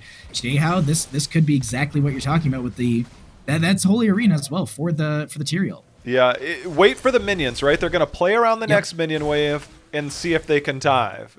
You want to use the minions as fodder before you ever have to use your sanctification. They don't have to do anything. It's a matter of see if an opportunity presents itself. And there it presented itself in a big way. Jugs are already out. The Holy Ground almost successful there. And so they're going to look for their opportunities around waves. They don't get it. They fall back. They deny the top lane soak. That's going to end up coming in now. But now they'll steal the camp, continue to keep pressure. This buys time. This keeps resources away from CTD. And then they'll rotate over and start to work on this Immortal, putting CTD in a very difficult position because now they have to try and defend 19 versus 20. The lanes are so far pushed out. It's so difficult to come back in these situations. Chasing the Alarak, they actually throw Bloodsplat over the wall, and that actually stalls them out. Meanwhile, they have Greymane just doing work. This is such a good play coming out from Looking for Work because it's just like, all right, well, we'll just keep you busy, and we'll just have Greymane do Greymane things, and it's working out for them. They want that game number 3 on the side of Looking for Work. But here's the problem is they didn't send anybody top lane to get 20 off of those minions, plus it's catapults mounting. We're getting 21 minutes into the game. These catapults are about to start chunking through this core, which means they have to take a fight right now into a sanctification. This is going to amass a lot of damage. They sent nobody back. They don't have 20. They could have had 20 off that wave and been in defense here. Now they're going to have to deal with the mounting pressure in the top lane. And this is going to be a very risky defense underneath LFW and their potential sanctification.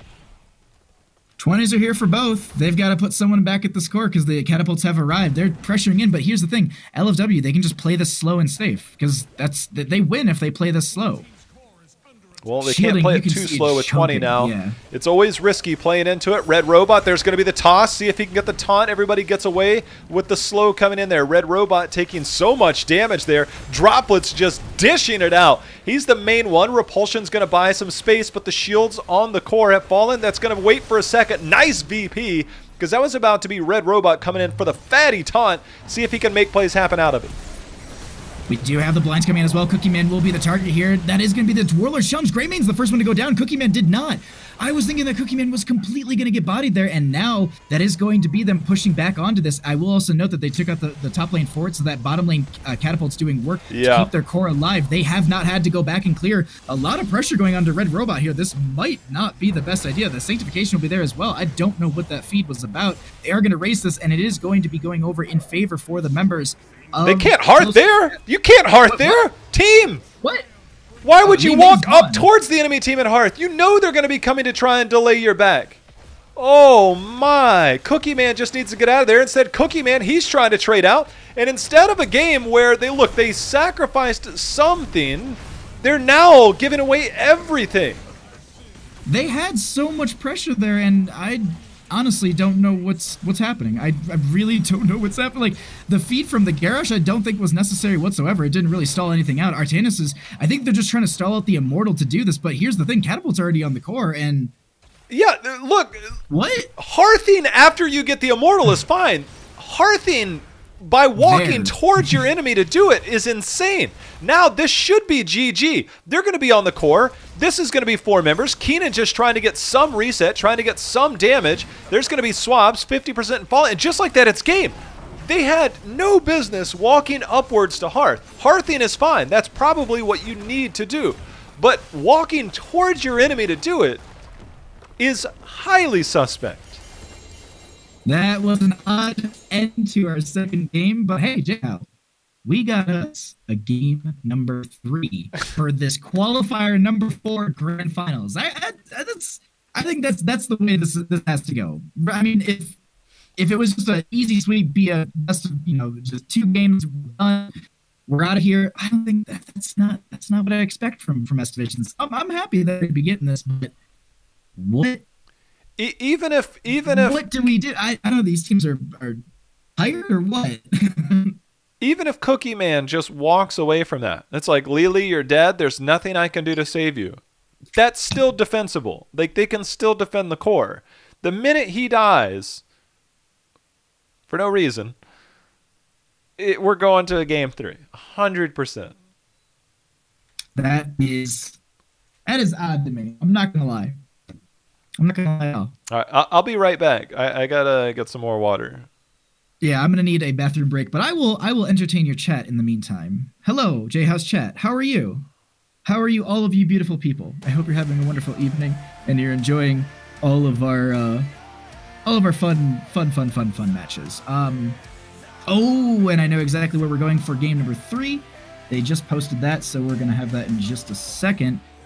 Oh man, thank you all for joining us. I really, really do appreciate this. Also, really quickly, at least over on my stream, Tatsuki, thank you so much for the 2-month subscription. I really appreciate the support, my friend.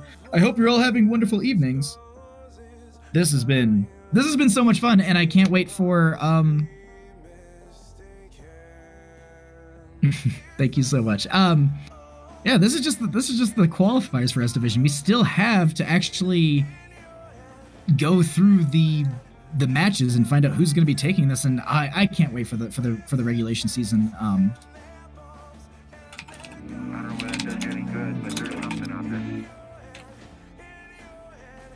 Okay, sorry, I'm just letting Lobby know that the casters need to run and do human things, like get water and stuff. I'm doing great until I ran out of cheesecake ice cream. Oh no. No, you need cheesecake ice cream if you're going to be watching this. Blackheart's Bay for game 3?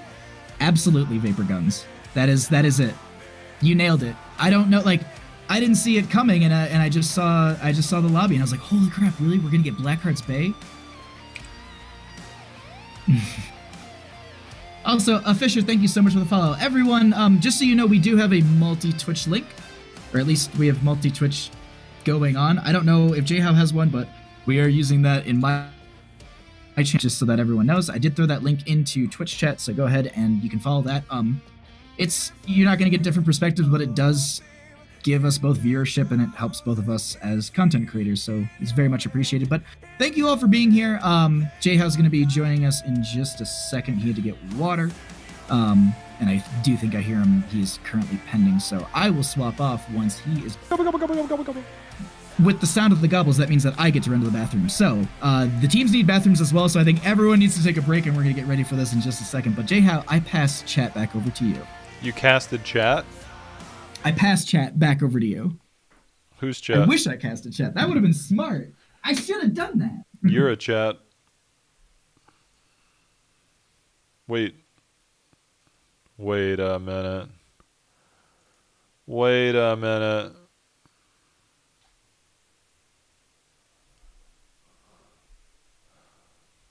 Wait a minute. I guess I'm talking to everybody's chat today.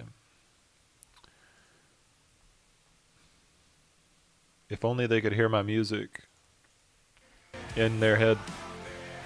In their head. In their head.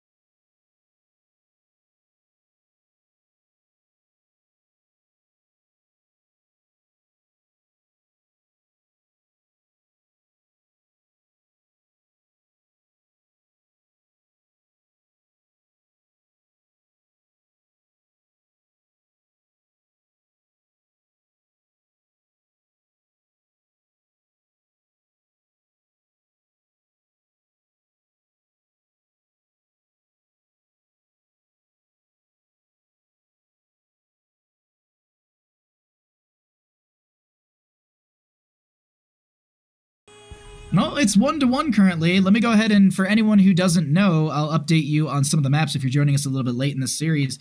The coin flip was initially won by Looking for Work. They banned out Braxis Holdout. Cursed Hollow was banned out by the members of Close to Death. Towers of Doom was the first map chosen by Looking for Work, and they lost. Yeah, they did lose that one. So Battlefield of Eternity was the map choice for Close to Death. And Volsky Foundry is going to be game number 3, as Close to Death lost that, and they chose first pick. I'm liking this, Jay Howe. Like, I think Volsky Foundry at this point will, since we can't have Towers of Doom, is going to be a nice way to just kind of round out our entire grand finals or qualifier number 4. And this best of 3 series, this Abathur will be taken out getting into this draft. This is the Cho'Gall game. You think so? This is the one. Yeah. This is the one. If a team Cho'Galls, then I want the other team to either Asmodee or Probius. Like, okay. Please? Yeah, I'm going to have to go with no on those. What? Yeah. No fun? Look, it's cool that they're all circles. Yeah, I'm going to have to go with no. No. What's the one hero that's like what would be considered out of meta that you would want in this game? Sylvanas. Actually, I was thinking about that when we were in lobby. That is, I think, the one hero who fits into this map so well. Mercenary Queen with the... I don't know if it affects the biotic emitters, but it does affect the turrets. Yeah. And so you can have the bonus damage from that. And those things, they can shred almost like Tychus at that point. And they really can do some damage. But where do you put that Sylvanas in this draft? Is that a late portion of your draft? Is this Oh, early? yeah. She stacks so well on this map. You just get it late. Anubarak's going to be there. That denies the cocoon that you can use against a Cho'Gall. So there's your tank. So you have your tank. You can't cocoon Cho'Gall because Anubarak's going to be in there. But it looks like we're going 5 support. Again. No way. For LFW. For work is, no way they do this. The fact that they're doing it again makes me really sad. We've seen it once before. Nobody wants to see that twice. Nobody. And by nobody, I mean absolutely nobody wants to see that again, but it looks like that's the rabbit hole we're going down. I'll be honest, I would like to see it, but with some adaptations. I would like to see the Karazim in there. I think that would be a nice, fun adjustment to that. But it's just the composition works. It's synergistic in a sense, but I can agree. I personally would rather see them duke it out and brawl it out. But hey, if they put together this ultra sustained composition with single target blow up into the later half of the game in that 16 or that 13-16 area, which is pretty much what we saw in the last time they played this, then yeah, they're like that's the jam. But Malthael could be taken. Oh, they took out Malthael. Everyone knows once you take out Malthael, that's Cho'Gall, right? Divine Shield, Nano Boost. Tank Uther, Nano Boosted Cho'Gall. Let's go. Exactly. You could go for Divine Storm, or you could go for the Divine Shield just to make sure that your Cho'Gall doesn't die. Give us this, please. Please, S Division. Last band, though, coming out, and it's going to be the Lucio, which wasn't actually played in that last composition. It was actually the Rhaegar, Brightwing, and... Oh, I'm blanking on the last one. Rhaegar, Brightwing... It's probably best you forget it. Just never remember this composition. You know what I will remember, though, from tonight is the fact that we had an Immortal that only... The Immortal race ended at 13 health. Hey, hold on 1 second. That's a Tracer that you've been talking about earlier. Task Tracer. That's an old tried and true right there. Triple support. Anna's like shooting blanks at just about everybody. Tracer, come here. No, I gotta press Q. Tracer, stand still. No. Tacitar's like, don't worry, I got this. just Tracer, keep auto attacking. I'll hit Q on you. I can do that easily. But this next 2 picks coming out, they have their Stukov. Ooh, gonna be picking up Bird Boy, and we're gonna get some Cassia play with that as well. So Falstead kind of doing rotations here in the solo. Actually, Falstead in the solo, and the team doing rotations between top and mid. I like their draft on the side of Close to Death, but is Tracer the only main sort of damage? Are we getting another support? What do you... I mean, Tyranda's still up and available. We could go for the Tyrande, or we could pick up something like a Zarya for some shielding and some damage and poke. Okay, Zero. I don't know anything. I don't get this. This is a draft. I don't really understand the Falstad. Look, you can trade out with a Tracer. The best way to trade out with the Tracer is to just pew pew pew her and dare her to come in. I mean, I wonder if it's just maybe just the I mean, to pick a hero purely just based on their heroic ability, I don't think is the best way to go about it. But maybe it's for the Gus disengage. He's got decent poke. I'm trying to find reasons, but that's really all I can kind of throw on there. I don't know. I really don't know with this composition. Well, look, we're getting Tank Uther, so that's fine. That tanks care of the tank role. Oh, I see what you did there.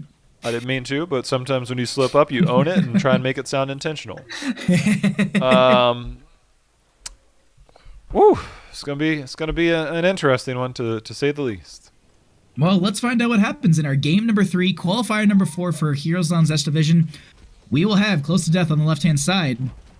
Are we going to be having, or we will be having, Keenan going to be on the Falstad, Huberman will be on the Stukov, Red Robot will be on the Anubarak, Bloodsplat will be on the Hanzo, and Cookie Man on the Cassia. Man, look, we get Droplets Tracer, so that's the thing. Casanova is on the Tassadar. It's more about Fury. Can he top the damage meters again as DPS Uther? I don't know how to feel about these drafts. I'm going to be honest, Jay-How. Like, I think we're going to get some really good games, but this is also going to be mage build for the Falstad. Diving from Swabs will go into that backline, going to get the Righteous Hammer. Bloodsplat will get the agility over the wall. Dropless is trying to chase in. The Fen goes in as well. Nubrak with the dive. They're trying to find the kill, but they're continuing to poke this out. Falstad already sitting at 10 stacks. That's a lot of damage that you can realistically output when you get to that later half of the game. I personally, I love Gathering Storm as a talent if you get a lot of people who stack up on top of each other. Once you get to like 100 stacks and you have that that boomerang, you can potentially like half health someone easily with that. So that late game coming out from the members of Close to Death could be high in that kill potential, but we'll have to see if we can get there. Yeah, look, man, I love stacks. The problem is like, all right, that's the first skirmish. Now he's going to sit up here. That 10 hasn't moved, okay? That 10 hasn't moved. I do like the fact that we're getting Spine Launcher from that's Stukov to try and trade out. So you have 3 people that can trade out autos pretty well with a Tracer if she starts the dive, but triple support Tracer, I don't know, man. We're going to find out soon as the invade's already coming in. In flies Falstad. Coming in here, Fury taking a lot of damage. Tracer, the first one to go down. Swabs Magoo to be following as well. Fury going to be chased here. That will be damage coming out from Keenan, and they follow up 3 kills to none. The members of Close to Death are close to getting into the S division here, and I think they're just like, we want this. Let's just go ahead. Let's get as much damage as we can. Also, Hanzo going to be going into the target practice at level 1, so they're going to be trying to get that extra range, that extra poke, and the extra damage once they get those 5 hits. I personally, like, when I play ARAMs, that is, like, the most fun talent to me, because you can just hit people from almost across Lost Caverns. Look, be honest with me, it's also... he's dead. It's also because you have to pick Dragon Arrow, or Dragon Strike, and you get the cooldown at 20, and it's OP. I actually, that's like absolutely what I do. I was playing with friends earlier, and I was just like, yeah, I'm gonna go that one town. They're like, oh, okay. Like, just we might need the other one, but that's fine, whatever. Swabs Magoo dives in here, Righteous Hammer to knock him out. They actually chase into this quite far. Biotic Grenade to reduce some healing does not connect. That is going to be the fortification camp stolen away effectively by looking for work. Now we have our first control point opening up, Jay-How.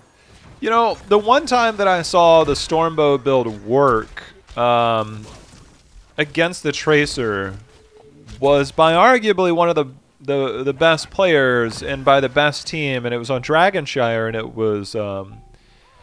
it was Gen G versus Dignitas, and it requires you, look, if a Tracer's diving you and you land that Q on her, like, Tracer all of a sudden regrets every decision. You don't even have to auto attack, but one quick auto and a Q, all of a sudden, it doesn't matter if you've got a shield or not in your Tracer, you get blasted pretty hard. So, you know, if he pulls that off and he's able to poke out Tracer just a couple of times, like, it's a pretty OP talent. It's just really hard to pull off against such a highly mobile hero. We actually have this point being contested. No one really getting charged. It actually will go over to the members of Close to Death for the time being. Droplet stepping up and trying to get some extra damage on Akinan. We do have the burrow out from Anubrak. That's going to be the chase onto Urel, and they're staying alive for now. Falstad with the fly in. That will be confirming the kill. So far, this Falstad is really working out in favor for the members of Close to Death as they continue to work up on this Trigger Protector charge. Also, Tassadar finishing the first half of the level 1 quest there. Droplet stepping in here, trying to get that pulse round out, and just onto Uberman, and that is going to be a lot of damage. But Jayhow, no one going down just yet.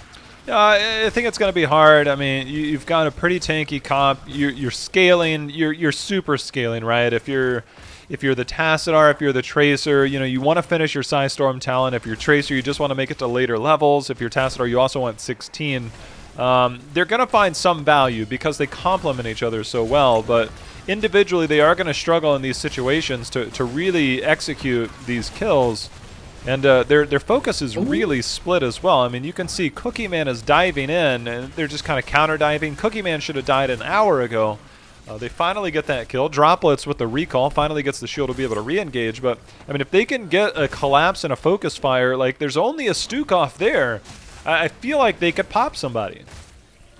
If they could just get one little kill, that'd be perfect for them, but it's not happening, and they do transfer this over. That will be Cassia back up and alive. With that availability and the time, they're just like, all right, push out the lanes, grab some regen globes, work on some of your quests and talents if you can. Falstad's sitting at 28 of those stacks currently, which is working their way up here, and that was the one thing that you had pointed out is, yeah, in the solo lane or in whatever lane they're going to be in, they're not going to be stacking up quickly, but it's these points that I think that's really where they're going to try and get that value. And then it's starting to work out for them here, but we have the re-engage once again, and they go ahead and jump off this point. They need to move here quick, as Fury's just... Okay, no, the rest of the team will be working away, and Droplet's taking a lot of damage. Recall is already used, and they get the Strigla Protector. First one of the game going over to the members of Close to Death. Droplets, I don't know what he was doing. Going Yeah, that was scary. He is holding on to that E key pretty hard, I can tell you that much. But Protector picked up. And now we're looking at the Protector. Should be an early fort. Nice slow there on the Fury. Actually, the heals come in. Swab's looking for the flank. This should be a pretty easy fort. Gives you that trickle XP. They got a little distracted. And Swabs is actually... Look at the bottom left of your screen. Swabs is doing such an excellent job. I can't even praise that enough. He is proxying those minions there, meaning that every fort shot is going on to one of the targets. That's actually a Nubrak who's trying to desperately spawn beetles. He bought his team a tremendous amount of time and safety. This could have been far worse, but that's actually a really heads-up play. If you're an offlaner, then you know that you have the capabilities of staying alive. That is such a money play. Swabs Magoo is doing work for the team as they jumped into bottom lane as well, pushing that up. The Trigger Protector has ended. 9's near 10, so they want to take this fight before 10s are achieved, and that's not going to be happening. They disengage, and it looks like this is going to be the camp rotations coming out from Close to Death. Jayhow, I want these 10 talent fights now. Like, I don't want to wait for point B to activate in like a 2.5 minutes or whatever. Let's get this now so that way we can see what's going to happen. Falstad is going to the Gust. I was a little like apprehensive. I was like, is there any sort of way they're going to go into Hinterland's Blast? I doubt it, but maybe. Hanzo's still holding their level 10 as well. Do we get the Dragon Strike or do we get the Dragon Arrow? And the same thing for Stukov. Massive Shove or Flailing Swipe. Do we get single target disengage or massive AoE? Looks like they're going to wait for the enemy team to pick their 10 talents, and that does kind of show where they're going. That is going to be the Divine Storm, which if that is procced and Falstad isn't in it, the Gust will be a really good tool to make sure that is kind of mitigated from that potential blow up in that center. Look, Tassadar 820 stacks, just trying to get there. He gets those 1,000 stacks. He's good. There's the focus target right there. You saw the isolation. Droplets had a stationary target. Drop the pulse bomb for kill number 1. They'll come in for kill number 2. And it's just like that. They finally got the isolation, finally got the target down. But it was a full team coordination. They had the single target, and they got blasted in there. That is, the Gust was right in mind, but unfortunately it didn't get them the value I think they wanted with that, and the Divine Storm, you called it right, it was just so good. And then Falstad barrel rolling in, they just went, it's like, I've done it before as I play Falstad a lot, you barrel roll in and you're just like, I shouldn't have pushed that button. I am dead now. So it looks like they are going to be losing 2 in that situation. 5-4 in kills, 11-11 in levels, and we only have the mid lane fort going down so far. They're trying to open up this top lane on the side of looking for work, trying to take out that lane sustain. It's so important. We've talked about it throughout this entire cast this evening of just being able to hold that point a little bit longer, not having the enemy team available to jump on and take away. Oh, the web wrap going to be used. Okay, I think they're going to be stealing that away, but no, they start to chase this, J-How. Yeah, I mean, look at the left. Droplets is going to come in for Mega Flank, and he's going to get his isolated target. That's going to be onto Cookie Man. They look for their target, almost get the kill, and said Tracer was the one that fell. Look, I'm going to point something out, okay? We had 10 stacks on Falstad's Q in like 30 seconds. He's had 22 stacks in like the last like 400, almost 500 seconds. That's true. You are right on that. Value is slowly getting there, but it's not what I was envisioning in my own mind. They open up this bottom lane quite a bit. If they can get periodic catapults down in this bottom lane, this will be a nice added pressure so they can actually play top lane as slow as they want. That way someone will have to come down here to deal with that eventual pressure. And this is going to be easily obtained by the members of Close to Death. And, oh, actually, they have to back off here as we actually have the Nano Boost going out onto Uther, of all people. We have Swabzmagoon diving in, Righteous Hammer to knock a couple back. The follow-up, that will be Falstad going down. Nice pick-off, punishing how aggressive they were in this bottom lane. You know how we call that in my channel? Let me hear it. Got him! Can't overextend that much. Come on, team. It's 13-13 now. We got ourselves a game. That was quite the overextension, I'm not going to lie. I was like, well, they're here for quite some time. If they can take this and walk out, that'd be huge. But no, that ain't going to be happening. And that is going to be Yrel jumping onto that top lane point. They open up mid lane a little bit more. Also, Droplets is going to be charging up more of the Pulse Bomb there, only sitting at 80% for the time being. And now we have a fast charge for Swabzmagoon, and the rest of the team can rotate up as Falstad is back. Does have fight, but oh my god, the Divine Storm is going to get so many. The Biotic Grenade as well. Hooperman is going to be the target. That will be the kill into Stukov. They readjust and they jump on to Cookie Man. Righteous Hammer to push them maybe into the friendly team. Falstad is in a bit of a bad spot. Hanzo with the arrow to stall them out for a second. And that will be Casanova getting out of the web wrap. Only 1 kill, but dang, J-How, that was some blow up. It was, again, as long as they have... Look, that's why I'm telling you, like, Falstad's fine, but there are 4 vulnerable targets in this comp with almost no safety net. Falstad, Hanzo, Cassia, or Stukov. Fury walks in, says, we got a target. Oh, Droplets just took massive damage from that hammering and boomerang. But they call a target, Droplets drops a pulse bomb and lets it go instead. Red Robot lives with like 40 health. And there it is. It was like poison damage too, and he makes it out alive, but the Biotic Emitter still will be picked up by the members of Looking for Work. Hanzo does go down to Tracer. They're looking for Keenan here. Swabzmagoon might be able to get it. Do they have any sort of chase? They round the wall, and I don't think they can go to... No, they say they don't care about fighting under this. Biotic Emitter will be dropped as well for Falstad to barrel roll through. This is still going to be the kill. 3 for 1. That's not a good time right there, J-How. Whew. Droplets barely lived in that situation. Uther, the only person you actually are okay with dying, you say, look, he dies, that's okay, because he's just going to heal everybody while he's dead. And Droplets, just enabled by triple support, says, heal me up, let's go. I mean, it doesn't take much else than that. I mean, hell, I want to play Tracer as long as it's not a central game.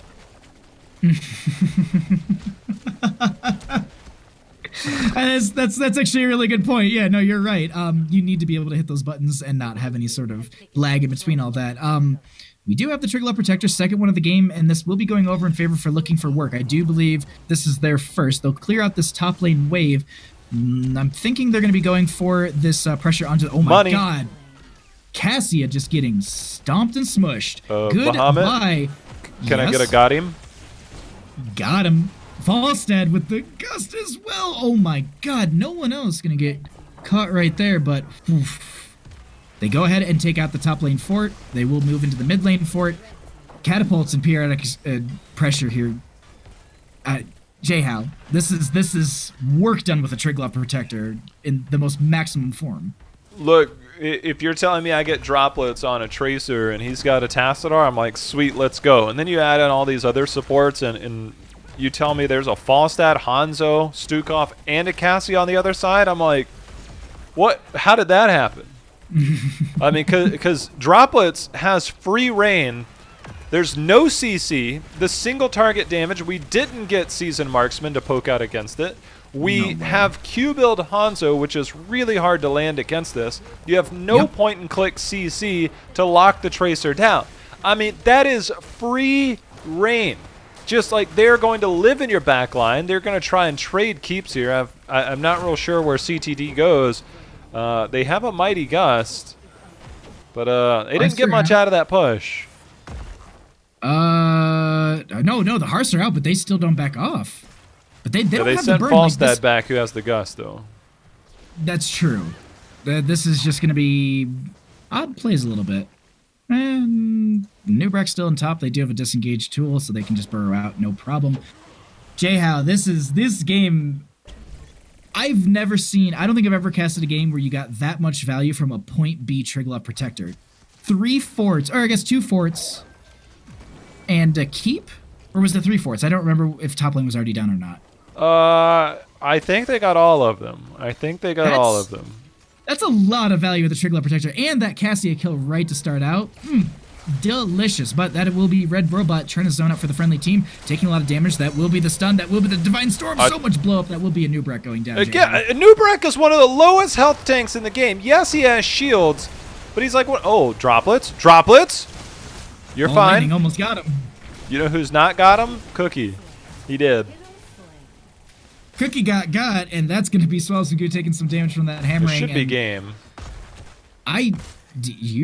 Well, yeah, no, they're actually rushing straight for Korra. They want to end this. Yeah. They're just like, we're done playing. We want to go celebrate. We want to be in our S division. Apparently, someone in my chat was saying that this feels very. They're basically saying that all the matches since semifinals have been pointless. Apparently, so I feel like we're kind of doing whose line is it anyways? We're all here for some games, but the points don't matter as Falstad gets bodied, and that's going to be the core focus by the members of Looking for Work. Jayhow, I think this might be the game.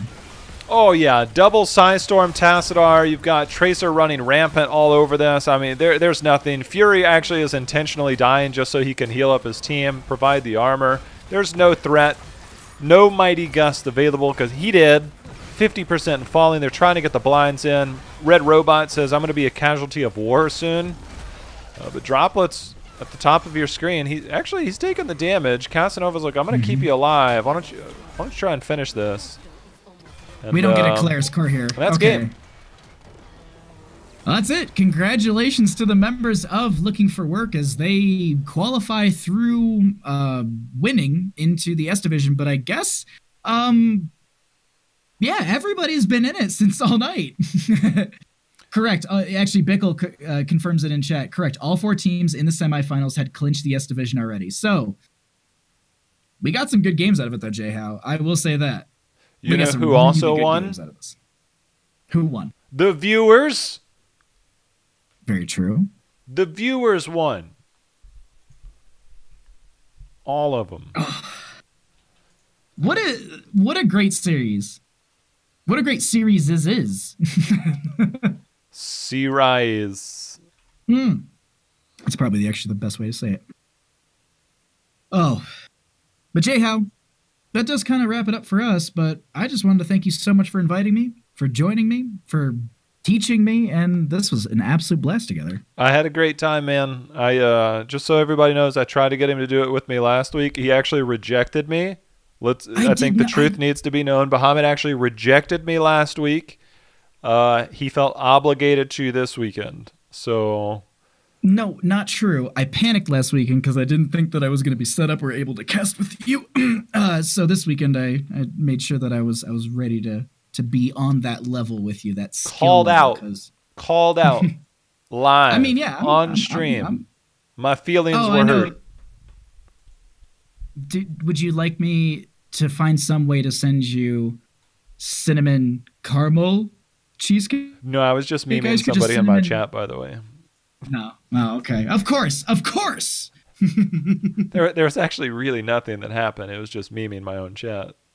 Mm, mm. What? That still sounds so delicious, though. Either way, sorry. I was thinking, I was like, man, I'm so hungry after all that casting. That was an absolute blast. It sounds really gimmicky, and I probably wouldn't like it. Yeah, I mean, maybe like just to try a bites, but not like a whole gigantic bowl. But Jay How, thank you so much for hanging out with me. I actually have a little duo camera here, so it was gonna be Bandit, but he's hanging out with my parents because he likes them more than Stream apparently. And before I let you go, is there any sort of plugs that you would like to give really quickly for your channel, what you're doing when you're casting, when you're streaming, all that kind of stuff? Nada. Nothing? I do the damn thing. That's what people need to know. Well, if you aren't following Jay How, please go ahead and do so. He is Jay How 444, so it's 4 4s. Go follow him on Twitch. Great streamer, great caster, great player. Also, your Apex. What? Yeah, Apex Legends videos are. I was about to drop some bad words. They're really good. I was about to say, no, seriously. I've been watching your Apex stuff, and it's really good. So definitely go check out his Apex stuff. Watch his streams. The dude kills it. The dude absolutely kills it. But thank you so much for joining me, Jay How, and thank you so much for letting me cast with you. Yeah, man. I'm gonna message you after we're done. By the way. Alrighty. Perfect. So perfect. I'm gonna end the Discord thing so I can do the stream thing, and then I'll message you in a bit. Alrighty, works for me. GG's, you have man. a great one. Thank you so much for casting. I will talk to you later. See you, dude. Bye. Yeah. So that's it. That's Division S. That's qualifiers. That's everything. There was an announcement, I guess, that they're gonna set up games during the week. Which gives me an opportunity to maybe cast some of these games. So for those of you that are following, I'll be continuing to try and work on stuff as much as possible. How much, I don't know yet. There's some stuff hopefully coming up in the future for me that's going on. But you guys know, trying to do my thing as much as possible. But that's going to do it for me. I actually have to go run to the store to get groceries for the J-Wife because she's making chili. Apparently we don't have enough of them. Appreciate you guys' support. All the patrons out there that are supporting me on Patreon, thank you. For those of you that are following me on YouTube, I've been putting a tremendous amount of time into my videos, trying to make them high quality. Thank you guys for supporting there. Thank you guys for supporting here. I think we had some bits come in throughout. Notifications were a little off, but that's it. I'm out of here. Everybody have a great night. Have a great week. I'll be streaming tomorrow and working on YouTube stuff as well. So I'll see you in whichever avenue I see you. But I'm going to go do the dinner thing and all that. See you guys. Announcement later this week for stuff I'll be doing in the coming weekend. See you guys. Bye. Also, go watch Fan. See you.